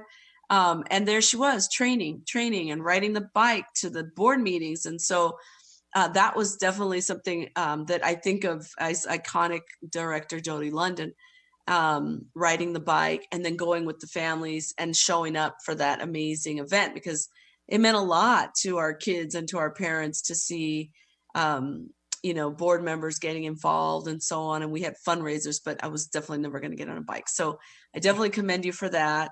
And then of course, riding the bike is also in line with your work and environmental issues and the proud, I remember the proud moment when we had the press conference at La Escuelita and about, you know, the beauty of the school, the quality of the school, and the fact that it was zero emissions. And we had so many people there that were just, you know, talking about it's got this award and that award and so on and so forth as far as construction. And, you know, that was really incredible because I'm not in that world. So I didn't understand how big of a deal that is. And it's just exciting that you were able to serve during that time, because things move very slow at times. We're not going to see the fruits of the next measure, the next bond, you know, maybe our grandkids. So anyway, but I definitely wish you also the best of luck as far as next adventures. And yeah, 12 years, I'm shocked. That's incredible. And when we sat down, just like Director Eng said, you were very like to the point, very business oriented when we sat down for our coffee and I was contemplating running. And I was not leaning towards yes, but I sat with you and you talked to me about it. And as a parent in the district, it makes a difference too. So I think that's what solidified it for me, was knowing all the struggles my daughter faced, her friends faced, many times the Black parents faced, and I was there, witnessing it. So you helped me make the decision. So I appreciate that. You were very honest and direct, and also your leadership on the board. I must have been hard, especially because this district is a district of students of color. And then, you were the lone voice, right? The lone Caucasian voice on the board. That's a lot. As much as it was, we were pushing on a lot of issues about racism, sometimes I would think, that's a lot that you have to carry too. And, we all cannot see the same perspective, but it's hard to be on that board because at times it can be very lonely when you're the only one with that particular voice. So you're obviously very strong, and good luck in reorienting back into normal life with your family and having more time for fun. I'm just going to say it again, more time for fun. Thanks, Dr. Torres. Superintendent. Yes, thank you. Board President London, first of all, thank you for, I remember just some of our conversations with you contemplating coming back into this role. And I am so, so very glad and thankful that you did. And I think I speak for everyone here. Particularly, I remember all those conversations when the pandemic struck and we were all trying to figure out how the heck are we going to run board meetings and all the logistics and meetings, and just taking a deep breath and saying, okay, we're going to run meetings virtually in the middle of a pandemic, and not even breaking a sweat, and just realizing if this is what we have to do, this is what we have to do. And so I guess for me, one, I would just say I've always appreciated our exchange about food and cooking. I feel like that's one way you show your love and appreciation to people. So the jam, the rosemary, olive oil, here's the quick tips of quick meals for your family. The olive oil. Sorry, Director. You I have olive oil over jelly. Okay, guys, let's keep going here. So anywho, the other piece is governance. And I think my first year just stepping into this role, it took like multiple times, for me to really understand, not only on the board side, but on the staff side, how important it is for everyone to understand governance and the role in terms of building trust and communication, and just always sharing those pearls of wisdom and taking the time, whether it's been the board memos, but just figuring out how to create systems and structures that will last right after you are out of the seat, and really being committed to that. So I want to thank you for that.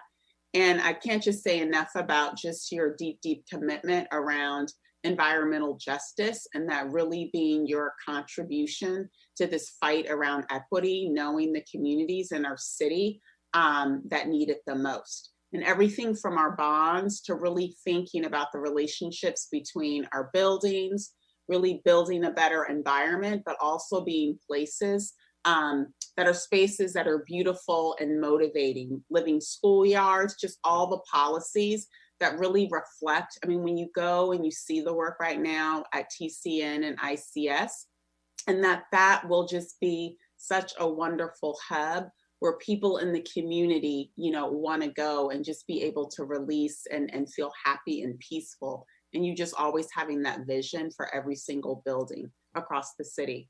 So definitely you deserve all the time to rest, but just thank you for your legacy and your love for the students and the staff in this district. Appreciate it. Thanks, Superintendent. Ms. Floyd, you said there's one more family member who would like to speak. Yes, President London's mother's in attendance, Marge London. Okay, go ahead, Ms. London. It's actually Jody's parents. I'm Marge London. Can you hear me? Yep, we can hear you. Hello. And here's Arnie London. I'm Arnie London, the father of the noted Jody London, Yes. and the grandfather of two previous speakers, the Aronson girls, Sonia and Beatrice. I'm very proud tonight. We are proud. We just figured out how to make our voices be heard.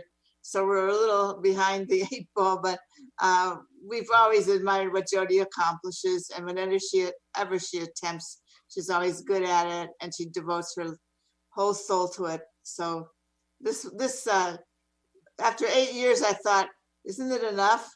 But no, Jody had to go for the 12, and now she's made it, and we're certainly proud of her. Did you want to say anything else? Yes. I should have known a long time ago that this night would happen, because I was interviewed by one of my granddaughters, Bibi, and she pointed out to me, I learned from that interview that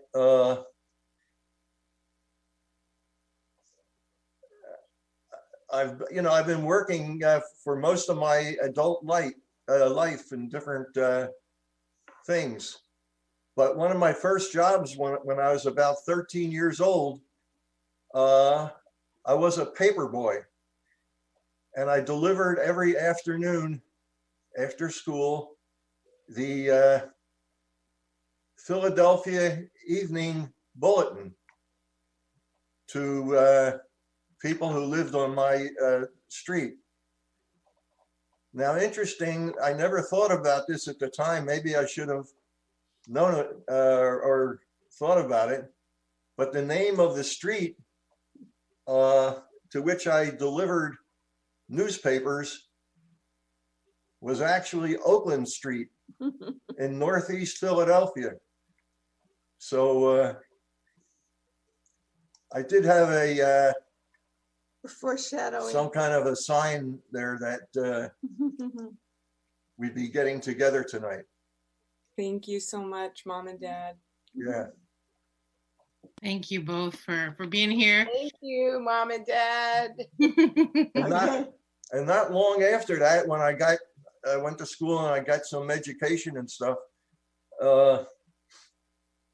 I wound up working on a legal suit, a lawsuit that was being adjudicated at the Oakland Superior Court, the Alameda County Superior Court. And I'd come out once a week, and we'd have dinner with the family, and then the next day I would go to the hearing. And Dad, thanks. I think we have to get on with our meeting. I'd love to hear more of this next time we get together. Thank you both for showing up for President London tonight. Oh, we're happy thrilled that that could even happen. So yeah. Thank you. Thanks a lot, all you guys, and you've made us very proud tonight. Thank you. As has Jody. Okay. So President London, we want to hear from you. I just want to say one thing before we turn it over to you, which is that you have really shown me, and I think our whole district, how expansive this role can actually be, because I think that most people, when they run for school board, they think that they're going to be focused on curriculum, and you have done that, but you have really shown like how all the ways that we can impact what happens in our community and our world through our roles on the school board. So thank you for having that vision, that really expansive vision about what we can do as school board members. So what would you like to share with us? I would like to share more. I really want to thank people, but first of all, I just want to say, first of all, thank you everybody for all the kind words, and I'll have more about that in a sec. But, I ran for the school board. I'm not an educator. You all know that. I ran to make good decisions and to help the district govern. And as it turns out, to come out of a really bruising experience in state receivership. For those of you who mentioned the ride for a reason, they are doing it this year, but not as a group ride. But if you go online, you can find it. Personally, I think I'm gonna push for 2022 when we can ride as a group.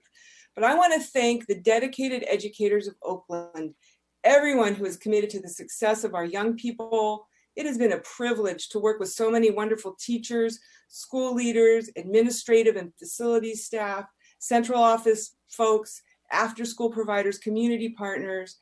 We have to remember that Oakland is a leader in so many areas. I could go on and on talking about it, and it would not be possible without the dedication of thousands of people, most importantly, our students. There are some very specific people I want to recognize and thank. Bear with me. I want to thank every board member I've served with. 2009, David Kakishiba, Jamoke Hinton Hodge, Gary Yee, listen for that name again, Noel Gallo, Chris Dobbins, and Alice Spearman. In 2012, we were joined by Rosie Torres and James Harris. 2013, we had Annie Campbell Washington. She was a short timer because in 2014, we got Amy Ang, Nina Sen, and Shanti Gonzalez. In 2018 saw the return of Gary Yee. And it has been an honor and a privilege to serve with each one of you. I value you. I've learned so much from you. I also want to acknowledge the superintendents I've served with. Starting in 2009, Roberta Mayer, she was the interim superintendent for like 8 months, and she served jointly with Vince Matthews, who was our state administrator at that time. We then had Tony Yee, and then we had acting superintendent, Tony Smith, excuse me. Tony Smith. I love No, I it. was getting ahead too much on my notes. Tony Smith, who was the first superintendent that we hired when we returned to local control. When Tony left, we had acting superintendent Gary Yee. It was the bomb. Gary was just really fun to work with you in that role. And then we had Antoine Wilson, Devin Dillon, and Kyla Johnson Trammell. And I will tell you that I view our biggest accomplishment this year. We have accomplished many things this year. Extending the contract of Superintendent Kyla Johnson Trammell to me is our #1 achievement. I also want to thank the general counsels I've worked with, Jackie Miner, Marion McWilliams, and Josh Daniels. And I also want to recognize our board office staff. This place would not run without Edgar Rakestraw, Linda Floyd, and Ufin Sechow. Thank you. You are the unsung heroes of all those committees and all these meetings. I want to thank so many friends. Some of you are on the phone tonight, on the line. You've helped me campaign, and you've advised me, and you've listened, and you've distracted me, and you've just been wonderful. And I can't name you all, there's too many, but thank you, thank you. And then I want to thank my family. Some of them were back east and they had to hang up. But, and I really want to thank my parents for instilling this value of service and the value of education. And I really want to thank my immediate family, my husband, Mike, and my daughters, Sonia and Beatrice, Bibi. It is not easy having a wife or a mother who is in public office. She's at meetings all the time. There's so much missed family time. The teachers always know who your mom is. That is so annoying. It is very hard to be anonymous. You're in public spaces, social media, you know, it's been really a lot. And to my family, to the three of you, you have kept me sane and centered and reminded me why I do this work. I particularly want to thank Mike, who watches all these meetings online. He keeps me laughing. He advises me. Sometimes I get a text from him in the middle of the meeting that just like helps me get through. He's been a shoulder to cry on. And he predicted that I would be president again at the end of my term. And he's generally amazing and a wonderful partner. And I love all of you. I want to thank everybody for the honor and the privilege of serving the students and the families of Oakland. And I'll be around, but I don't know in what form. I mean, just don't know how that's going to work out. But thank you so much. Let's move on. Thank you, President London. Mr. Rakestraw, can we have a roll call? Yes, on the motion to adopt the tribute to President Jody London for her service to the children of the District of Oakland. Director Ng. Yes. Director Hinton Hodge. Yes. Director Yee. Yes. Director Torres. Yes. Director Harris. Yes. And Vice President Gonzalez. Yes, congratulations, President London. Yeah. We are still on special orders of the day.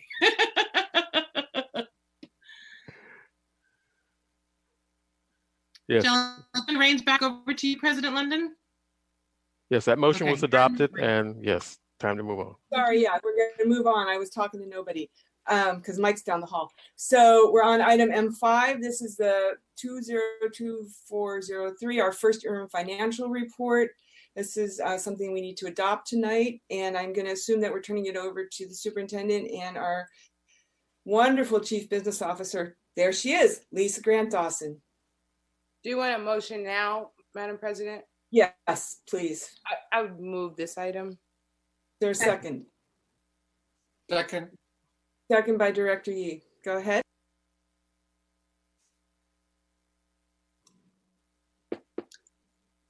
Good evening. I'm sorry, I was pausing to see if the superintendent was going to step in. She was probably like, "Go, girl, go." Well, thank you again to President London, to Trustee Harris, Hinton, and Torres. Congratulations on your service. I too just finished a 7-year stint on 2 boards. And what I will offer to you in this moment of personal privilege is it is really nice getting back to life and recalibrating to figure out what to do next. So I look forward to that. It is amazing that we've been working together for almost 7 months. I've never met you in person. So I hope that if I ever see you at a park, a grocery store, an event, a bike ride, that we recognize each other, masks or not. So we'll make it a point to like, is that you? Yes, it's me. So let's do it. But thank you for your support, your encouragement, and I've really enjoyed working with all of you and continue to look forward to what you do next. It seems literally brutal to start to have this conversation about the first interim after that. President London, my son, who was baking cookies while your recognition was going on, said he can relate to everyone knowing who your mother is, and that it's just not fair. So thank you for giving him a relatable moment. So tonight we will review the first interim, and as common, I will jump between the presentation and then we'll also look at the actual financial reports. I know it's been a long evening. We have several other items to go through, but it's my intent to go through this quite thoroughly. Wanted to point out on this slide, again, this is a standard slide that we'll continue to keep with every presentation so that everyone understands and learns the rhythm of our financial reporting process. So we're at first interim, and I wanted to highlight some of the things that are normal and abnormal in the first interim. Many of the board members have been through many first interims. And so you may not have had that many times where we had a 45-day revise and we came back after we adopted the budget with the revision because in May, we were planning to have a $30 million deficit, and then we were able to reverse that with some contingencies and some other connections. We had some negotiated agreements that landed during this period of time. And so we've also presented that financial update to you as well. We have our normal annual fall revisions that happen after first interim. We have finished the unaudited actuals. We are applying any carryover from previous years. And in addition to that, we are also adjusting budgets based on what we know now, and that includes any changes to enrollment primarily that we're also reporting during this period. And then this year, we had our coronavirus relief funds or CARES Act. We've labeled it so many different funds, and they have so many different acronyms that we've shared with you. So this fall, having the lot of it, and we will look at that report briefly as well, which is included in your packet. Our CARES Act spending, of which the majority of the spending we had to spend by December 30th. So that also has been a very intense activity, along with the development and the publishing of the learning continuity and attendance plan that was presented and approved by the board in September. So the first interim summary looks as such. So when we're looking at our revenues, our unrestricted general fund has almost $400 million, so $393 million. This is again as a first interim. In the financial reports, you'll see the adopted budget, and then you'll see what's projected, and that's what we're looking at here. Where our restricted has $260, almost $2 million. That revenue increase from year to year as we go through the next slides, a lot of that increase has to do with from the adopted budget, the CARES Act funding, because all of that funding that came in was restricted. None of it was unrestricted. The total expenditures for the unrestricted general fund, $316 million, and the restricted funding, $351 million. And so that next to what we call, and this is that lovely line that we look at how much your profit and loss, your excess deficiency over revenues and expenditures, revenue over expenditures that we have. So the general fund commonly looks very healthy when we get to this line, but then the general fund is the house of funding and has other obligations to other restricted programs. And so then once we look to see what are our contributions, there are resources in the restricted infrastructure that do not receive fully or that are not fully funded based on their state or federal funded funding, and or are responsible, like our ongoing major maintenance, or many districts call it routine restricted maintenance, in which the general fund contributes 3% of its total expenditures to support our facilities. So this is the line that you're seeing here, the combination of any contribution that we're making going into restricted resources. And so when we net that against where we started the year, the beginning fund balance after we close with unaudited actuals, it leaves our ending balance at 32 million for the unrestricted general fund and 22 million in restricted resources. As we continue to move along in our financial summary and we start budget development, we're going to take a look at our history of where our revenues, expenditures, and our fund balances. Because as we move forward, it's going to be really important for us to take a snap back at where we've been to really help us understand why we're moving in the directions that we are and as things are changing. So this was probably in my career the messiest budget season ever financially because of all of the different movements. And so you may recall when we adopted the budget, and I'm going to show a slide from that period of time, we talked about with that $30 million reduction we needed to make.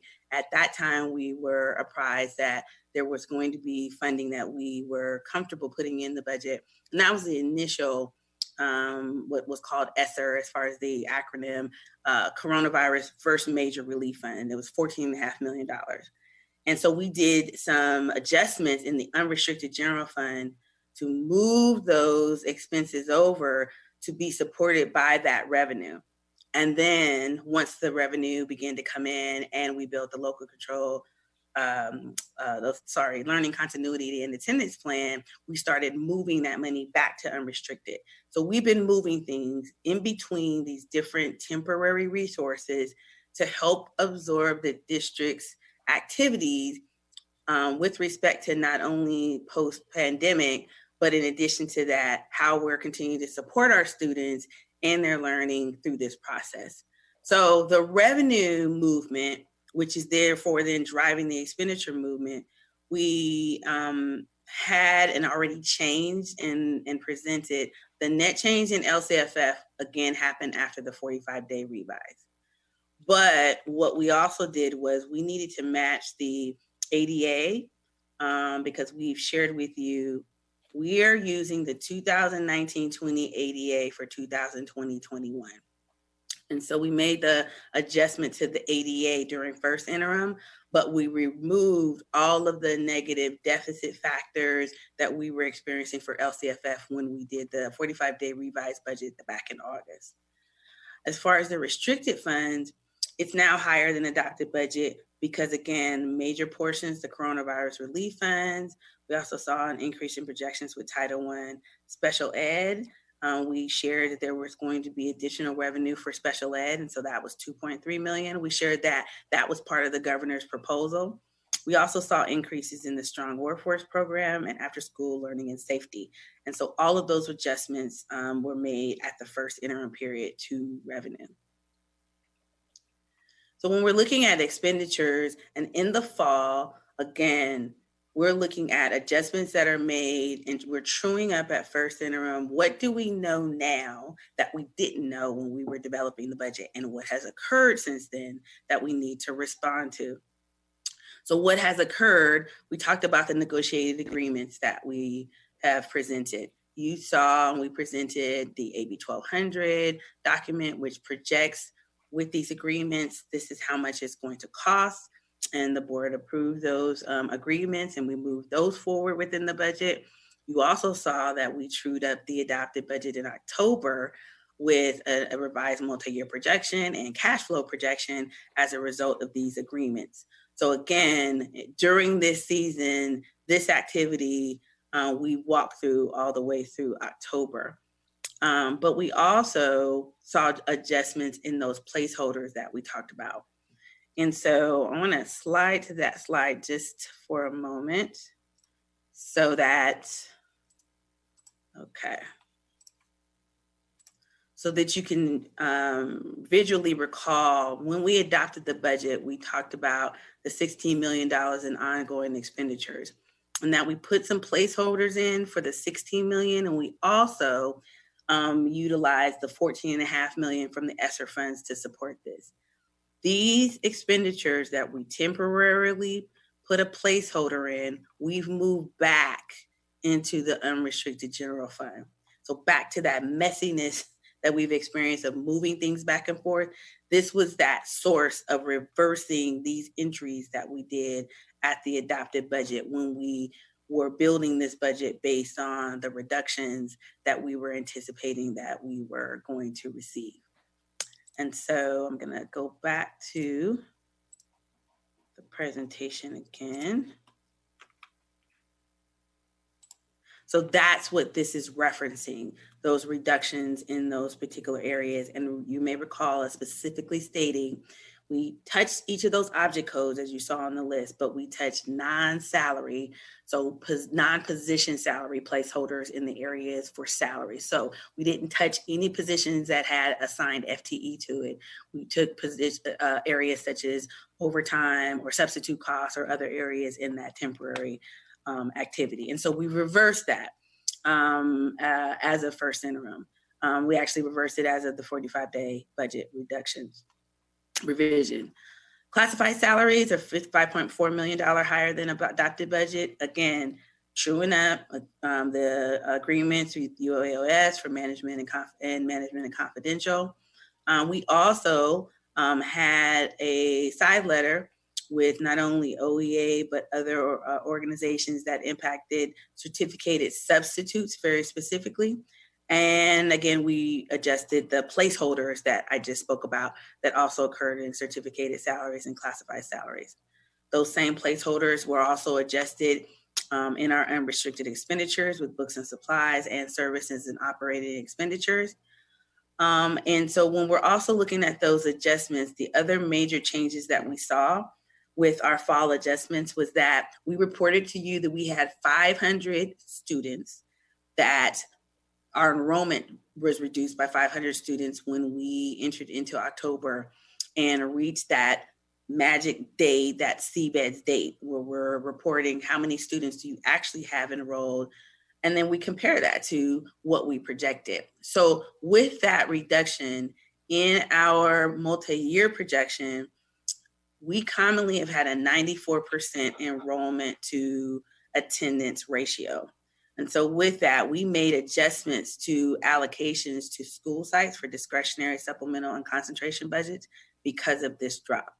We also used this same reduction to make future projections of what our attendance is going to be. We're going to talk a little bit more about those nuances with attendance, because now that we're in the pandemic, we've seen changes in how we report attendance. And so with that, we'll start to see as we're reviewing the attendance data from the first semester, what that looks like with the new rules in play, and then how that feeds into our forthcoming projections and our budget development process.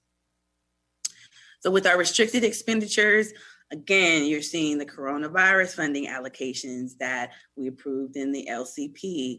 Again, the restricted expenditures also included the negotiated agreements for those positions that are funded by restricted programs.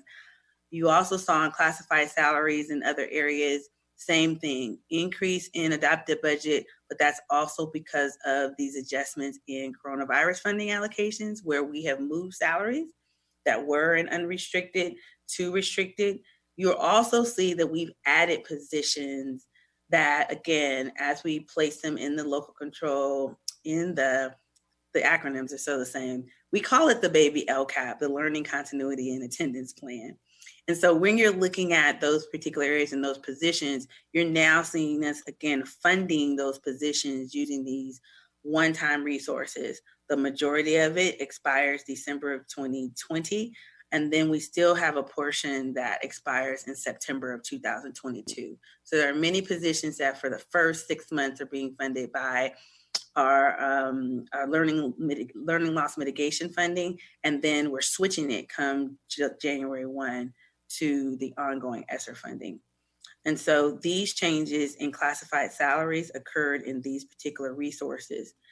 When we are seeing, and as we also have on the board agenda, we're adopting a new practice for all increases in positions or changes in positions and reporting them during the first interim period. As resources change and we're making those adjustments, we're presenting to you during this interim period where those resources are coming from to fund those positions. There are increases in positions due to coronavirus.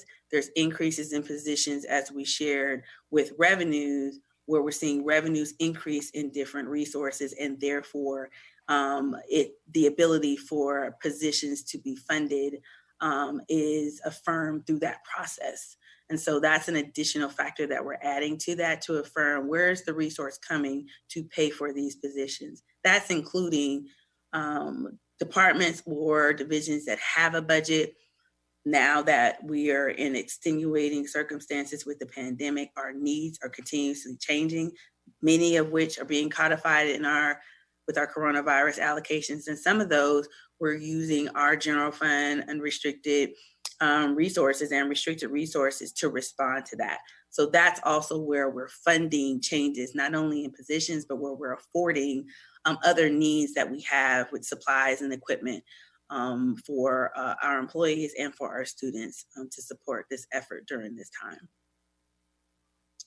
So back to our restricted expenditures, when we're looking at our books and supplies, this large $44 million that's higher than adopted budget, again, a lot of that is the coronavirus relief funds, but then you're also seeing us allocate carryover, and we also, again, received the coinciding expenditures that we talked about. We had revenues that increased for Strong Workforce Program, and so you're seeing the coinciding expenditures also being added to the first interim for potential spending and revised budgets for expenditures for this year to support that program. And services and operating expenditures, now this one is lower. Why is it lower? At the beginning of the year, here's that $14.5 million that we talked about that we placed in the adopted budget and then revised. So based on that revision, that drove a net reduction here. It means that this money went to other resources. And we've talked about a lot of those resources either were in positions or they're being used to support our purchase of PPE, technology, and other major significant investments to be able to support us, not only as we're still out of office and in distance learning, but in preparation for when we return, because we will not have and don't have a projection that we're going to have new resources to come in to support this effort. So you've heard me talk about the Coronavirus Relief Fund and the allocations therein, and wanted to show you one of the other additional tasks that we have to do, as we shared with you when we first applied for this funding, is we not only receive the funding, but part of the condition is we have to report out what we funded on. And you may recall me sharing very early on as the clarity about this funding came through, and we talked about it during the 45-day revision, that in the event that the district did not expend primarily at that time, the learning loss mitigation funds, which again was the majority of the funding, this $33 million here. If we didn't spend it all by December 30th, then the superintendent of public instruction by January would be sweeping those funds back to the state. And the other part of condition is that we had to monthly report what we expended. So the activity for reporting has changed. Originally, there was show us your actual expenditures through September and then through October, and then show us what you have that's actually encumbered. Well, then they've added this other component, because initially when we did all the school districts did their reporting, it looked like school districts weren't spending. Oakland being a larger district and a key highlight at all times. Oakland, we gave you this money. You said you needed it. Why aren't you spending it? Well, we are spending it, but you didn't ask, well, how much more do you have planned? And we had placed it in our learning continuity and attendance plan, but that wasn't originally asked. So that's been changed. So now this is our total allocation. And as of October 31st, which basically we reported as of November 18th. So we have reported on time each time to meet our obligation. The previous expenditure that we reported through September that we actually spent cash out the door was $440,000. And then when we talk about what's your current obligation, what do you have encumbered through October 1st through 31st? 8.5 million. What does that 8.5 million comprise of? Technology, PPE, not only for technology for students, but also for adults. All of the wireless components, we purchase additional devices. We're now also purchasing additional Chromebooks for when students return to school, so that any loss of Chromebooks that we've provided to students who are at home, we can always have and make sure that we have that inventory available, so we have no delay in transition when we return back to school. Then this is saying, well, how much have you expended through October? 5.3 million. This is how much is left. Will we be able to spend these resources? Yes. Are we in the process of spending these resources? Yes. We will still continue to state, we will not give a dime back to the state for these resources to support our students in this area. So we not only have this slide, but there's a detailed coronavirus spending plan with all of the resources that we receive for your review in a summary by object code. With our ancillary funds, so these are all other funds that aren't the general fund, these are the available fund balances. Want to highlight student nutrition. Wasn't there $7.7 million at the end of 2019-20? Yes. Do they still have it? Yes. But it's currently sitting in a expenditure line. So if you look at Fund 13, you'll see an additional adjustment of $7.7 million. That's where it's sitting today. By second interim, that money will be moved down. But in the initial movement of that fund balance, it was placed in that particular object code range.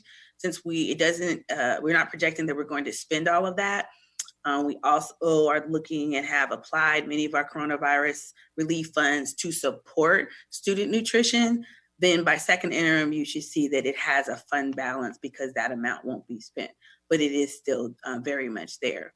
So when you're looking at all of these resources, these are the current balances that we have between our building fund, which also correlates to our bond interest and redemption fund.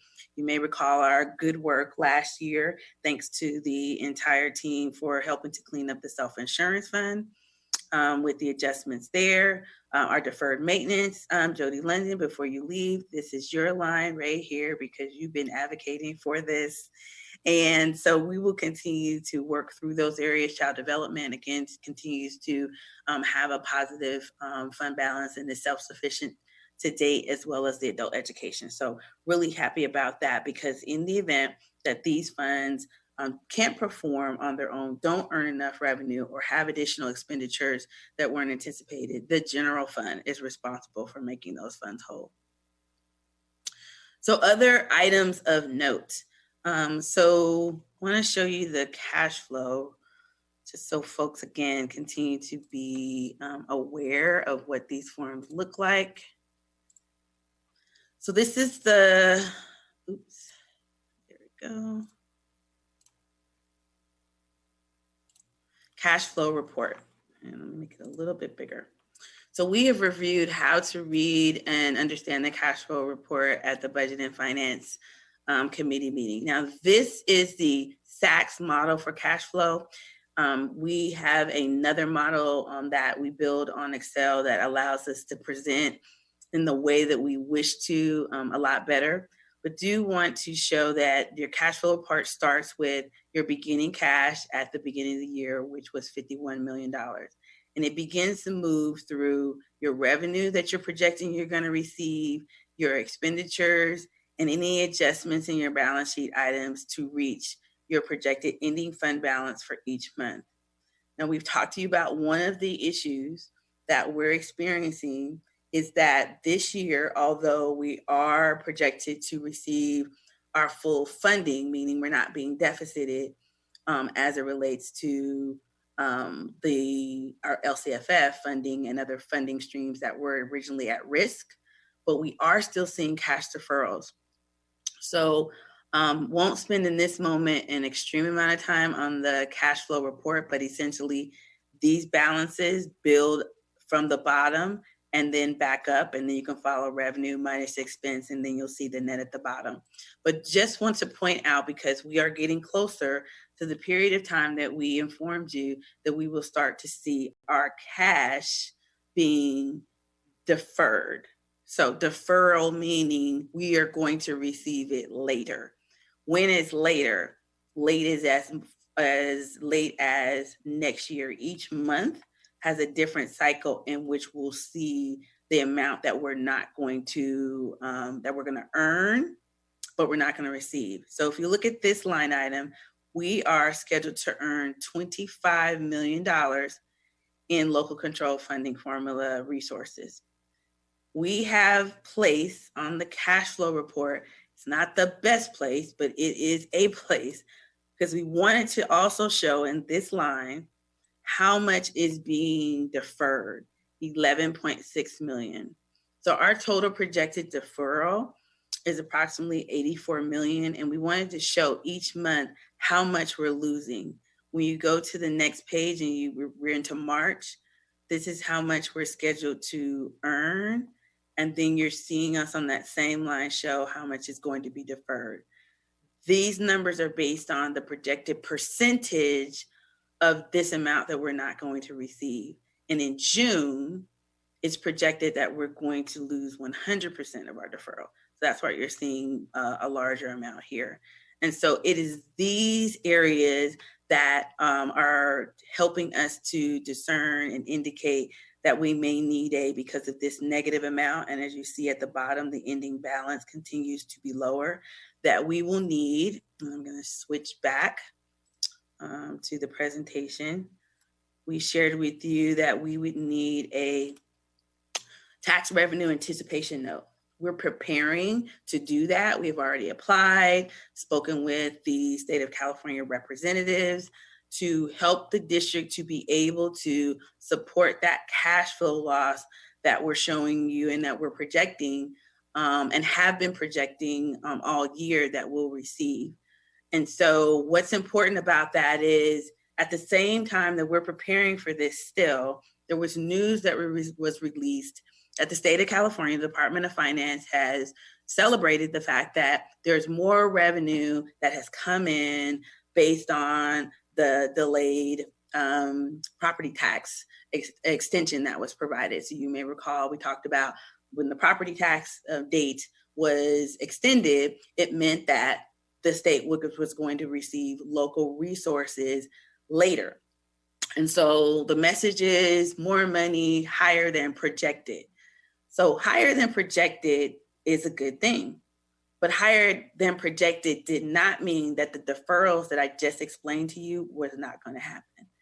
We did not receive any communication and have not received communication that we will not be cash deficited by February, March, April, May, nor June.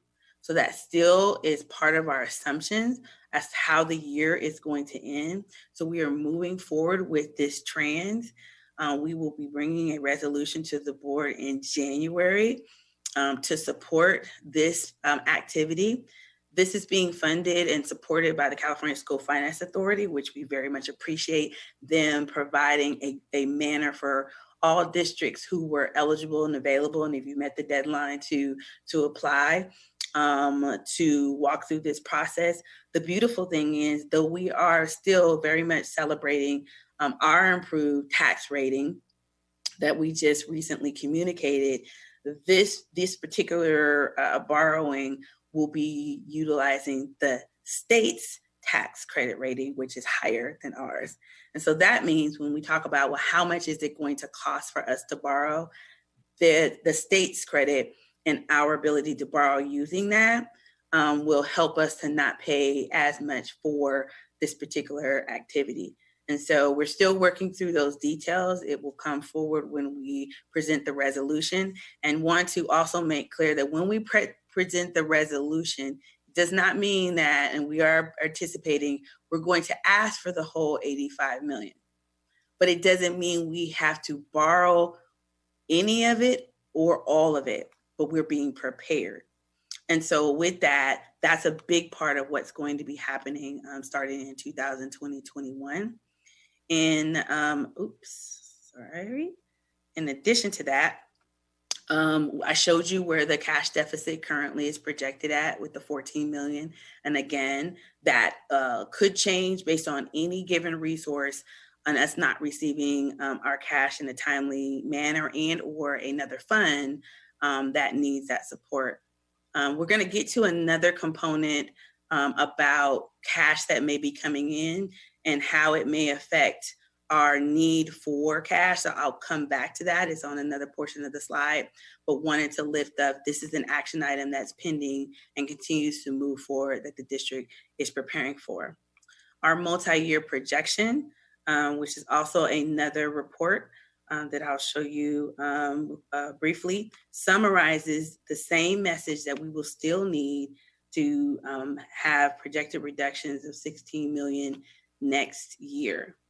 We also need to pay attention because our restricted resources, we're going to need to make a reduction by 2022-23 of 20 million. It ultimately is a function that our expenses are growing faster than our revenue. So when we look at our multi-year projection report, which again, I will show quickly.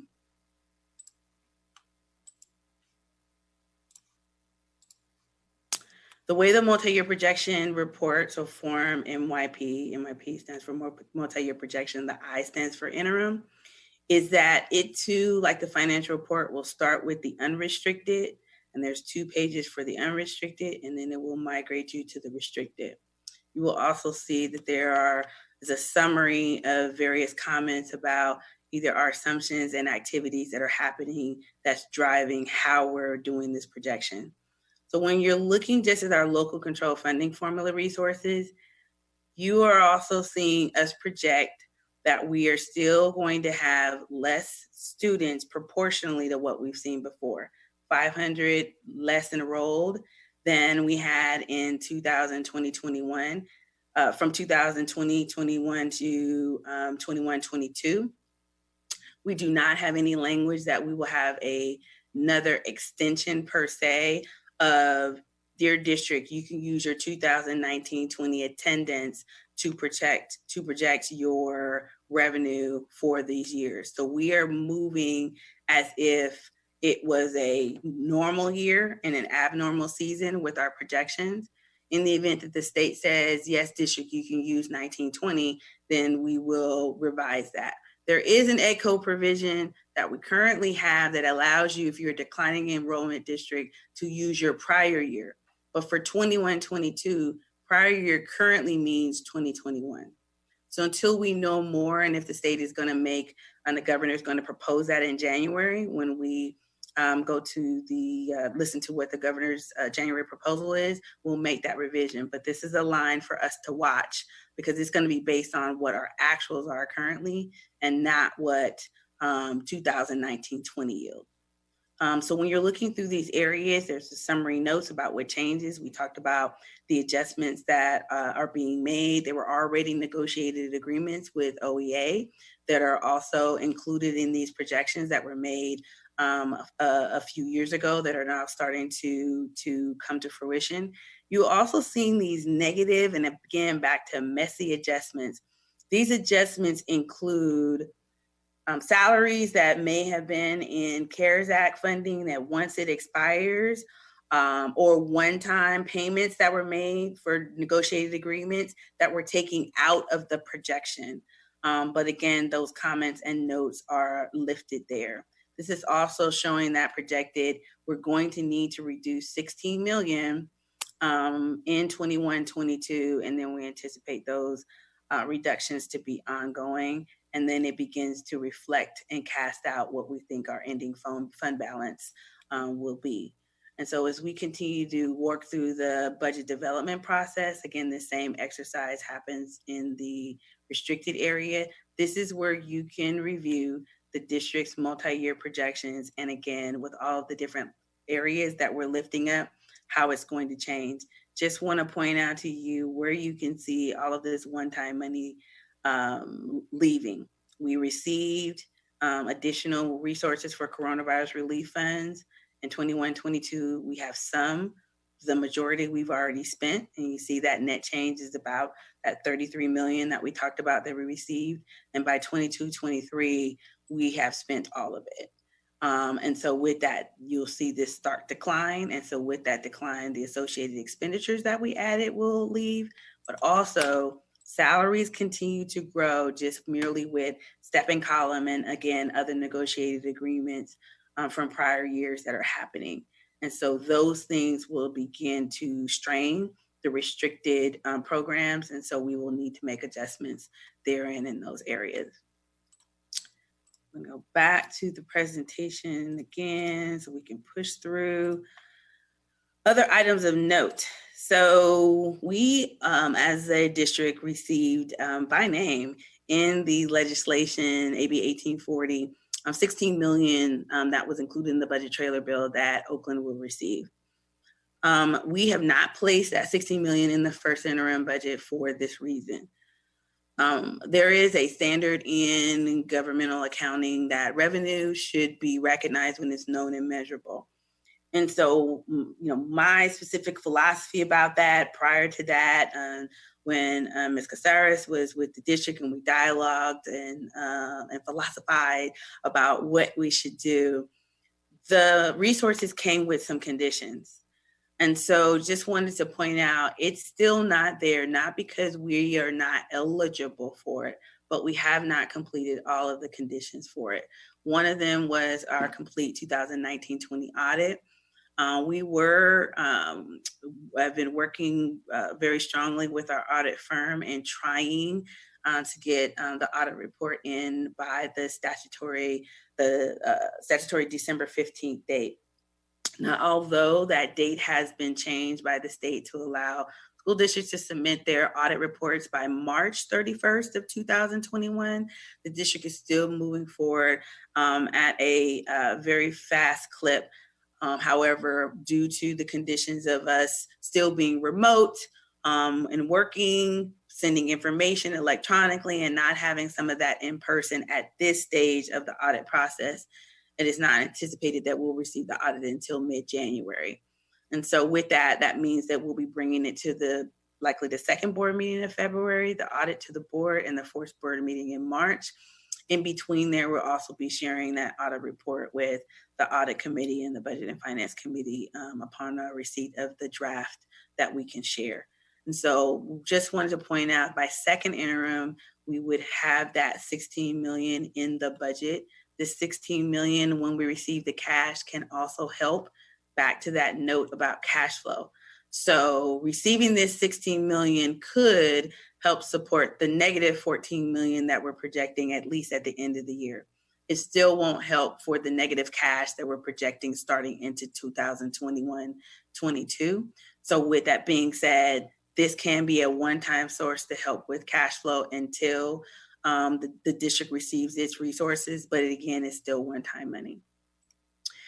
These next slides are slides of just summary. One of the things that we're doing along with the first interim is supporting the parent engagement that we did with the learning continuity and attendance plan. One of the things that's missing from the attachment is the actual report that we need to submit. And so we will submit that on the board's meeting on the 18th. So there was one more form that we needed to add, but these are forms that essentially showed how we communicated about these relief funds that we received and how they were imported into the budget, into the learning continuity plan. And so with that, this wanted to make sure that we included it in this presentation to show you what we showed our parents and constituents from that section of that meeting. So with our next steps as it relates to the first interim, so you'll see on this live file, I've corrected this. Our first interim needs to be into the Alameda County Office of Education by December 15th, not September 15th. That was the unaudited actuals. And then we'll be distributing the report to all of our stakeholders that look forward to our bond holders, our financial advisors, all need to see our financial reports to make sure that the district continues to move in a positive financial manner. And when we have challenges, how we're addressing that. So Wall Street continues to watch the district based on the outstanding bonds and the new bond that we have in place. We'll continue to spend based on our learning continuity plan and complete those purchases of that $18 million that we have to spend with that one-time money. We'll continue the budget development and planning and are making recommendations for some meetings and how we're going to structure the budget development process. Have heard and talked to several folks about the engagement process and what many feel didn't happen last year or perhaps over the last couple of years. So we want to be able to make some significant movements to make sure that there is appropriate stakeholder engagement. We did share with you when we received our letter from the county approving the budget with its revisions that the county would like to see more detailed list of where the reductions will come from by second interim, which will be due March 15th. So that gives us a really tight window to be able to get a lot of work done, include a lot of stakeholders, and at the same time, make sure we're able to walk together through this process collectively and not leave not only a child behind, but any adult or stakeholders behind that are watching as well. So I want to pause here and thank the board for this time, as I know the hour is getting late. I will stop sharing at this moment and turn it back over to President London for any questions and follow-up. Colleagues, given the hour, first of all, Ms. Grant Dawson, thank you for that. I think that in a prior life you were a teacher because you clearly enjoy explaining everything, and I like how you're using the virtual screen to go back and forth and make sure everyone knows where we are. So that was really nice. Colleagues, given the hour, I'm wondering if we can limit our questions to like 2 minutes. If you think you can do that, give it a try. Who wants to start? Or maybe nobody has anything, we can vote. Okay, go ahead, Director Yee, then Vice President Gonzalez. Director Yee. Thank you for the presentation. What are the prospects of us getting a positive budget report for this next year? Is there any? Are we still going to be in the conditional or whatever it is? The qualified status. If we have the list of firm reductions and we make those reductions for the budget and it shows in those out years that we won't have any deficit factors, then yes, we can start transitioning back to positive. But you feel confident that we can do that for this next budget? I do. I will say that we are definitely in the place of do nothing is not an option. And so I'm confident based on what I witnessed and came in with the board just doing, that we'll be able to move in that direction. Absolutely. So I hope that's a priority. And the second one is you showed us deferred maintenance. What about routine maintenance? Were you able to build that back in? Oh, yes. So when I showed the contribution line, that amount is in that 76 million that we're transferring to restricted programs. Yes, the resource 8150. Yes, sir. Okay, Vice President Gonzalez. Yeah, thank you, Ms. Grant Dawson. So I just heard you say that doing nothing is not an option. And so I'm wondering, when are we going to be presented with the budget reduction target? Is that going to be after the governor's budget is published? So you have the target now, the 16. So what we're working on is how we're going to meet the 16. So what I didn't say in my haste for moving forward is we have completed the enrollment projections for next year. Our next step is Dr. Eckler has been reviewing that with the network superintendents. We released that to the school site. So this is back to that process of budget development.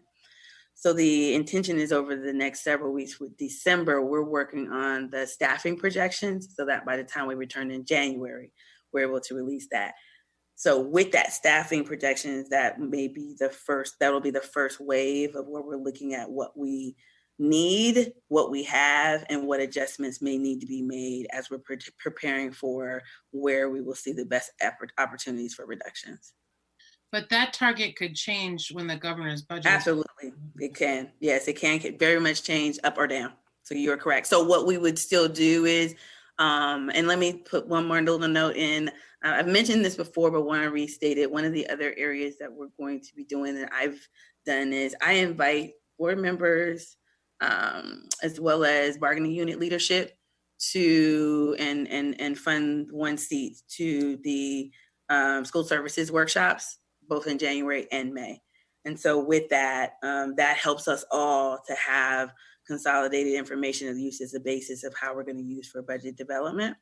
And so with that, yes, that mid-January activity, by the beginning of February, we'll be able to report back.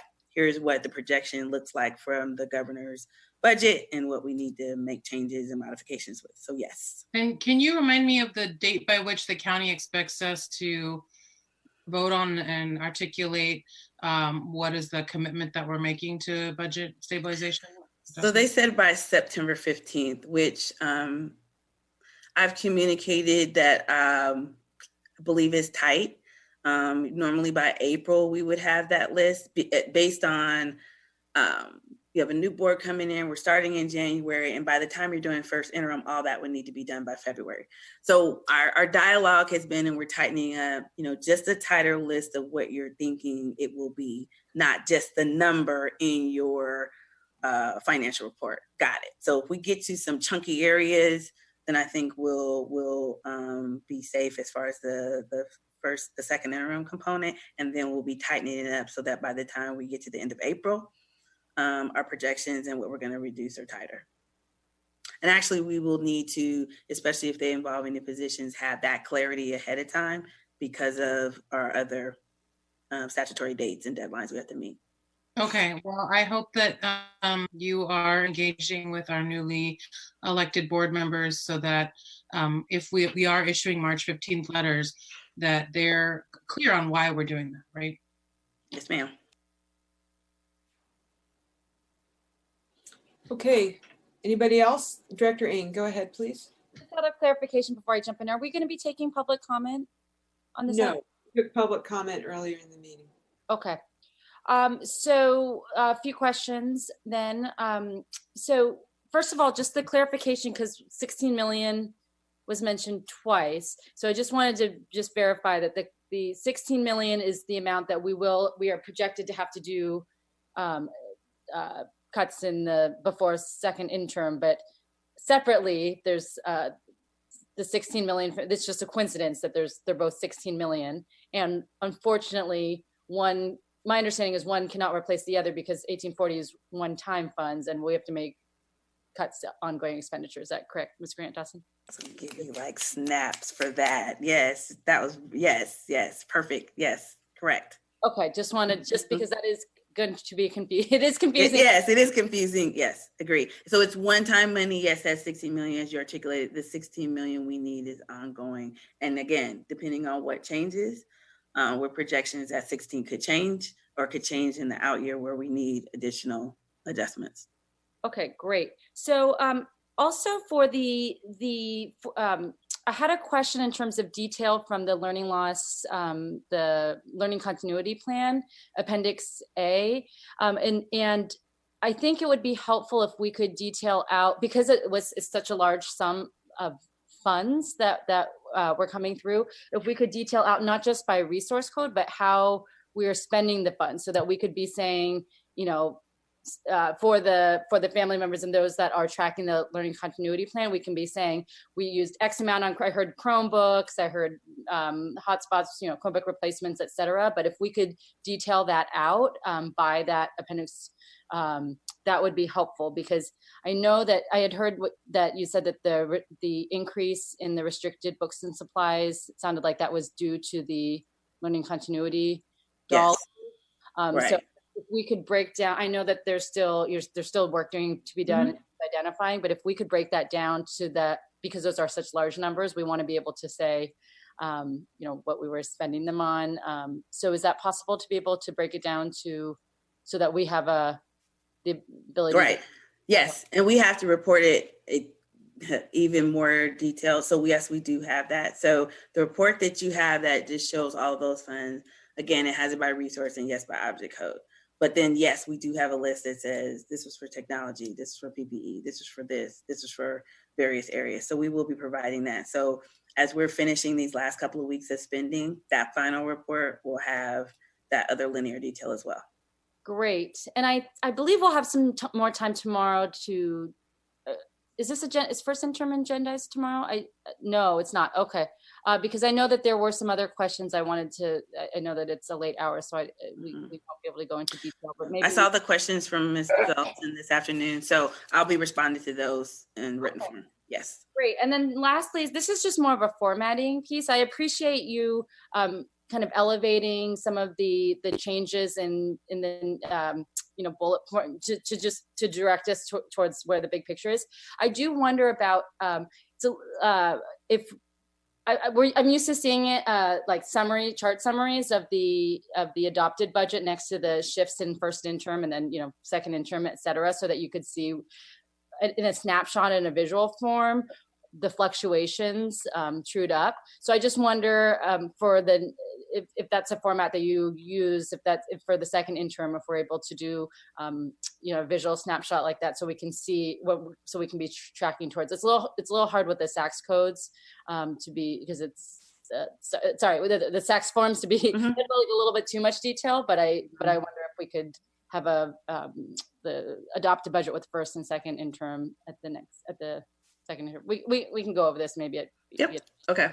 Yes. I think that would be helpful in terms of having that as a visual as well to be able to reference to. Thanks so much for the work. Hey, President London, I just wanted to clarify, our bylaws actually require that we take public comment on every special order. All right, we will be taking public comment then on this item. Thank you, Vice President Gonzalez. Any other? Madam President, just to clarify that, I'm sorry. Go ahead. No, I believe the Vice President's right. I was confused. Okay, are there any other questions from board members? I just have one question about the AB 1840 timelines and the audit. So if we don't submit the audit by the 15th, then we're not eligible for the funds? What is that? No, so we're still eligible for it. The actual deadline for the 1920 audits now is March 31st because of the pandemic. The statutory deadline for audits is December 15th. Okay. The county asked us to submit it by December 15th. We weren't able to meet that date. We're still eligible for it. It's a matter of when the audit is done, then the communication about the transfer of that resource will happen. But that's also why we didn't put it in the budget. Okay, and then I thought I had heard somewhere that, oh, I know what it was. So last week at the California School Board Association conference, there was a lot of talk about the way the budget numbers are coming in for this year and that revenues are higher than anticipated because the people who pay taxes haven't been as impacted by job loss and COVID, blah, blah, blah. And so the state actually has more than it projected. And now there's this talk about what do you do with that money, right? And so there was where they were talking about, don't defer, just give us the money, get rid of the deferral. So But that's not anything we can bank on. That's something that's being negotiated in Sacramento, correct? Correct. Yes, which is why we're still projecting the deferrals in the cash flow. Okay, so we're going to have now public comment. If you wish to comment on this item, please raise your hand. Each speaker will have 1 minute, and I'm going to ask Ms. Floyd to call speakers. Okay, our first speaker is Carol Delton. Good evening, everyone. I did ask a number of questions in an email. Probably the area that is of most concern for me is looking at the multi-year projections and what seems to be a high number in the unrestricted general fund spending on contracts. So I know that there's a lot going out this year because of the special circumstances of the pandemic. But I guess I'm confused why that number, since that's one-time spending in a special situation, why that number seems to be relatively consistent in the multi-year projections instead of going back down. Thank you. Thank you, Ms. Dalton. Can we call the next speaker, please? Our next speaker is Angelica Hunko. Good evening, board and superintendent and Ms. Grant Dawson. I just wanted to draw people's attention to the budget overview for parents, just to make sure the board understands that it's also adopting this budget overview for parents with its first interim report. And this was something that was just special this year because of the circumstances of the pandemic. This is supposed to be a tool for parents to understand the district's budget. I know perhaps it was reviewed with the PSAC, but the chart that didn't get put up was the one around prior year spending on the increased and improved services for high need students. And so what the district planned to spend for high need students last year through the LCAP, and then what it actually spent.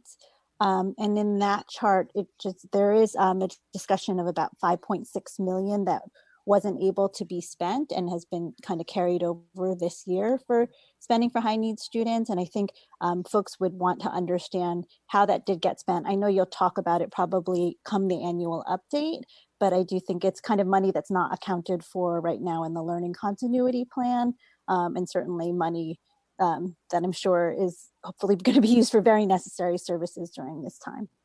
And I hope people will hit the link on slide 17 to actually look at the report, because you're supposed to be adopting that budget overview for parents. Thank you. Can we go to the next speaker, please? Our next speaker is board member-elect Mike Hutchinson. Thank you, Mike Hutchinson. I just want to really put on the record my objection to how this meeting is being run. And now at this late time to be told that now you're going to allow public comment, when earlier in the meeting, you made it clear that there would be no further public comment except on the tributes to the school board members. So when there were people on the call before to participate in the meeting, you explicitly, and we've also had this at previous meetings where we've had special orders and the community and the public was not allowed to comment. You know, you all just made us listen to 3 hours worth of tributes for yourselves. At the same time, you allowed the community 1 minute to speak on all of these items. This is really objectionable. I'm so glad we're going to have a new way going forward. And again, in your last meeting, you've shown the community what you really think of us just by how you've done this. So let's just think of the time you spent congratulating yourselves compared to the time you're actually spending doing the work of the district. Thank you. Thank you, Mr. Hutchinson. Let's go on to the next speaker, please. Next speaker is Jim Mordecai.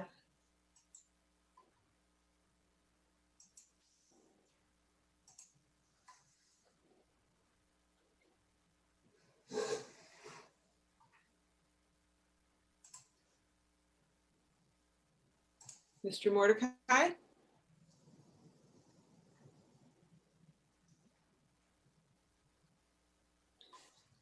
Ms. Floyd, let's call the next speaker, please. That was he's our last speaker. Okay.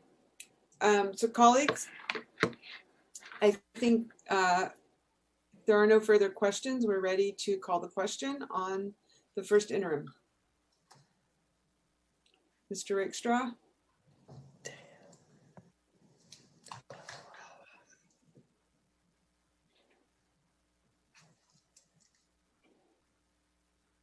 All right. On the roll call for adoption of the first interim as qualified and authorizing the superintendent to submit it to the Alameda County Superintendent of Schools. Director Ng. Director Ng. Yes. Director Hinton Hodge. Yes. Director Yee. Yes. Director Torres. Yes. Director Harris. Yes. Vice President Gonzalez. Yes. And President London. Yes. The motion's adopted. Great, thank you. We're now going to move on to, we had the student board member report earlier. Now is the president's report, item O. I was going to report on our 2 classified employees getting the state recognition. And Vice President Gonzalez mentioned that earlier, but I will just briefly mention again that the state chooses 6 employees from across the whole state to be their classified employees of the year.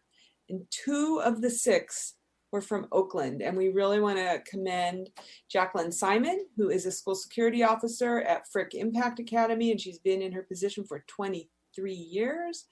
And William Taylor, William Taylor Jr., who's a truck driver for us. He's been in this position for 8 years, and they both have just done amazing, outstanding work. They've been recognized by us, by the county, and now by the state, and we are super proud of them. And given the large number of items on tonight's agenda, we did not bring them in for to be honored in person. We did not invite them, but we're hopeful that that will happen in January when the new board comes in and they set their calendar. So thank you again. Congratulations, Ms. Simon and Mr. Taylor. We really, really appreciate your service.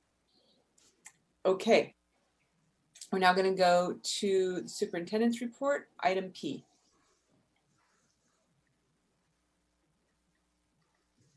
Great, just for the interest of time, because it is so late and we do have so many other crucial items, I just want to remind the public that there is a written report which covers just updates around the family survey on reopening. We've extended the deadline so that more families can engage, I think, to December 15th. An update on our COVID readiness dashboard, the latest attendance data by school level, as well as disaggregated by race and ethnicity, updates around tech access and learning hubs. So all of that information is detailed in the report. Just some quick highlights. This week is actually Computer Science Week, and there are a number of events for our middle school and high school students. We had an engineering and computer pathway networking night that was earlier this evening, 5 p.m. for all 9th graders interested in learning more about pathways. And this Saturday from 9:30 to 2:30, we will be hosting the 8th annual Brothers Code, which is introducing youth and adults of color to tech. The whole purpose of Computer Science Week 1 is to build awareness about computer science and the need for stronger representation of Black and Brown youth, given the explosion of that field. So very important week. Many board members already gave just a huge shout out to Westlake and us having our own student authors. Just want to shout out again Chapter 510 and the work that they've been doing in conjunction with the teachers and the students there. And tonight, actually earlier this evening, the Alameda County Office of Education hosted Teacher of the Year ceremony, virtually of course. 2 of our teachers were honored, Phoebe Diamond from Chabot Elementary and Ji Young Kim from Fremont. They are both up for honors. And so we wish them well in the process. And lastly, the Alameda County of Education has created a new award called Bridging the Distance Award for teachers who have demonstrated innovation, creativity, compassion, care, and commitment to equity during the COVID-19 pandemic. Teachers Kyle Moss from Montclair Elementary and Emily Rubin from Glenview Elementary are both winners of this award. So congratulations to all of our teachers for their accomplishments. And finally, just a brief shout out to the Office of Equity and the academic team for co-hosting the kickoff for a series of early literacy summits. The first one was last Thursday, where the team took both families, community partners, and educators through our fall 2020 early literacy data. The focus was explicitly on the current achievement of our Black students, Brown students, our newcomers, and really looking at the work that we need to do to accelerate outcomes around early literacy. As you all know, that is a focus for us in terms of ensuring kids are reading by 3rd grade. There will be summits on a monthly basis. So just appreciate the work of both of those divisions in terms of hearing the feedback from families. They were able to look at our early literacy plan and provide us feedback on how we can make sure both parents understand the milestones students are supposed to reach and improving the overall learning environment. So that will conclude my remarks. Thank you.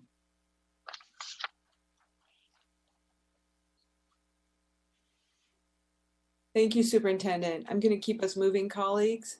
We're now on item Q, comment by collective bargaining units. If any leaders of our bargaining units are present and wish to make a comment, you may do so. I do not see any of our bargaining unit leaders raising their hands at this time. So I'm going to assume that there is not comment by our collective bargaining partners, and we're going to move on to item S, unfinished. We have no public hearings tonight, so there's no item R. Item S is unfinished business. We're now on item S1, 202146. This is a resolution. We had a first read at our last meeting, adopting a resolution that advances the district citywide plan. This is being brought to us by directors Ng, Yi, and Gonzalez. Is there any need for further discussion, or are we ready to vote? President London, are you going to take consolidated comment on all unfinished business, or are you going to take comment on each item? It's a good thing that you, Vice President Gonzalez, as the author of the new board meeting format, are here. So before we go to item S1, we are going to take public comment on all of the unfinished business items. There are 3 of them. If you wish to comment on the citywide plan resolution, the safety plan resolution, or the Proposition 51 agreement, you should raise your hand now and we will take public comment. Ms. Floyd, can you call speakers? We'll give, I know that this is a lot of material, but it's also quite late. So we're going to limit it to 1 minute per person. Ms. Floyd, can you call the speaker? Yes, our first speaker is Jim Mordecai.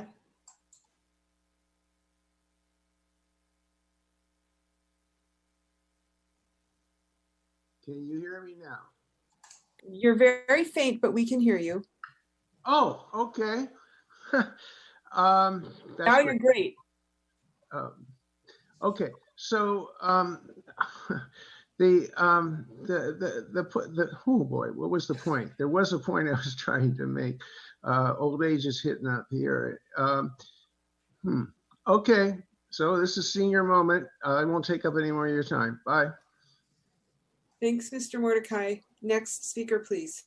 Shauna Myers.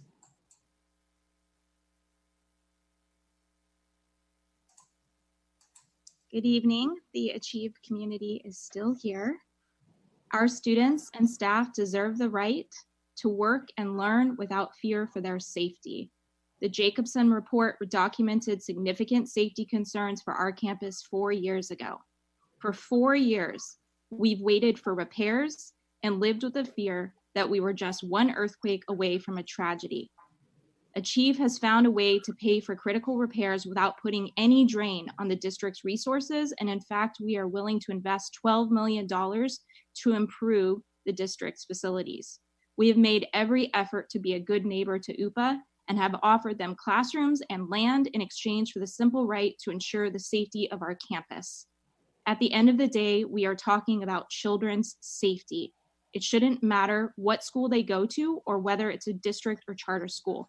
Please do the right thing and approve our lease so that we can get back to focusing on what really matters, the learning and well-being of our kids and families. Thank you. Thank you. Can we call the next speaker, please? Next speaker is Coach Sanchez.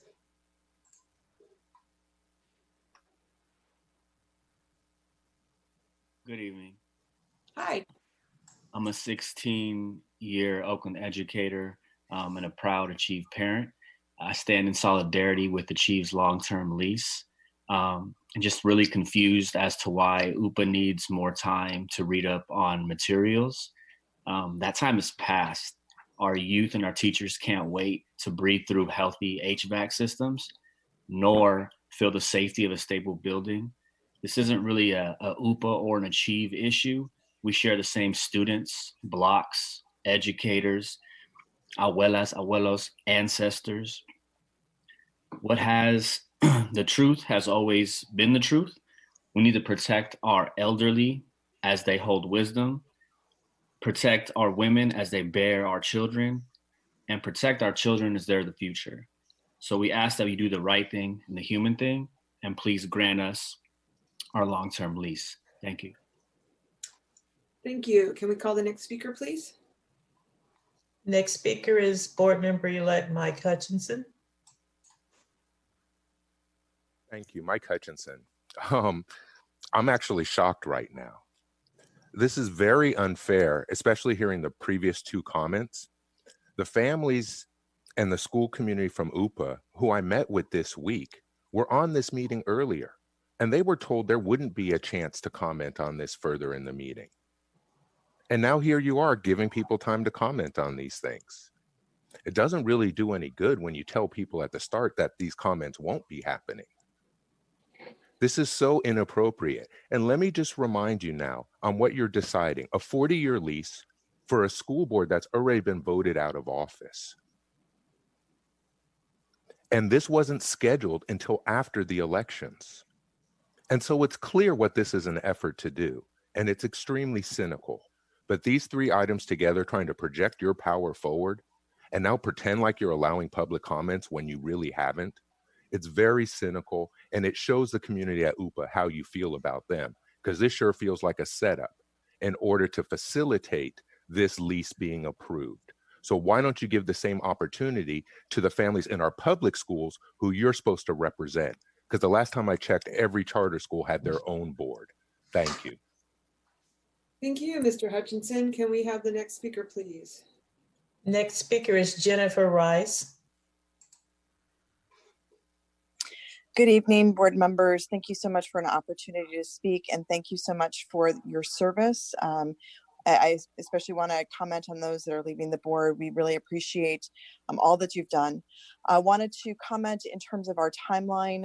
Certainly the things that Chief staff has already mentioned is very important, but also we've been told we've been working on this process for the last several years, 3 years, but we were told in September that from OUSD staff that we were going to need to wait until after the charter renewal in order to bring forward the facility use agreement. But we had carefully scheduled out when exactly that could happen.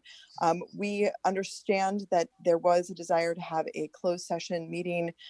So our originally planned schedule did get delayed by one meeting. However, the intention had always been that this would be the meeting when the FUA second reading would occur. And so we appreciate that we have kept to that timeline, because it is very critical for moving forward on these on Prop 51, because of the timelines in place from the state that we need to meet in order to not lose these funds for this very urgent project related to the safety of Oakland children. Thank you very much. Thank you. Can we call the next speaker, please? Next speaker is Larissa Adams. Yes, good evening, board members. I too wish to first thank you for your many years of service. We appreciate your support of our community. I am this evening urging you to please vote for the Prop 51 long-term lease agreement. These repairs to the Achieve building are urgently needed. The safety of our children is at stake, both in terms of being in seismically fit buildings and in terms of having HVAC systems that will allow us to actually open, especially during this pandemic. This is also a win-win for the children of the Achieve community and for the school district, because over time it actually saves the school district a significant amount of money because it allows us to leverage these state dollars. So I urge you again to please support our children's safety by voting yes on tonight's long-term lease agreement. Thank you. Thank you, Ms. Adam. Let's go to the next speaker, please. Next speaker is Mona.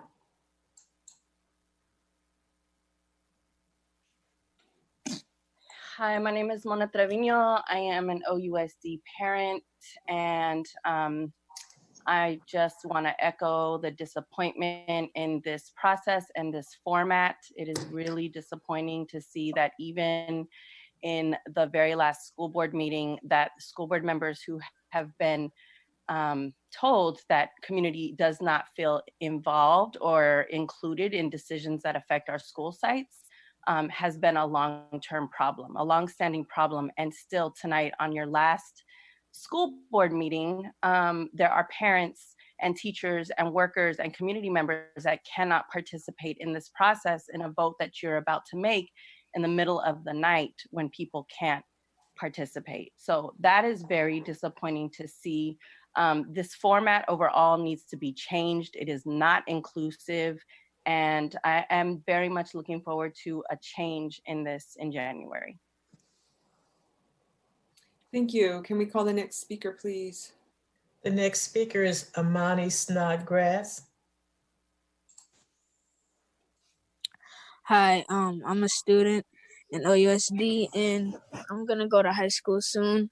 And I was looking forward not to see police in the schools. Plenty of students said that they don't want police.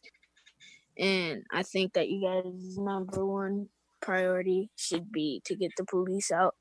And I do got school in the morning and I stayed up late. Thank you for doing that, Imani. I hope you can go to sleep soon. I will. Thank you. Can we call the next speaker, please? That was our last speaker, President London. Thank you. Now we're going to go back to item S1. This is the citywide plan. We had a first read at our last meeting. Is there any discussion?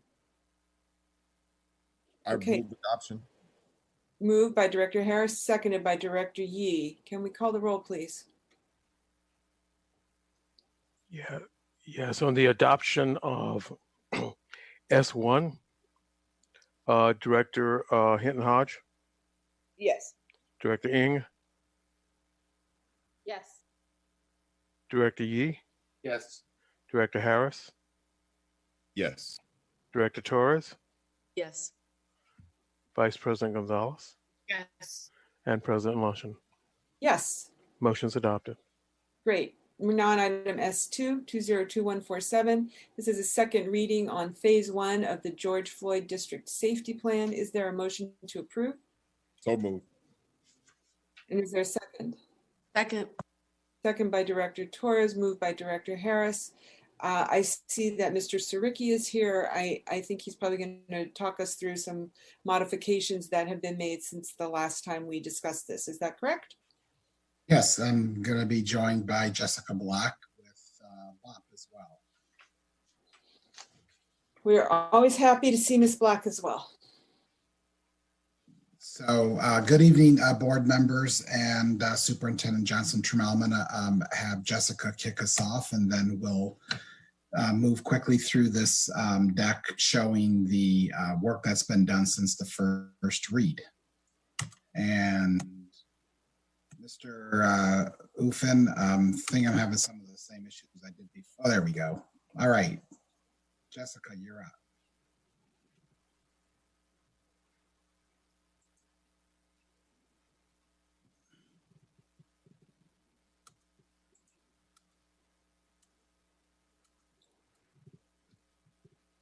Jessica, is she still in the panel? Here. Oh, there you are. There you are. Okay, great. We can now.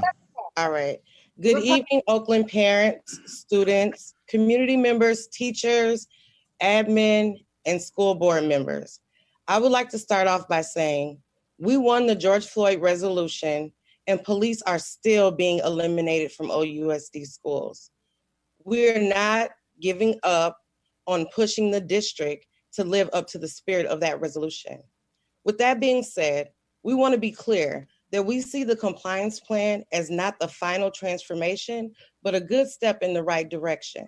BOP and district staff, along with other community partners, have put countless of hours into this and looked to expertise from community stakeholders, as well as labor, data experts, legal experts, and of course, students, parents, and community members. While we have not agreed on every point, we see those areas as opportunities to build on in the next year. We come before the board today invested in this and fully anticipate your yes vote. As you can imagine, after a decade of work in the community coming out strong in support of the George Floyd resolution and the unanimous vote to pass it, and all of the hours that we have spent working on the implementation of this resolution, in order to satisfy the concerns of the board, we were frustrated, disappointed, and angry to learn that the police will be on payroll beyond December 31st, 2020. We deserve more. The district should have prioritized keeping the commitment of December 31st, and any issues that would impact that should have been shared with us weeks ago. Any day beyond December 31st, 2020 is unacceptable and threatens to undermine the spirit of the George Floyd resolution. We have to raise this issue, not to shame, but for accountability. We know that transformation takes struggle. So when we walk into 2021 in a community-driven process, we want to know that this process will take accountability, transparency, truthfulness, and timeliness into consideration. We all agree to go into this process ready to struggle, and that's what we intend to do. But a part of true, authentic transformation is being transparent, is being truthful, is being timely, in the act of being transformed. We have built collaborative relationships with the Chief of Staff, Curtis Starkey, as well as other key staff. Building those relationships comes from both the moments of consensus, but also the willingness to struggle together through serious tensions. They have been willing to do both, and we know that raising the issue will certainly be a test of that. We are asking the board to underscore the spirit of the resolution. In your yes vote to support the compliance plan, we are asking you to underscore a directive that the police will not operate on campus, but instead the chief will only be narrowly utilized to destroy the weapons and close the department no later than March 1st. As a community organization, our accountability is not to the district staff or the board. Our accountability is to the community and all those people that stood symbolically beside us, showing support with hundreds of calls, letters. Our accountability is to the students and parents that have fought so hard to get to this point. To those across the country that are looking to Oakland to provide an example of what police-free schools and culture transformation can look like. Keep your commitment, cops out, community in, and we look forward to an even more robust community-driven process moving into 2021. Also, we wanted to take an opportunity to say thank you to Rosie, who brought up this resolution, and we want to encourage the people who are going to be left here and the people that are coming in to keep the spirit of the George Floyd resolution first. Thank you. Thank you. Oh, Next slide. Thank you, Jessica. Just in the spirit, just with the particularly all the history that is leaving the board, just really wanted to name that this work is so consistent with the work that all of you have been a part of in really daily, us collectively moving toward our vision of being a full service community school district, and really understanding that school improvement and making change is something that we do with partners. It's something that we do with parents and students. And the work that this committee and this design team has taken on is really consistent with who we are as a district, and really, like I said, showing up daily to get us, ever closer to our mission and vision of being a full service community school district. Since we spoke with you last time on the first read, wanted to point out that we've held listening sessions with principals, students, many after school providers and teachers, and really gleaned some very valuable feedback into the plan, and even a lot of feedback that we're going to carry into phase 2. Next slide, please. Just wanted to thank, Jessica already spoke to this. We've had over 35 members involved in this from our Black organizing co-conveners. Really wanted to thank Jessica, particularly Des, Becca, and Ebony, who have been the stalwart members of BOP leading this. And then many OUSD staff, many community partners, and our facilitators. We can go to the next slide, please. Just wanted to point out 3 quick things. The full report is there, with the resolution, so you can see what's in the safety plan. A few things that we did continue to work on and finalized.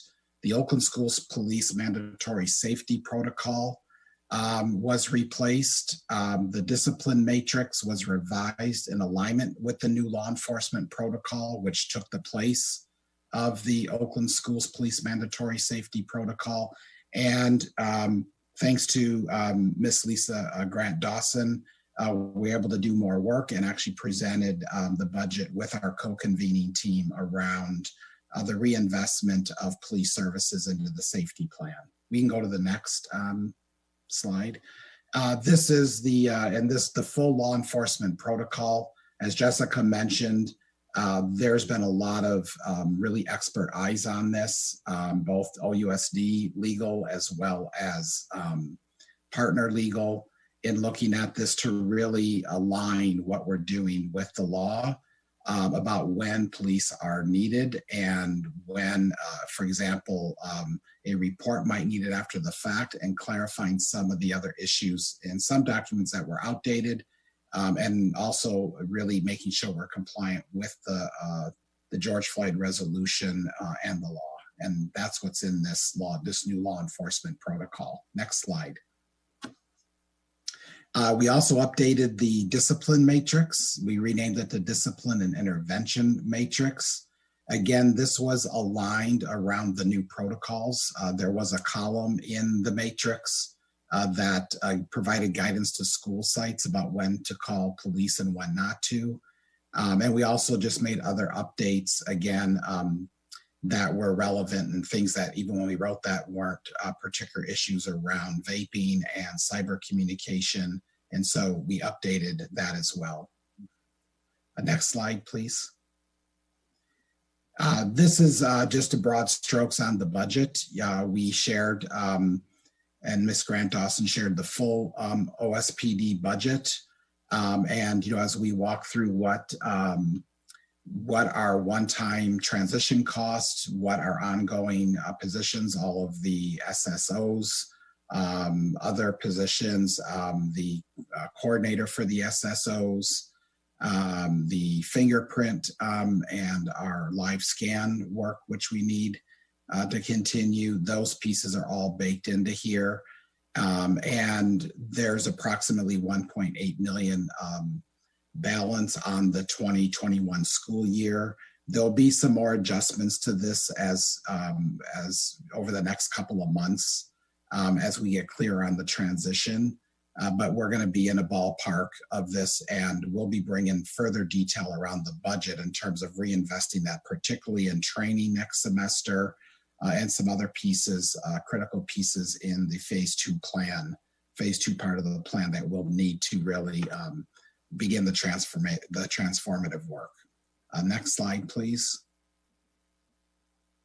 Jessica spoke to phase 2 in her remarks around the real deeper work that we're going to take on. Jessica, did you want to add anything here around the community-driven process that we're teeing up right now to kick off in January? Yeah, I did actually. Thank you, Curtis. So now that we know that we are eliminating the school police department and that school police will not be on campuses, in phase 2, this is really a time for us to have people whose voices are closest to the school sites, parents, students, community members, really come together and really start to craft and create innovative ways to be able to find alternatives to safety. So we're really looking forward to this process being including many, many voices. We know that real change is going to actually happen on the school site. So we're looking forward to having folks involved in that process. Thank you, Jessica. Next slide, please. Next steps. This is, a very loose timeline. We're here with the second read and adoption of phase 1 compliance. We are simultaneously planning phase 2. In fact, just this month alone, I can't even count the number of meetings that we have, both planning phase 2 for the kickoff in January, but also spending a significant amount of time finalizing and developing what the training will look like next semester for various staff connected to the plan, and critical pieces around implementing phase 1. We'll be coming back to the board at regular intervals next semester in likely March with updates on phase 1, and we'll be bringing the phase 2 update to the board toward the end of the semester, given the amount of work that we'll have to do to really, as Jessica just named, engage in that transformative work over several months. So that's what we'll be up to in the next, for the rest of this month, and again, right back at it after the winter break. And the next slide, I think that is it. I just wanted to end just, I appreciated really our partners at BOP and Named. I really can't end without thanking Janine Lindsay and Jody Talkington, who have been amazing on the district side and really supporting all of our efforts in getting to this point. So just appreciation to everyone that's been a part of all this work. And also just thank you to all the board members, who have, asked a lot of questions, helped us to make this better over the last, really from the time we first came to you in August, and you started asking questions, the update in October, the first read in November, and now here we are for this. So thank you. Thank you. And I will turn it back. Thank you for all the work. Colleagues, are there any questions at this time? Director Hinton. I don't have any questions, but I just wanted to acknowledge the discipline and intervention matrix. I really like that. I like that it was kind of like born out of the data, looking at how staff closest to the students utilize calling police officers, and just a degree of, I'm sure just, new teachers or any kind of teacher that's in there, like you're dealing with trying to educate and at the same time having to deal sometimes with behaviors and not always having alternatives around how you deal with those things. So just knowing that that's this next phase of that work that needs to happen. And yeah, I think definitely a shout out to Janine and kind of holding the labor piece in a respectful way. Because I think, there's a level of, we talk about humanizing our young people, but it's also important that everybody else is humanized in this process as well. And so it's a collective bargaining structure that people kind of live inside of. But the point is that there's people that are driven by those contracts. So appreciating that and that matrix. And again, just kind of continually acknowledge as you all get ready to look at reductions. And I talk about this in the last section when we were talking about budgets. Like, this is going to be the stuff that you're going to have to be really like careful and mindful and protective of. Because, Curtis is really humble and doesn't speak to like, this is work that he's actually worked on for probably a decade, even inside the district, to have it be stabilized, to have it be consistent, and have it be sustained. And so I think the trade-offs and things like that are going to come up around reductions are going to be really, really critical kinds of things. And I feel like this is going to be a plan that's going to sit in the center of that. And it's going to mean, what's the impact on instruction, who teaches inside of our district, like all these different decisions and ways that we do this work are going to kind of look different as a result of this plan. So again, really appreciative of the work. Thank you. Anybody else? Director Torres. So I also want to say thank you, and I'm glad that Director Hinton called out Curtis and his work. This is definitely something that you were made for. And as far as the collaboration, however, I'm really pleased the amount of emphasis is placed on BOP being involved, Jessica and others at the organization that have so much of the background and the knowledge for how this should look, right? And then they work very closely in community with our students. So when I saw that, there were different engagements, what I really hope is in the future that there will be many more opportunities to hear from the students, because all of this is for the students. All of this is for the students and then their families, because when they're traumatized by something like overly exposed to police, their family suffers because they come home and they're traumatized, and now the family has to pick up the pieces. And so the more that students can be involved in the dismantling of something that's been going on for so long in the district, the faster I think you'll see the real change. And so, it's clear that staff can, sometimes want to fight major shifts because it's more work, it's another thing on people's plate, and training and all of that goes on. But if the students are kept front and center in the process, then it should be done even easier, I think. And when we have something in a structure like All City Council, that we've seen these dynamic students be board members year after year after year. We haven't had a board member in 8 years that I've been up there, because they rotate every year, that wasn't stellar. I mean, none of them have been, board members that didn't have amazing things to contribute. And that's just one student or two students we get to know. Imagine all of the students in All City Council having the ability to articulate their viewpoints, to articulate their experiences, and why this is so important for them, that they can come to school and not feel like something bad's going to happen, or they're going to be accused of something, or it's just going to be a disruption overall to the culture of the school. So I hope that can be continually lifted up, because it is for them, and they know what they need, and they know how to tell us what they need.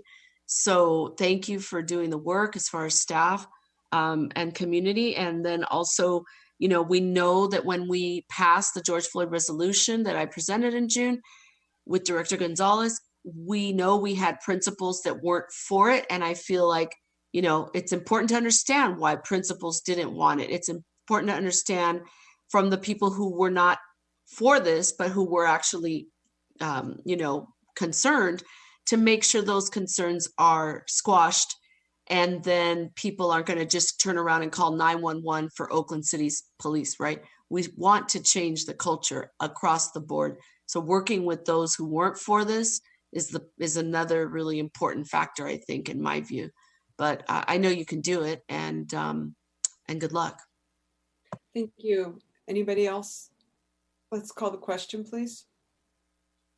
Yes, on the motion to adopt S.-, 2 or file 2021-47, known as the George Floyd Resolution 2021-0127 on the George Floyd Safety Plan, Phase 1, as noticed and published.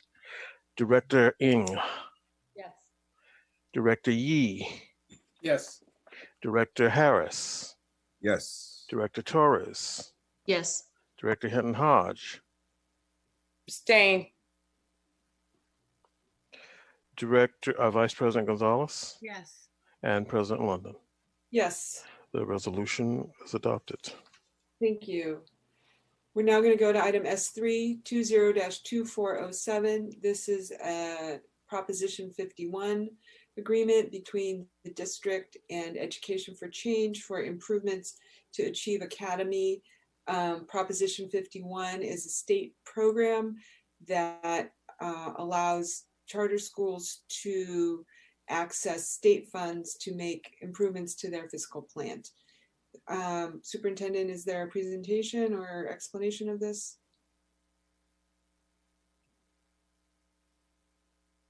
I don't believe so. Okay, is there a motion to approve? So moved. Second. Moved by Director Harris, seconded by Director Yee. Are we ready to vote, or do we need discussion on this? Vice President Gonzalez. Thank you. So I've, just like all of you probably, have received a lot of outreach from folks at UPA and some at Achieve who would like to have more time to discuss this and the long-term impact it's going to have on both school communities. So I understand that there's a deep sense of urgency given the facility's condition at Achieve, but I am going to move that we actually postpone this for a month to give the UPA community time to have the conversations that they want to have. And I need a second. Second. Okay. Yeah, I think it's important to understand, because again, you're always setting precedent, but this school, they share a property line. And so it's not that people are against Achieve. There's people with kids in UPA and Achieve, but they had no communication until last week. And so it's hard to understand how that happens. And, you know, because they share a property line, literally, it affects UPA. So for them to not be told, I know there's a lot of things going on with the opening or closure or opening of schools and COVID and whatnot, but communication is, I think, at least the respect we owe them. Director Ng and then Director Hinton. Could we actually hear from staff? I'd like to better understand what the school level engagements were like, because my understanding was that there was some preliminary conversations a while back, but that it did seem like that families and teachers were caught off guard in terms of reviewing the facility use agreements and didn't have access to some of the basic information, such as the Jacobs, weren't given some of the basic information like the Jacobs data and some of the financial information. So if someone from our staff could respond, that would be helpful just to provide context. Thank you. I see Ms. Craig Arnold. Yeah, sure. So the charter office alongside Achieve and EFC has been working with the middle school superintendent, both the previous one and the current middle school superintendent, as well as the UPA principal during all steps of the process leading up to this FUA. And I know that UPA principal has engaged your community for at least 12 months about this lease as well. And I'll actually let Achieve talk a little bit about their community engagement as well as their community engagement plan going forward if they are here tonight. Ms. Craig Arnold, who should I be flagging for that? I think it is Larissa Adams. She was here a moment ago because she offered public comment.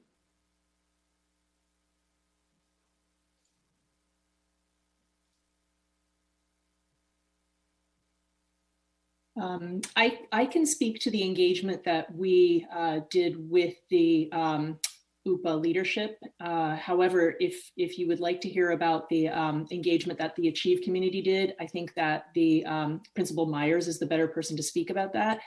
But if I could briefly just share, we did indeed commence engagement with UPA leadership and her supervisor over a year ago, last fall. We followed the lead of the charter office, wanted to very much respect the process that they had designed. And it is our understanding that when the principal engaged the UPA community last year, there was general support for this proposal, and that in fact they formed a design team to start considering what to do with the additional portables and land that we would be handing over as part of this both repair and opportunity for UPA to expand. Is it possible to unmute Principal Myers so that she can discuss the Achieve community engagement? Ms. Craig Arnold, would you like me to do that? Yes. Thank you. What was that full name again? Sorry. I believe it's Shauna Myers. She spoke earlier.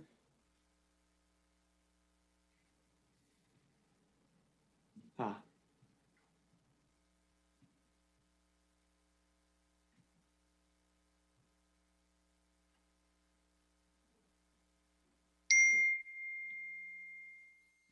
Yes, so the Achieve community has been engaged in a multitude of ways over the last 12 months in order to prepare them for this opportunity and to solicit their input and feedback in terms of what types of improvements they would like to see happen on our campus. We also feel a tremendous responsibility to our community to be transparent about what is at stake. So we've been very clear with them about the repairs that need to be made. I think in the time of COVID, those repairs have become even more pressing, as approximately 50% of our campus is not usable at this point because it does not have an adequate HVAC system. And so we have been talking with our parents through community meetings for over 12 months to prepare them for this process. I would also like to note that we have invited UPA to participate in community meetings with us on multiple occasions and have been turned down to have that joint community effort. We fully recognize that our students often end up becoming UPA students and want to do something that is in the greater good of the entire community.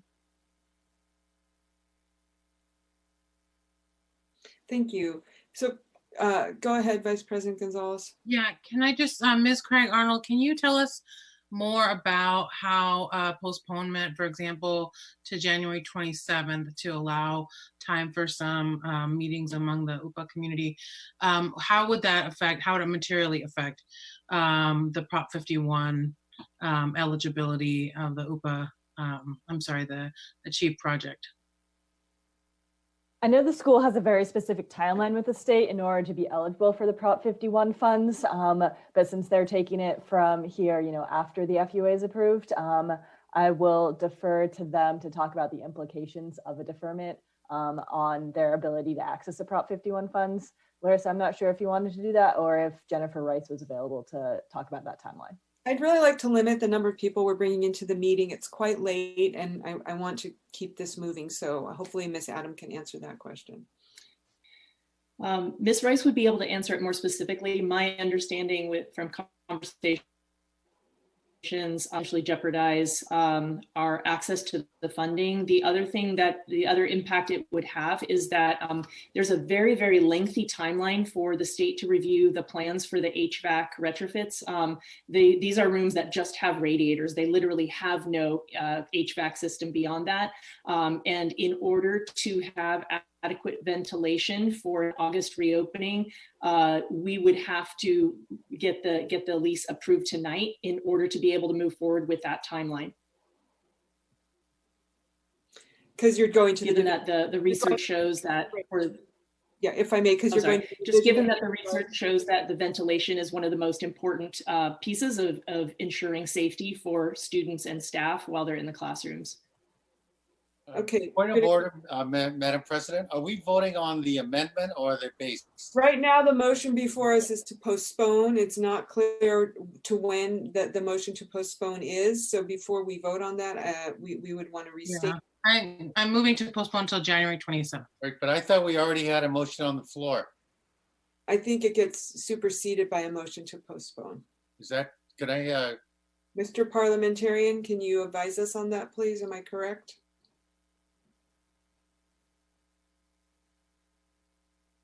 Either General Counsel or Mr. Rick. An amendment to the motion. Yes, it's a motion to postpone. That becomes the immediate question before the board, which is debatable. And that's what you're doing, debating whether or not to postpone this matter. If the motion to postpone fails, then you can take up the immediate question. Thank you. Okay. Are we ready to vote on the motion to postpone? Let's call the question, please, on the motion to postpone. I'm sorry, I was in the queue. Oh, I'm sorry. Go ahead. So I'm appreciating the Director Ng's question around the engagement piece of it, because and so I just, again, like on a really clear pragmatic level, like we continue to kind of kick these cans down the road, and once again, like if we get center young people, and then again another pragmatic piece is the longer we do this in the midst of all this COVID piece, like we all of us have got to get our buildings and our spaces together. Families are like knocking at our door saying we want to come back into school sites, and so we've got to be prepared for that. So I don't, an additional engagement. I mean, really, this is very much about anti-charter movement. Like stop the guise of community engagement. People were engaged. And this is another addict to do that.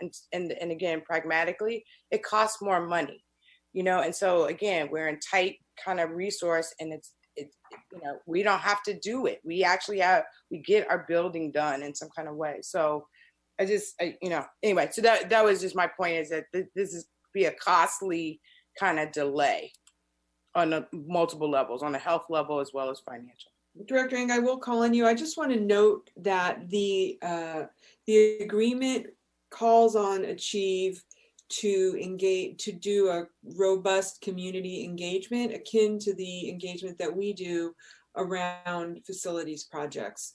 So I feel confident myself that the engagement will occur and that there will be plenty of time to work through what it means. Go ahead, Director Ng. Well, I just wanted to respond with a slight pushback to what I had heard with Director Hinton in that, excuse me, it's getting late here. Whereas I understand there has been conversations that started early. It did seem like the facilities use agreement came back to the school community pretty late, and for whatever reason, there wasn't a lot of communication in between. And so it did, with the folks that I engaged with, it did seem like there was some very real questions around just basic questions that I sent them around, the Jacobs data and how that really around the inability of the district to be able to come up with the funds and just anyway. So I guess I do want to validate just some of the concerns. I am prepared to vote on this item tonight, but I do think that I would like to see us improve the school level communications, particularly since it has been a long process that we are making sure that we're circling back early with enough time, particularly given the circumstances, since we're not physically in school, for schools, for the teachers and family members to be able to get answers to their questions around the big items like this. Thank you. All right, let's call the question on the motion to postpone to January 27th. Motion is stated by the chair. Director Ng. No, would that be a no? You're voting on whether or not to postpone this item until January 27th. Got it. No. Director Hinton Hodge. No. Director Yee. No. Director Torres. Yes. Director Harris. No. Vice President Gonzalez. Yes. President London. No. The motion to postpone is not adopted. Call the question on the original motion, please. This is the motion to approve the agreement. Right. Director Harris, Yes. Director Torres, No. Director Yee, Yes. Director Hinton Hodge, Yes. Director Ng, Yes. Vice President Gonzalez, Abstain. President London. Yes. Motion's adopted. Thank you. Moving on to new business, item T1 202326. This is the comprehensive coordinated early intervening services plan from our special education department. We heard an update from our special education department at one of our recent meetings. I can't remember which one. I see Dr. Aguilera here. Sorry to interrupt, but we're starting new business, right? So do you want to take consolidated public comment on all new business or each Yes, item? thank you again, we're going to take consolidated public comment here. I apologize, Ms. Blake and Dr. Aguilera. Now is the time if you wish to offer public comment on any of the items that are in new business tonight. That would be this plan as well as some applications for term waivers and the Chabot Space and Science, the dissolution of that Joint Powers Authority. Do we have any public comment, Ms. Floyd? Yes, we do. 1 minute, please, and can you call the speakers? Yes, our first speaker is Jim Mordecai.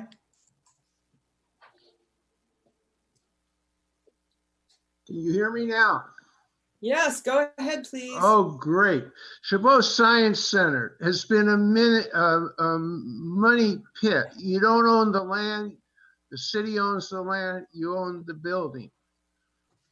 So what I think, the way I interpret it, you're asking for the, you're just eating the fact they can't pay their bill. And you borrowed money to make it happen, so that you could have a science center, which is totally underutilized. You got transportation problems. You got all kinds of problems. And all you do, somebody earlier said, is kick the can down the road. So you just say, you know, the check's in the mail, sweetheart. Bye. Thank you, Mr. Mordecai. Next speaker is Board Member-elect Mike Hutchinson. Thank you, Mike Hutchinson. Well, I'm actually glad that you've kicked so many cans down the road, because now there's going to be a new school board to actually take care of these longstanding issues. But I'm really offended at what just happened here for voting on a 40-year lease, where then at the last minute there was public comment, even though there were people on this call and meeting earlier who identified themselves from UPA. You could have told them they could have stayed on this call to comment. And then to double down on it, you bring in the charter folks who have one side of a position on it from Achieve Charter to explain their position. You've made it clear how you feel about the community over and over again. And this isn't about charter schools and whether people like or don't like them. This is about giving a 40-year lease of a public property away at 12:21 a.m. at a meeting where you spent 3 hours giving tributes to each other and you allowed no public comment. That is scandalous. Take that with you as your last action as a school board member. Thank you. That was our last speaker. Okay, thank you. We're going to go on now to item T1. As I started to say earlier, this is the special education early intervening services plan. We had a status report on special education recently, and I'm going to turn it over now to Dr. Aguilera and Ms. Blake. Thank you very much for being here, and I apologize for the late hour. Great, thank you, President London. Good evening, board directors and Superintendent Johnson Trammell. This evening, the leadership team for the Comprehensive Coordinated Early Intervening Services Plan, or we of course love acronyms, called the CSAFE plan, are here to walk you through the details of the plan. I just wanted to start off with a little bit of a clarification. I know a lot of times that this plan is referred to as a special education plan. And while we are identified because of our special education data, the plan and the interventions are actually a general education plan to interrupt the over-identification. And for us in this situation, we are a disproportionate district due to the over-identification of our African-American students under the status of emotionally disturbed and other health impairment. And in addition, our African-American students with IEPs receive more discipline, more suspension than their peers that also have IEPs or individual education plans. Next slide, please. So our team is here this evening to describe how the plan was developed, review the measurable outcomes of the plan, and collect your comments about the overall plan. Next slide, please. Next slide, please. So the formation of the C-SAFE plan will be taking you through 4 phases of the plan. Next slide, please. For phase 1 and 2, we look at data, and this is an example of what is called our risk ratio.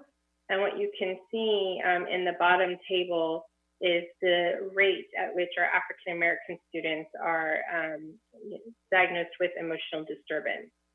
The 4.59 in the table reveals that our students, our African-American students, are 4.59 more times likely to be diagnosed with emotional disturbance. You can also see the numbers of those IEPs that we have in our district. So again, this is the reason why we are creating this plan. Next slide, please.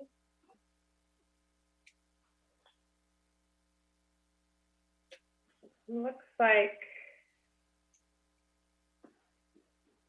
for some reason, can you go to the next slide? Okay, I think, all right.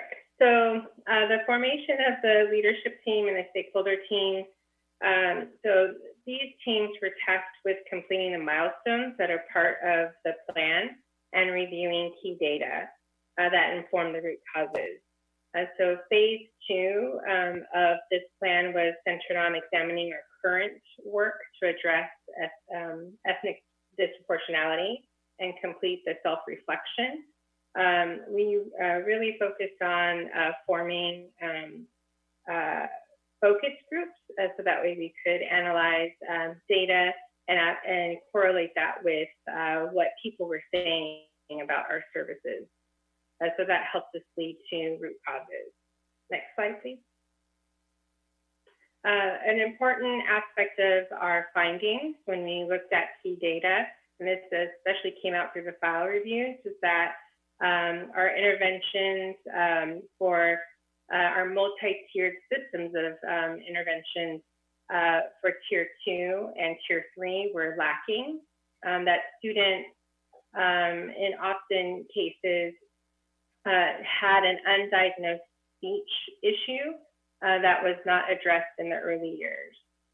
So you'll see that some of what you're seeing for our data will emerge as our action plan. Next slide, please. I don't understand if something I think is wrong with our slides. Let me just, I'll have to say most of these verbally then. Is it the kind of slide where there's motion and the words are going to come in if someone clicks the space bar? I don't think so. I'm not that fancy when I do slide decks. So just I'll name the root causes. So as we looked at the different data sets, we arrived at a few of the root causes. And so I'll just name them because they're really important to the entire design of the action plan. So for the first root cause was cultural dissidence, bias, teacher expectations, and misconceptions. So if you do have the full document in front of you, you could also take a look at all of the actual statements from our staff and other stakeholders in our district that helped inform to arrive at these root causes. They're very informative and really good information to examine. The second is inconsistent implementation of the district-wide discipline practices. Third is the limited targeted general education interventions for African American students. The fourth is a lack of meaningful engagement with African American students and families. Fifth is the absence of culturally relevant assessments and interventions. Sixth is the inconsistent staff instructional capacity and high teacher turnover. Seventh is curriculum and instruction. And eighth is the underutilization of Section 504. Next slide, please. Next slide. All right, so the next step that we take is thinking about, we have the root causes, now we're going to go into the population that we are to work with on the action plan. There's a lot of misconceptions out there that we work with all schools for this plan. They actually require that we target a certain population and take more of a case management approach to implementing these interventions at fewer school sites with fewer students, and case managing students very closely to determine if our interventions are having more positive outcomes for students. Another really important factor in this plan is that, although we're identified for the over-identification of African American students, you cannot only choose one race to provide these services to. So we'll describe that a little bit more as we go into the target population. Next slide, please. Okay, so we have the target population. Again, I apologize that the slides are not, it might be like an older version from the placeholder deck. I'll have to read a lot of the content then. So for our elementary schools, we have to come into choosing fewer schools. As you can see, the target population is supposed to be about 2% of total district population. In order to come into the target population, we have elementary schools with 2 or more of the following data points. So again, you're taking all of our 53 elementary schools and coming into fewer schools. So we start off with saying that the schools that we're going to work with have to be 15% or more of students that identify as African American. Socioeconomically disadvantaged population of 80% or more. Students with chronic absenteeism rate at 10% or higher. And they have a special education referral rate above the average number of referrals across elementary school campuses. So that's how we are narrowing in on fewer school sites through this criteria. Then we take the lens of the students that we will be working with. For this plan, we have to specify the grade levels. The plan expects you, because it's supposed to be an early intervention, they expect for you to work with lower grade students. So it's students in TK through 2nd grade who do not currently have an IEP. So again, it has to be a general education plan. It's not a special education plan. Students that are performing 2 grades or lower on our local literacy assessments. This also includes the assessments that we do in pre-K, because again, if you're entering students at TK, they have to have data from before, and we have pre-K data that we will be using. And students must also be either chronically absent or have been suspended for 2 or more days within the last school year. When we looked at the data, we noticed that a couple of schools had about 2 students, and that's not really a big enough number for us to be working with. So we set the criteria that the number of students at these schools must be greater than 7 to receive these interventions. So again, taking from 54 schools down to fewer schools, and the total number of schools that we would be working with is 28 schools. And then the number of students is about 2% of our total population, or about little bit roughly 740 students. Next slide, please. Okay, so now we're going to go into the plan details. Next slide.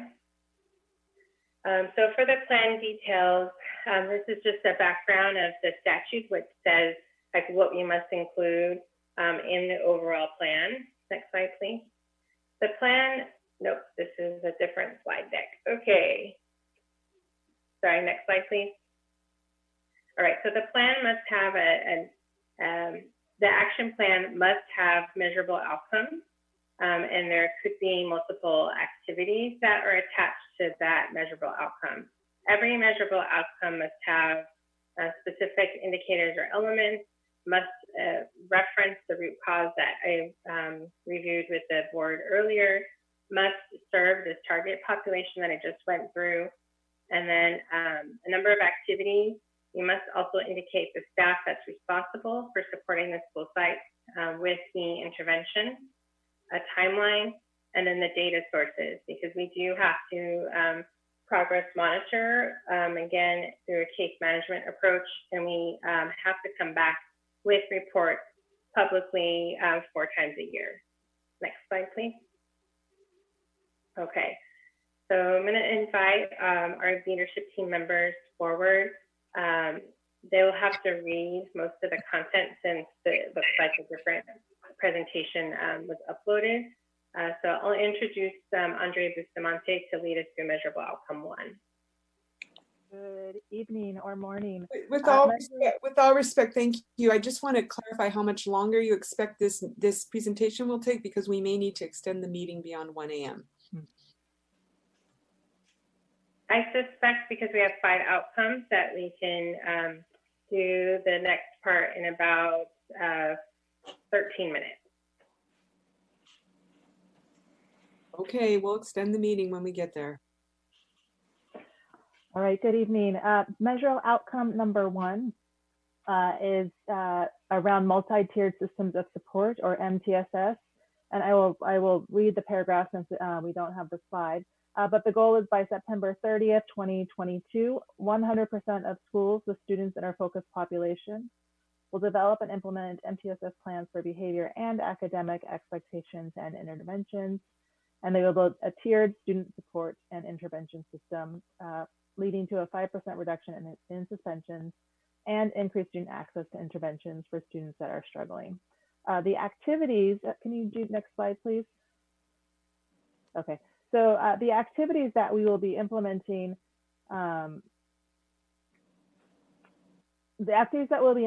be really focused on a couple of key areas. One is developing and refining multi-tiered systems of support plans at our focus schools.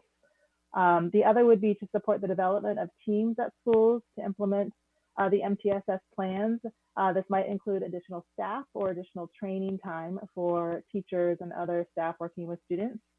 And then to develop and implement a coaching and support plan to implement new strategies, including Tier 1 for all students, such as Universal Design for Learning, and Tier 2 for some students who might need early behavioral support. And I will pause there and move on to outcome number 2. Good morning. So measurable outcome number 2, which really is addressing root cause number 1, with the racial justice, equity, and healing anti-racist training design and implementation.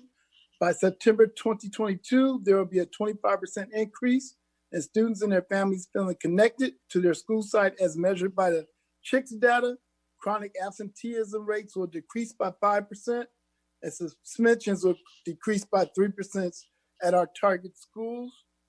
The activities for measurable outcome number 2 would include ongoing foundational equity learning, professional development to teachers and school leaders, integrated with literacy and MTSS training.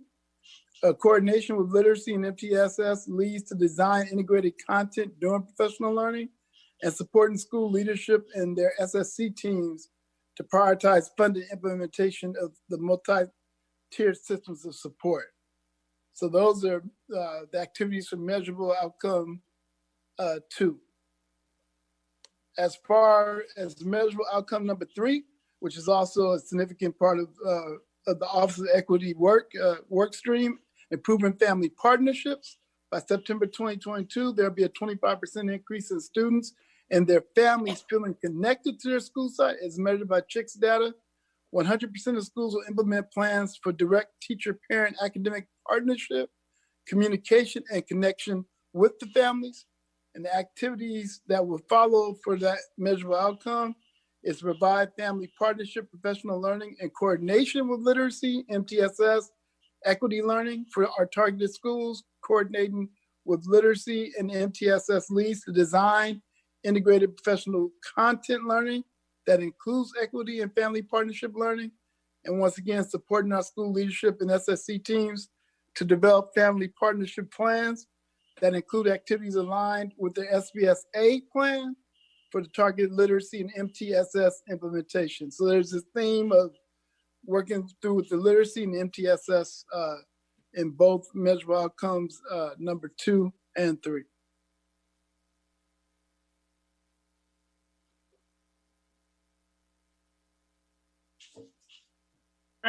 We'll jump in here with measurable outcome number 4. Jen Blake will be here to introduce measurable outcome number 4. Thank you. So happy to speak about this particular portion of the plan, which is focused on one of the key learnings from our file reviews, which indicated early history of communication delays that manifested in behavioral challenges for all of the students whose files we explored to learn the story of their journey through special education. And as a part of bringing on a multi-tiered system of supports approach in all of our work, this goal is specific to having an early intervention screening system and intervention service system for students who are presenting with communication related delays, either expressive language or social skills related delays in TK and K across our target schools. We would be utilizing data available through preschool and district literacy measures in order to do a universal screening of all students who are showing below benchmark literacy rates in grades TK and K. Thinking about this measurable outcome, we've designed some activities to support it, starting with this spring, doing some field work around identifying a culturally appropriate tool for the universal screener, learning from some of our neighbors what they're using, and then field testing with our current speech language pathologists to ensure that the tool is an appropriate measure to be able to identify potential areas of concern relative to communication.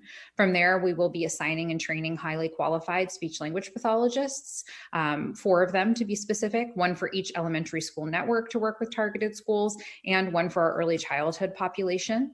And they will be doing a MTSS approach to providing professional learning for the faculty and staff at those school sites related to communication development, working with individual students in groups on pragmatic language and social skills, and working with individual students to provide short-term intensive speech language therapy directly related to areas of concern brought forth by the screener, also using data and feedback from our parents and caregivers. And then finally, we will be utilizing that data to make sure that we're doing ongoing progress monitoring to exit students who have made sufficient progress from the intervention and bring on new cadres of students as data warrants it. With the goal of course, being that we will have fewer students enter our special education programs under speech language impairment, and also be able to do some early intervention around the work that we know is a true connection between communication and behavior at the early elementary levels. And I think Wes is going to be speaking to our outcome number 5. Thank you, Jen. Good evening, board directors and superintendent. Wesley Jacques, executive director of academics and instructional innovation. Measurable outcome 5 is focused on improving early literacy. As part of a plan to reduce disproportionality for social emotional disturbance for African-American students, it's important to note that many of the students in the staff's file review during the root cause analysis found that many students also were experiencing reading challenges. This goal is aimed at improving literacy, but also building positive identity and engagement with school, and ultimately reducing the disproportionality that Director Aguilera spoke about at the beginning. The outcome is grounded in early literacy measures in our iReady assessment system, which we've begun using this year as a universal screener. One of the outcomes is that 80% of students will master foundational skills in kindergarten. And then there are growth measures in first and second grade as well. The activities, the 3 activities that we would be focusing on to support the target schools and then population within those schools as well. One is monitoring and supporting the implementation of Tier 1 or universal practices, which are largely implementation of research-based curriculum, such as the SIPS curriculum that we're using for foundational literacy currently. The second activity is supporting the use of assessment to provide and identify students that are in need of Tier 2 and Tier 3 additional supports. And then the third strategy is around supporting the integration of the in-case management of all of the literacy supports together. So thank you so much to our leadership team for being here this evening. Just the last phase is phase 4, is the implementation. We will likely not hear back from the state after we submit the plan that we can move forward on implementing the plan until the end of January. But during that time, we'll maintain our stakeholder meetings. And then again, we will be coming back to provide quarterly progress monitoring as a requirement of the implementation of the plan. And with that, we'll take any questions that the board may have about the content of our presentation. And again, apologies for the blank slide. Thank you for your flexibility, and again, our apologies. When you have 40 years of experience leading the board, there's a lot of, just takes a while. Director Hinton. So I would, these are a little quick recommendations. Huh? Can you hear me?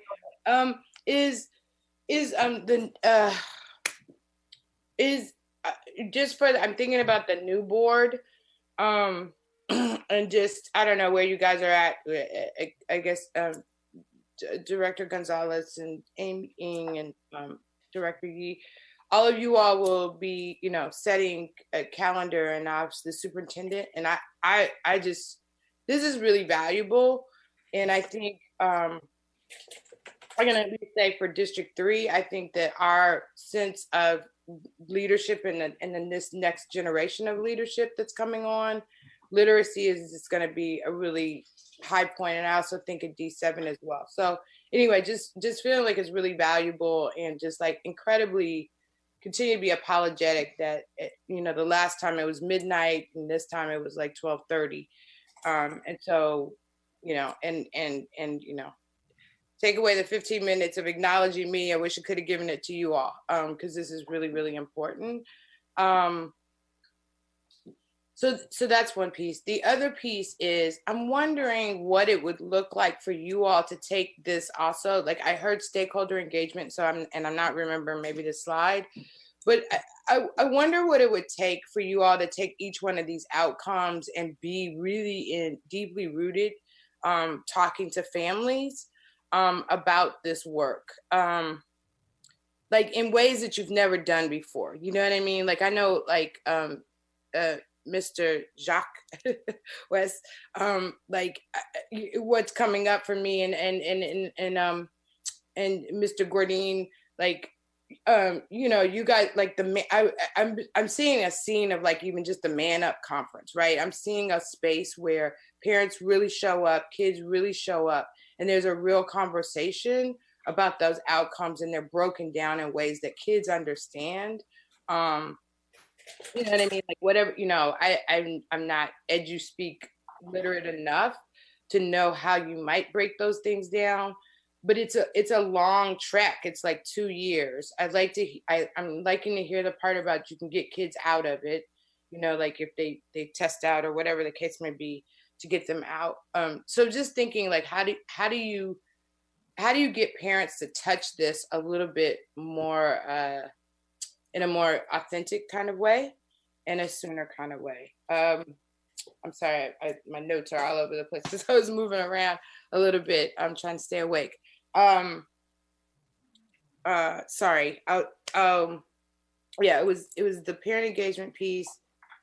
Oh, and I think what is the problem with scaling? Like, why can't you guys scale more? And I'll stop. That's a real question. In terms of the scaling piece, I can ask those questions of the state person that I checked in with, because even our stakeholder group has been wanting to serve more students under this plan, but they do have the target population description and all of the papers that we need to submit don't allow us to go above a 2% of our total population. So I can find out more details as to why that is, but it is the limit that we must. It just always feels like then this equity question, right? Of like who gets it and how do you make the choices and that kind of stuff. Like, and then there's kids left behind. So one of the items is B54. It's talking about leading educators, and so that strategy, and then there's the Beacon strategy, the Beacon school strategy under the courageous conversation stuff, and around because you said all your root causes, like for the most part, you can easily racialize that stuff, right? And so I'm wondering whether or not your Beacon schools are in this set as well, or how much you can even take if they're not Beacon schools. Is there stuff coming out of the Beacon school that someone internal can kind of help overlay in that kind of way? So leading educators, is that's what it's called? Because that's supposed to be some work, right, to help you all get better. I just want to, if you're not going to scale, how deep can you go and how much coordination of all the strategies you're doing? Or if they're in 3 different places, is there some over, you know what I mean? Like just conceptually, are they a lot of overlap? Same thing, it's a different tactic. Yes. And if I could just speak that briefly, Director Hinton Hodge, some of the strategies we named are universal strategies we're planning for all students across the system. So we may be focusing more deeply at these schools where the target that are identified for the target population. But for example, the curriculum implementation strategy that Leading Educators is supporting with that's a universal strategy for all schools. I just wanted to mention that.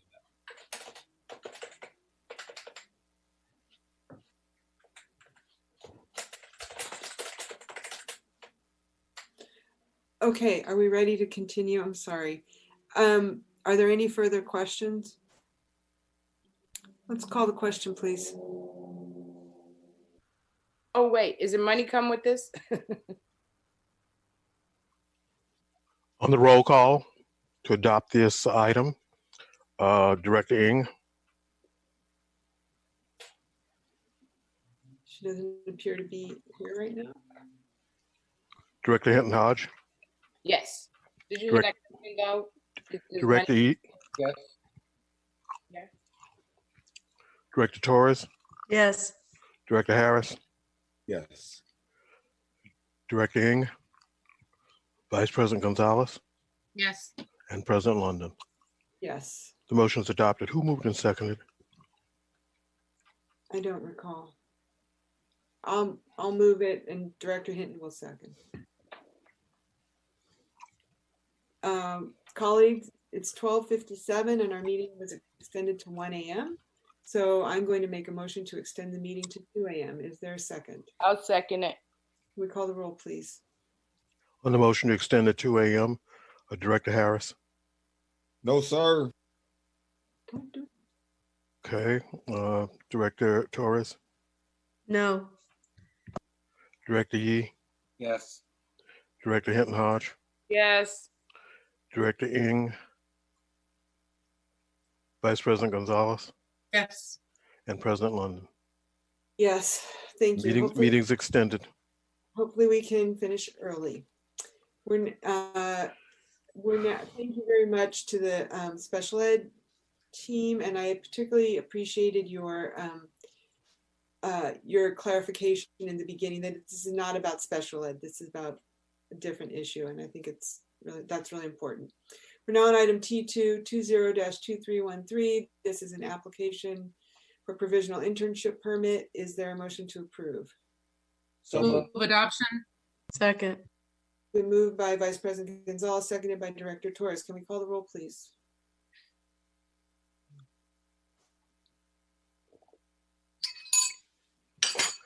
On the motion to adopt T.-2, Director Torres, Yes.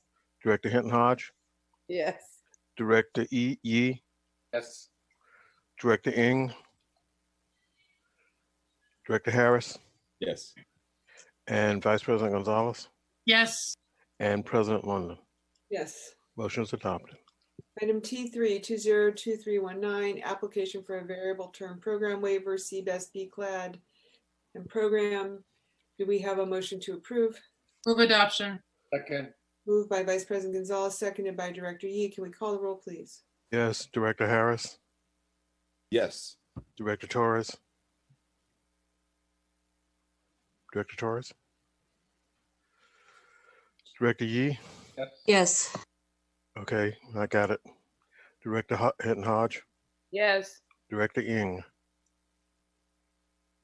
Vice President Gonzalez, Yes. and President London. Yes. Motion is adopted. Item T4, 20-2464, master dissolution and transfer agreement and associated legal agreements related to the Chabot Space and Science Center and the lease of 4919 Mountain Boulevard. Is there a motion to approve? You know what, Director Yee, you want to make the motion to approve? Yes.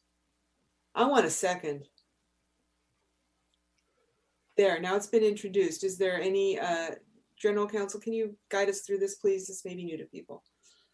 Sure. Thank you, Madam President. And I know we've heard from two of our board members elected tonight, but I'd just like to give a acknowledgement to Director Williams, who I believe was here at one point. They are all getting used to late meetings.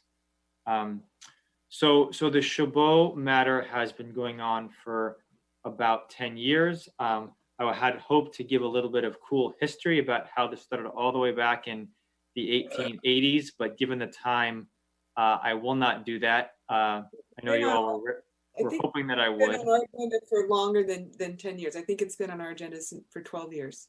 Fair, much longer than.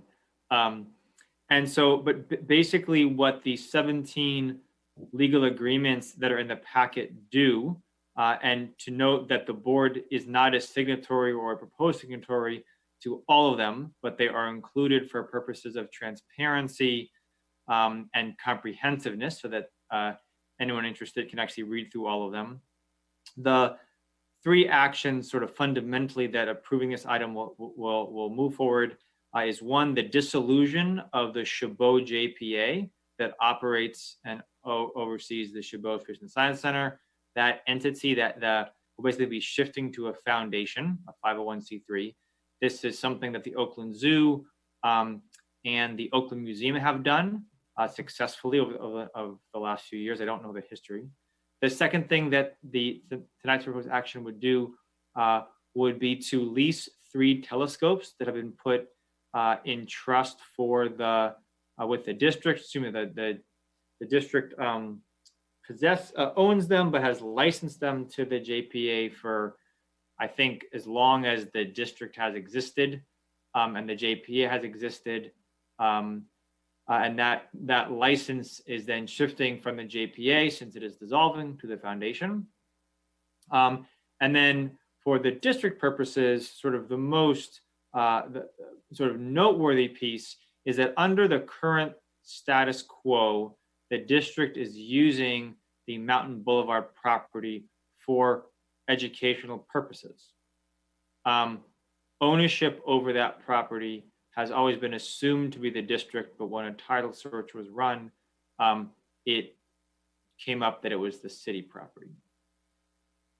In addition to that, the Chabot JPA does not have the funds to pay the district back for the debt.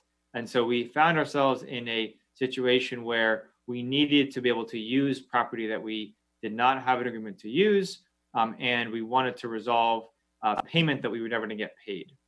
And so by granting the district a 60-year lease on the old on the Mountain View property, it provides appropriate compensation for the forgiveness of the $6 million.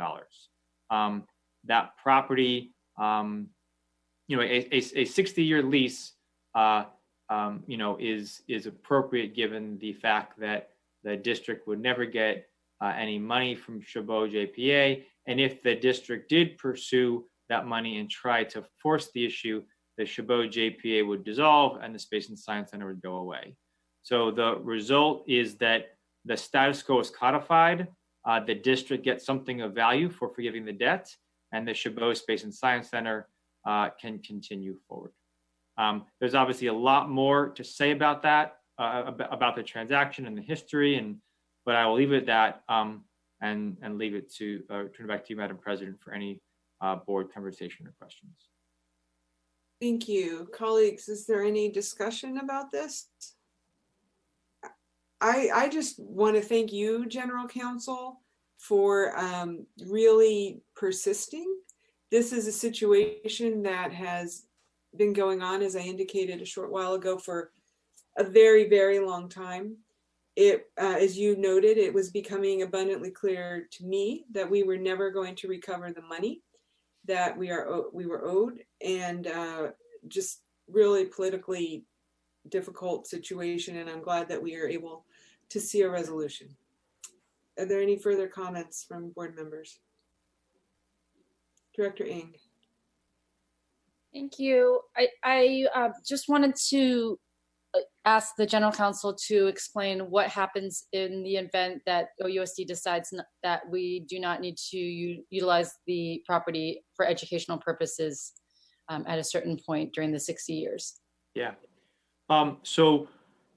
Regardless of whether we own the property or we lease it, we would, if for example, we wanted to explore another option such as employee housing or do it for something for a school facility purpose, we would need to get the proper zoning and permitting from the city. So the city is going to be involved no matter what. Under this lease, basically, we would still have to work with the city and figure out how we wanted to jointly approach the effort, given that they are now understood to own the property.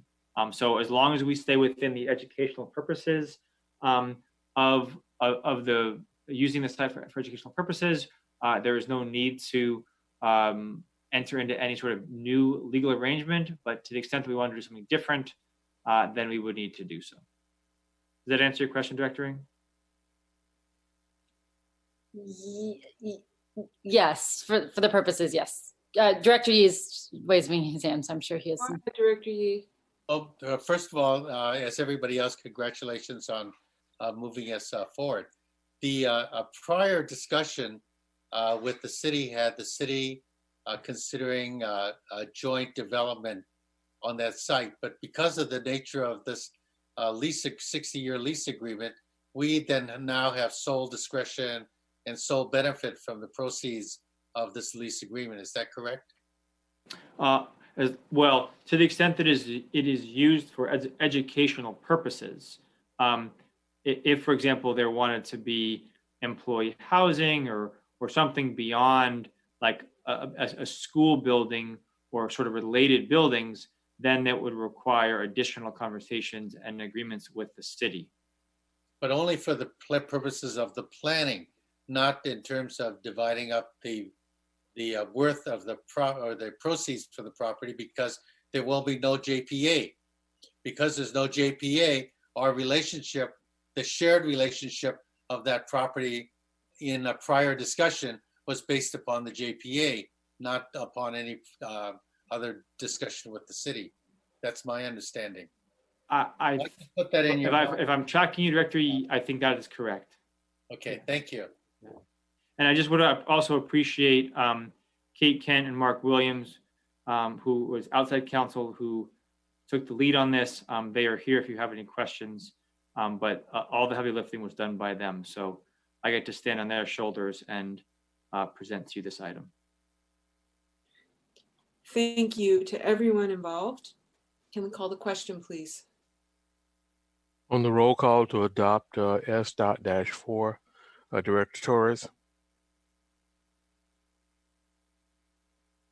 Yes. Director Harris, No. Director Hinton Hodge, No. Director Yee, Yes. Director Ng, Yes. Vice President Gonzalez, Sorry, yes. and President London. Yes. Motion's adopted. Thank you. Moving on now to item U, pupil discipline consent report. We have none. Item V, adoption of the general consent report. Is there a motion to approve? Madam President, before a motion is stated, we need to make some annotations, adjustments on the agenda Go ahead. for items V.-92 through V.-98. These are all facilities use agreements. I am informed that these items should be titled in lieu of Proposition 39 facilities use agreements. Thank you. That's the correction. With that correction, do I have a motion to approve the consent agenda? So moved. I apologize, Madam President. There's one other change. Because the board approved the Prop 51 agreement with Achieve, item V.-94, file ID 20-2500, which is an in lieu Prop 39 facilities use agreement with Achieve, that should be taken off of the agenda. Okay, with that additional correction, we have a motion. Is there a second to adopt the general consent report? So moved. Seconded by Vice President Gonzalez. Can we call the roll, please? Yes, who moved the matter? It was moved by Director Hinton and seconded by Vice President Gonzalez. Okay. I'm not looking at it. I'm sorry. I didn't pull. I wanted to speak on this consent agenda. Okay, can you do it in a minute? Yes, absolutely. Great, thank you. So leading V54, leading educators, appreciation to the staff around selection of this, and I'm gonna be probably a bit superficial, but it looks like a firm that is with a significant amount of folks of color doing this educational work. So that I really appreciate that.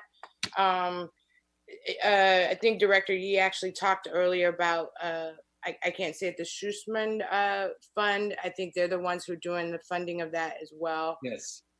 So good work to kind of, again, have us have more resources. We have a big COP grant. And so, I just feel the irony some days. And then V102 is around micro colleges. And this is something that was brought forward over a year ago, and we weren't able to kind of move it. But it really is something for people to look at, to really support our students that might be falling behind. And I think in light of kind of COVID and learning loss, et cetera, just an appreciation to the staff around kind of moving this. And it was something that came from the community, came from the NAACP. And I think Oakland Promise is engaged in it as well. And so this is going to be one of those, I think, intensive programs to kind of, get people up to credit, but also college, they're in college and entering with lots of supports around them. So I'm really excited to see that work and hope that people will track it. And then the last, I'm no time, but the Office of Equity got $200K, and there's some pre-K work in that. So that maybe even think about the piece that we just heard earlier, that plan, and whether or not there's overlap in that work. So that's it. Thank you. Call a question. Thank you. Can we call the roll, please? On the motion to adopt the general consent report number 1 as modified, Director Ng, Yes. Director Hinton Hodge, Yes. Director Yee, Yes. Director Torres, Yes. Director Harris, Yes. Vice President Gonzalez, Yes. President London, Yes. the motion is adopted. Thank you. We have to finish this before Mr. Rakestraw loses his voice. We're going to go now to item V1, which is adoption of the general consent report for the general obligation bond matters. Is there a motion to approve? So moved. Second. Moved by Director Yee, seconded by Director Hinton. Can we call the roll, please? On the motion to adopt the second general consent report regarding GEO bond contracts, Director Harris, Yes. Director Ng, Yes. Director Yee, Yes. Director Torres, Yes. Director Hinton Hodge, Yes. and Vice President Gonzalez, Yes. and President London. Yes. Motion's adopted. Thank you, Mr. Rakestraw. I don't think you have to talk for the rest of the meeting. We're now going to go to item W, which is the introduction of new legislative matter. It's my understanding, Director Hinton, that you are going out with a bang and you have an item you wish to introduce. Yes. Apologies, I gotta turn my computer back on. Well, I can just kind of speak to it. The Lincoln Child Center over the last couple of years has been in a partnership with Mandela Housing Development, which is right on 7th Street. If people don't know, in the West, and also First Five, and then Holy Names. And Holy Names made a commitment to West Oakland TK 0 to 5 students and families around admission in the year 2033. All of those students will be freely and paid for admission to go to college at Holy Names. And so this pre-K program, or again, early childhood, program, they kind of came forward earlier with an MOU. We weren't able to really execute that. And so what I am bringing forward, and obviously this will be something that Board Member-elect Van Cedric Williams will carry forward, is a commitment by this board to explore partnership. Just a resolution, again, to kind of like acknowledge the program that they're doing, and that this district would kind of stand beside them in doing this kind of early childhood work. Right now, the program is in existence, and it's predominantly African American students and Yemeni students, and also students Eritrean, East African communities that are participating in it. And so hoping that there will be some amazing collaborations across our ECE programming, but also probably our ELMA office as well, to kind of work with those students. And so, I would just hope that people would say yes tonight, and then it goes on to the new body of people. And Leticia Henderson from Lincoln Center and alumni McClymonds is the lead in the community in doing that. Thank you for that. That concludes item, whatever that was, W. We're now on item X, regular board member reports. Are there any regular board member reports? I have something. Go ahead.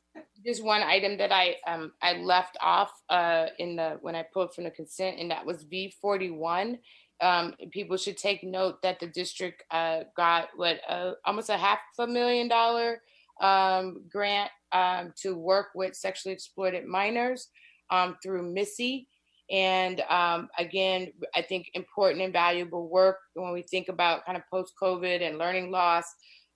It'll be training for staff, et cetera. And so again, I keep wanting to emphasize where are the intersections around if we're going to talk about implicit bias.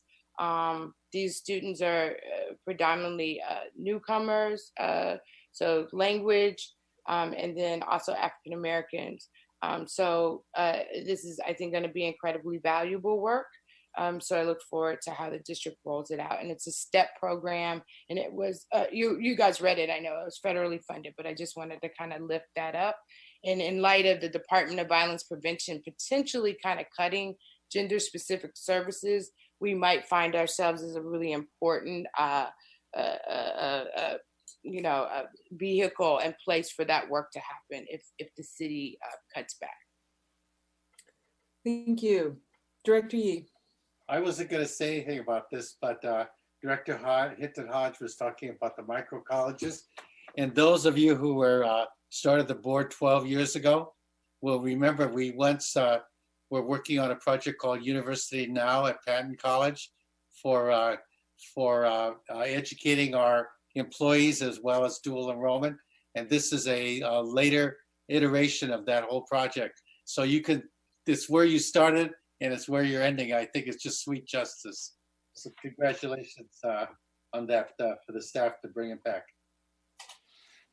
Great. We're now on item Y, which is agenda building and work plan review. And I know it sounds crazy. This is my last shot. My suggestion on how you build the agenda and the work plan is that in November and December, you hold 2 business meetings because both of these meetings have been very long and we've tried to cram 2 meetings worth of business into 1 meeting. And I really think that even though it might be a hustle to get agendas prepared for 2 weeks in a row, like don't hold the meeting the week of the holiday, but just hold 2 meetings so that we're not here this long. That's really why we're here so late tonight, because we're trying to do 2 meetings worth of business. Anybody else have anything to add? You did good, President London. Well, I'm going to be sad because this is the end of this particular last business meeting of this board. It's unusual to have a board where for 8 years now, no, 6 years since Director Ng and Vice President Gonzalez joined, we have been together. And Director Yee, you coming back onto the board, it was like you were never gone. So, I think this is a really special time and a special moment. It's unusual in the history of our city, I think, that coincidentally 4 people would choose to not seek re-election in the same year. And I want to offer personally to the superintendent and her staff and to the remaining directors who will still be on the board that I'm a resource for you, whatever you need, because it's just, you never know what's around the corner in Oakland. Does anybody else have any final thing you want to say? Director Torres. I just want to say thank you to our staff for the meetings. Thank you to Ofen, thank you to Linda, and thank you to Edgar. Not to be mean, but when you hear things throughout the night about 15 minutes, but then that starts out at 15 minutes and then the next person it's not 15 minutes, or we have 3 minutes to speak and then it turns into 5 because the clock ends and then it's not enforced. I really hope that in the next year you have an opportunity for some change with 4 new people, but that timelines will be really strictly followed, regardless to who's talking, why they're talking, and what they're talking about, because these could probably end by 10 if you simply followed those types of things all night. So I wish you the best, the 3 of you, in the new board members coming aboard and hopefully making even more changes to tighten this up, because it's definitely a little bit of a loose train after about 9 o'clock. But thank you for all of your work to make the board meetings amazing. I wish this last year was not on a screen.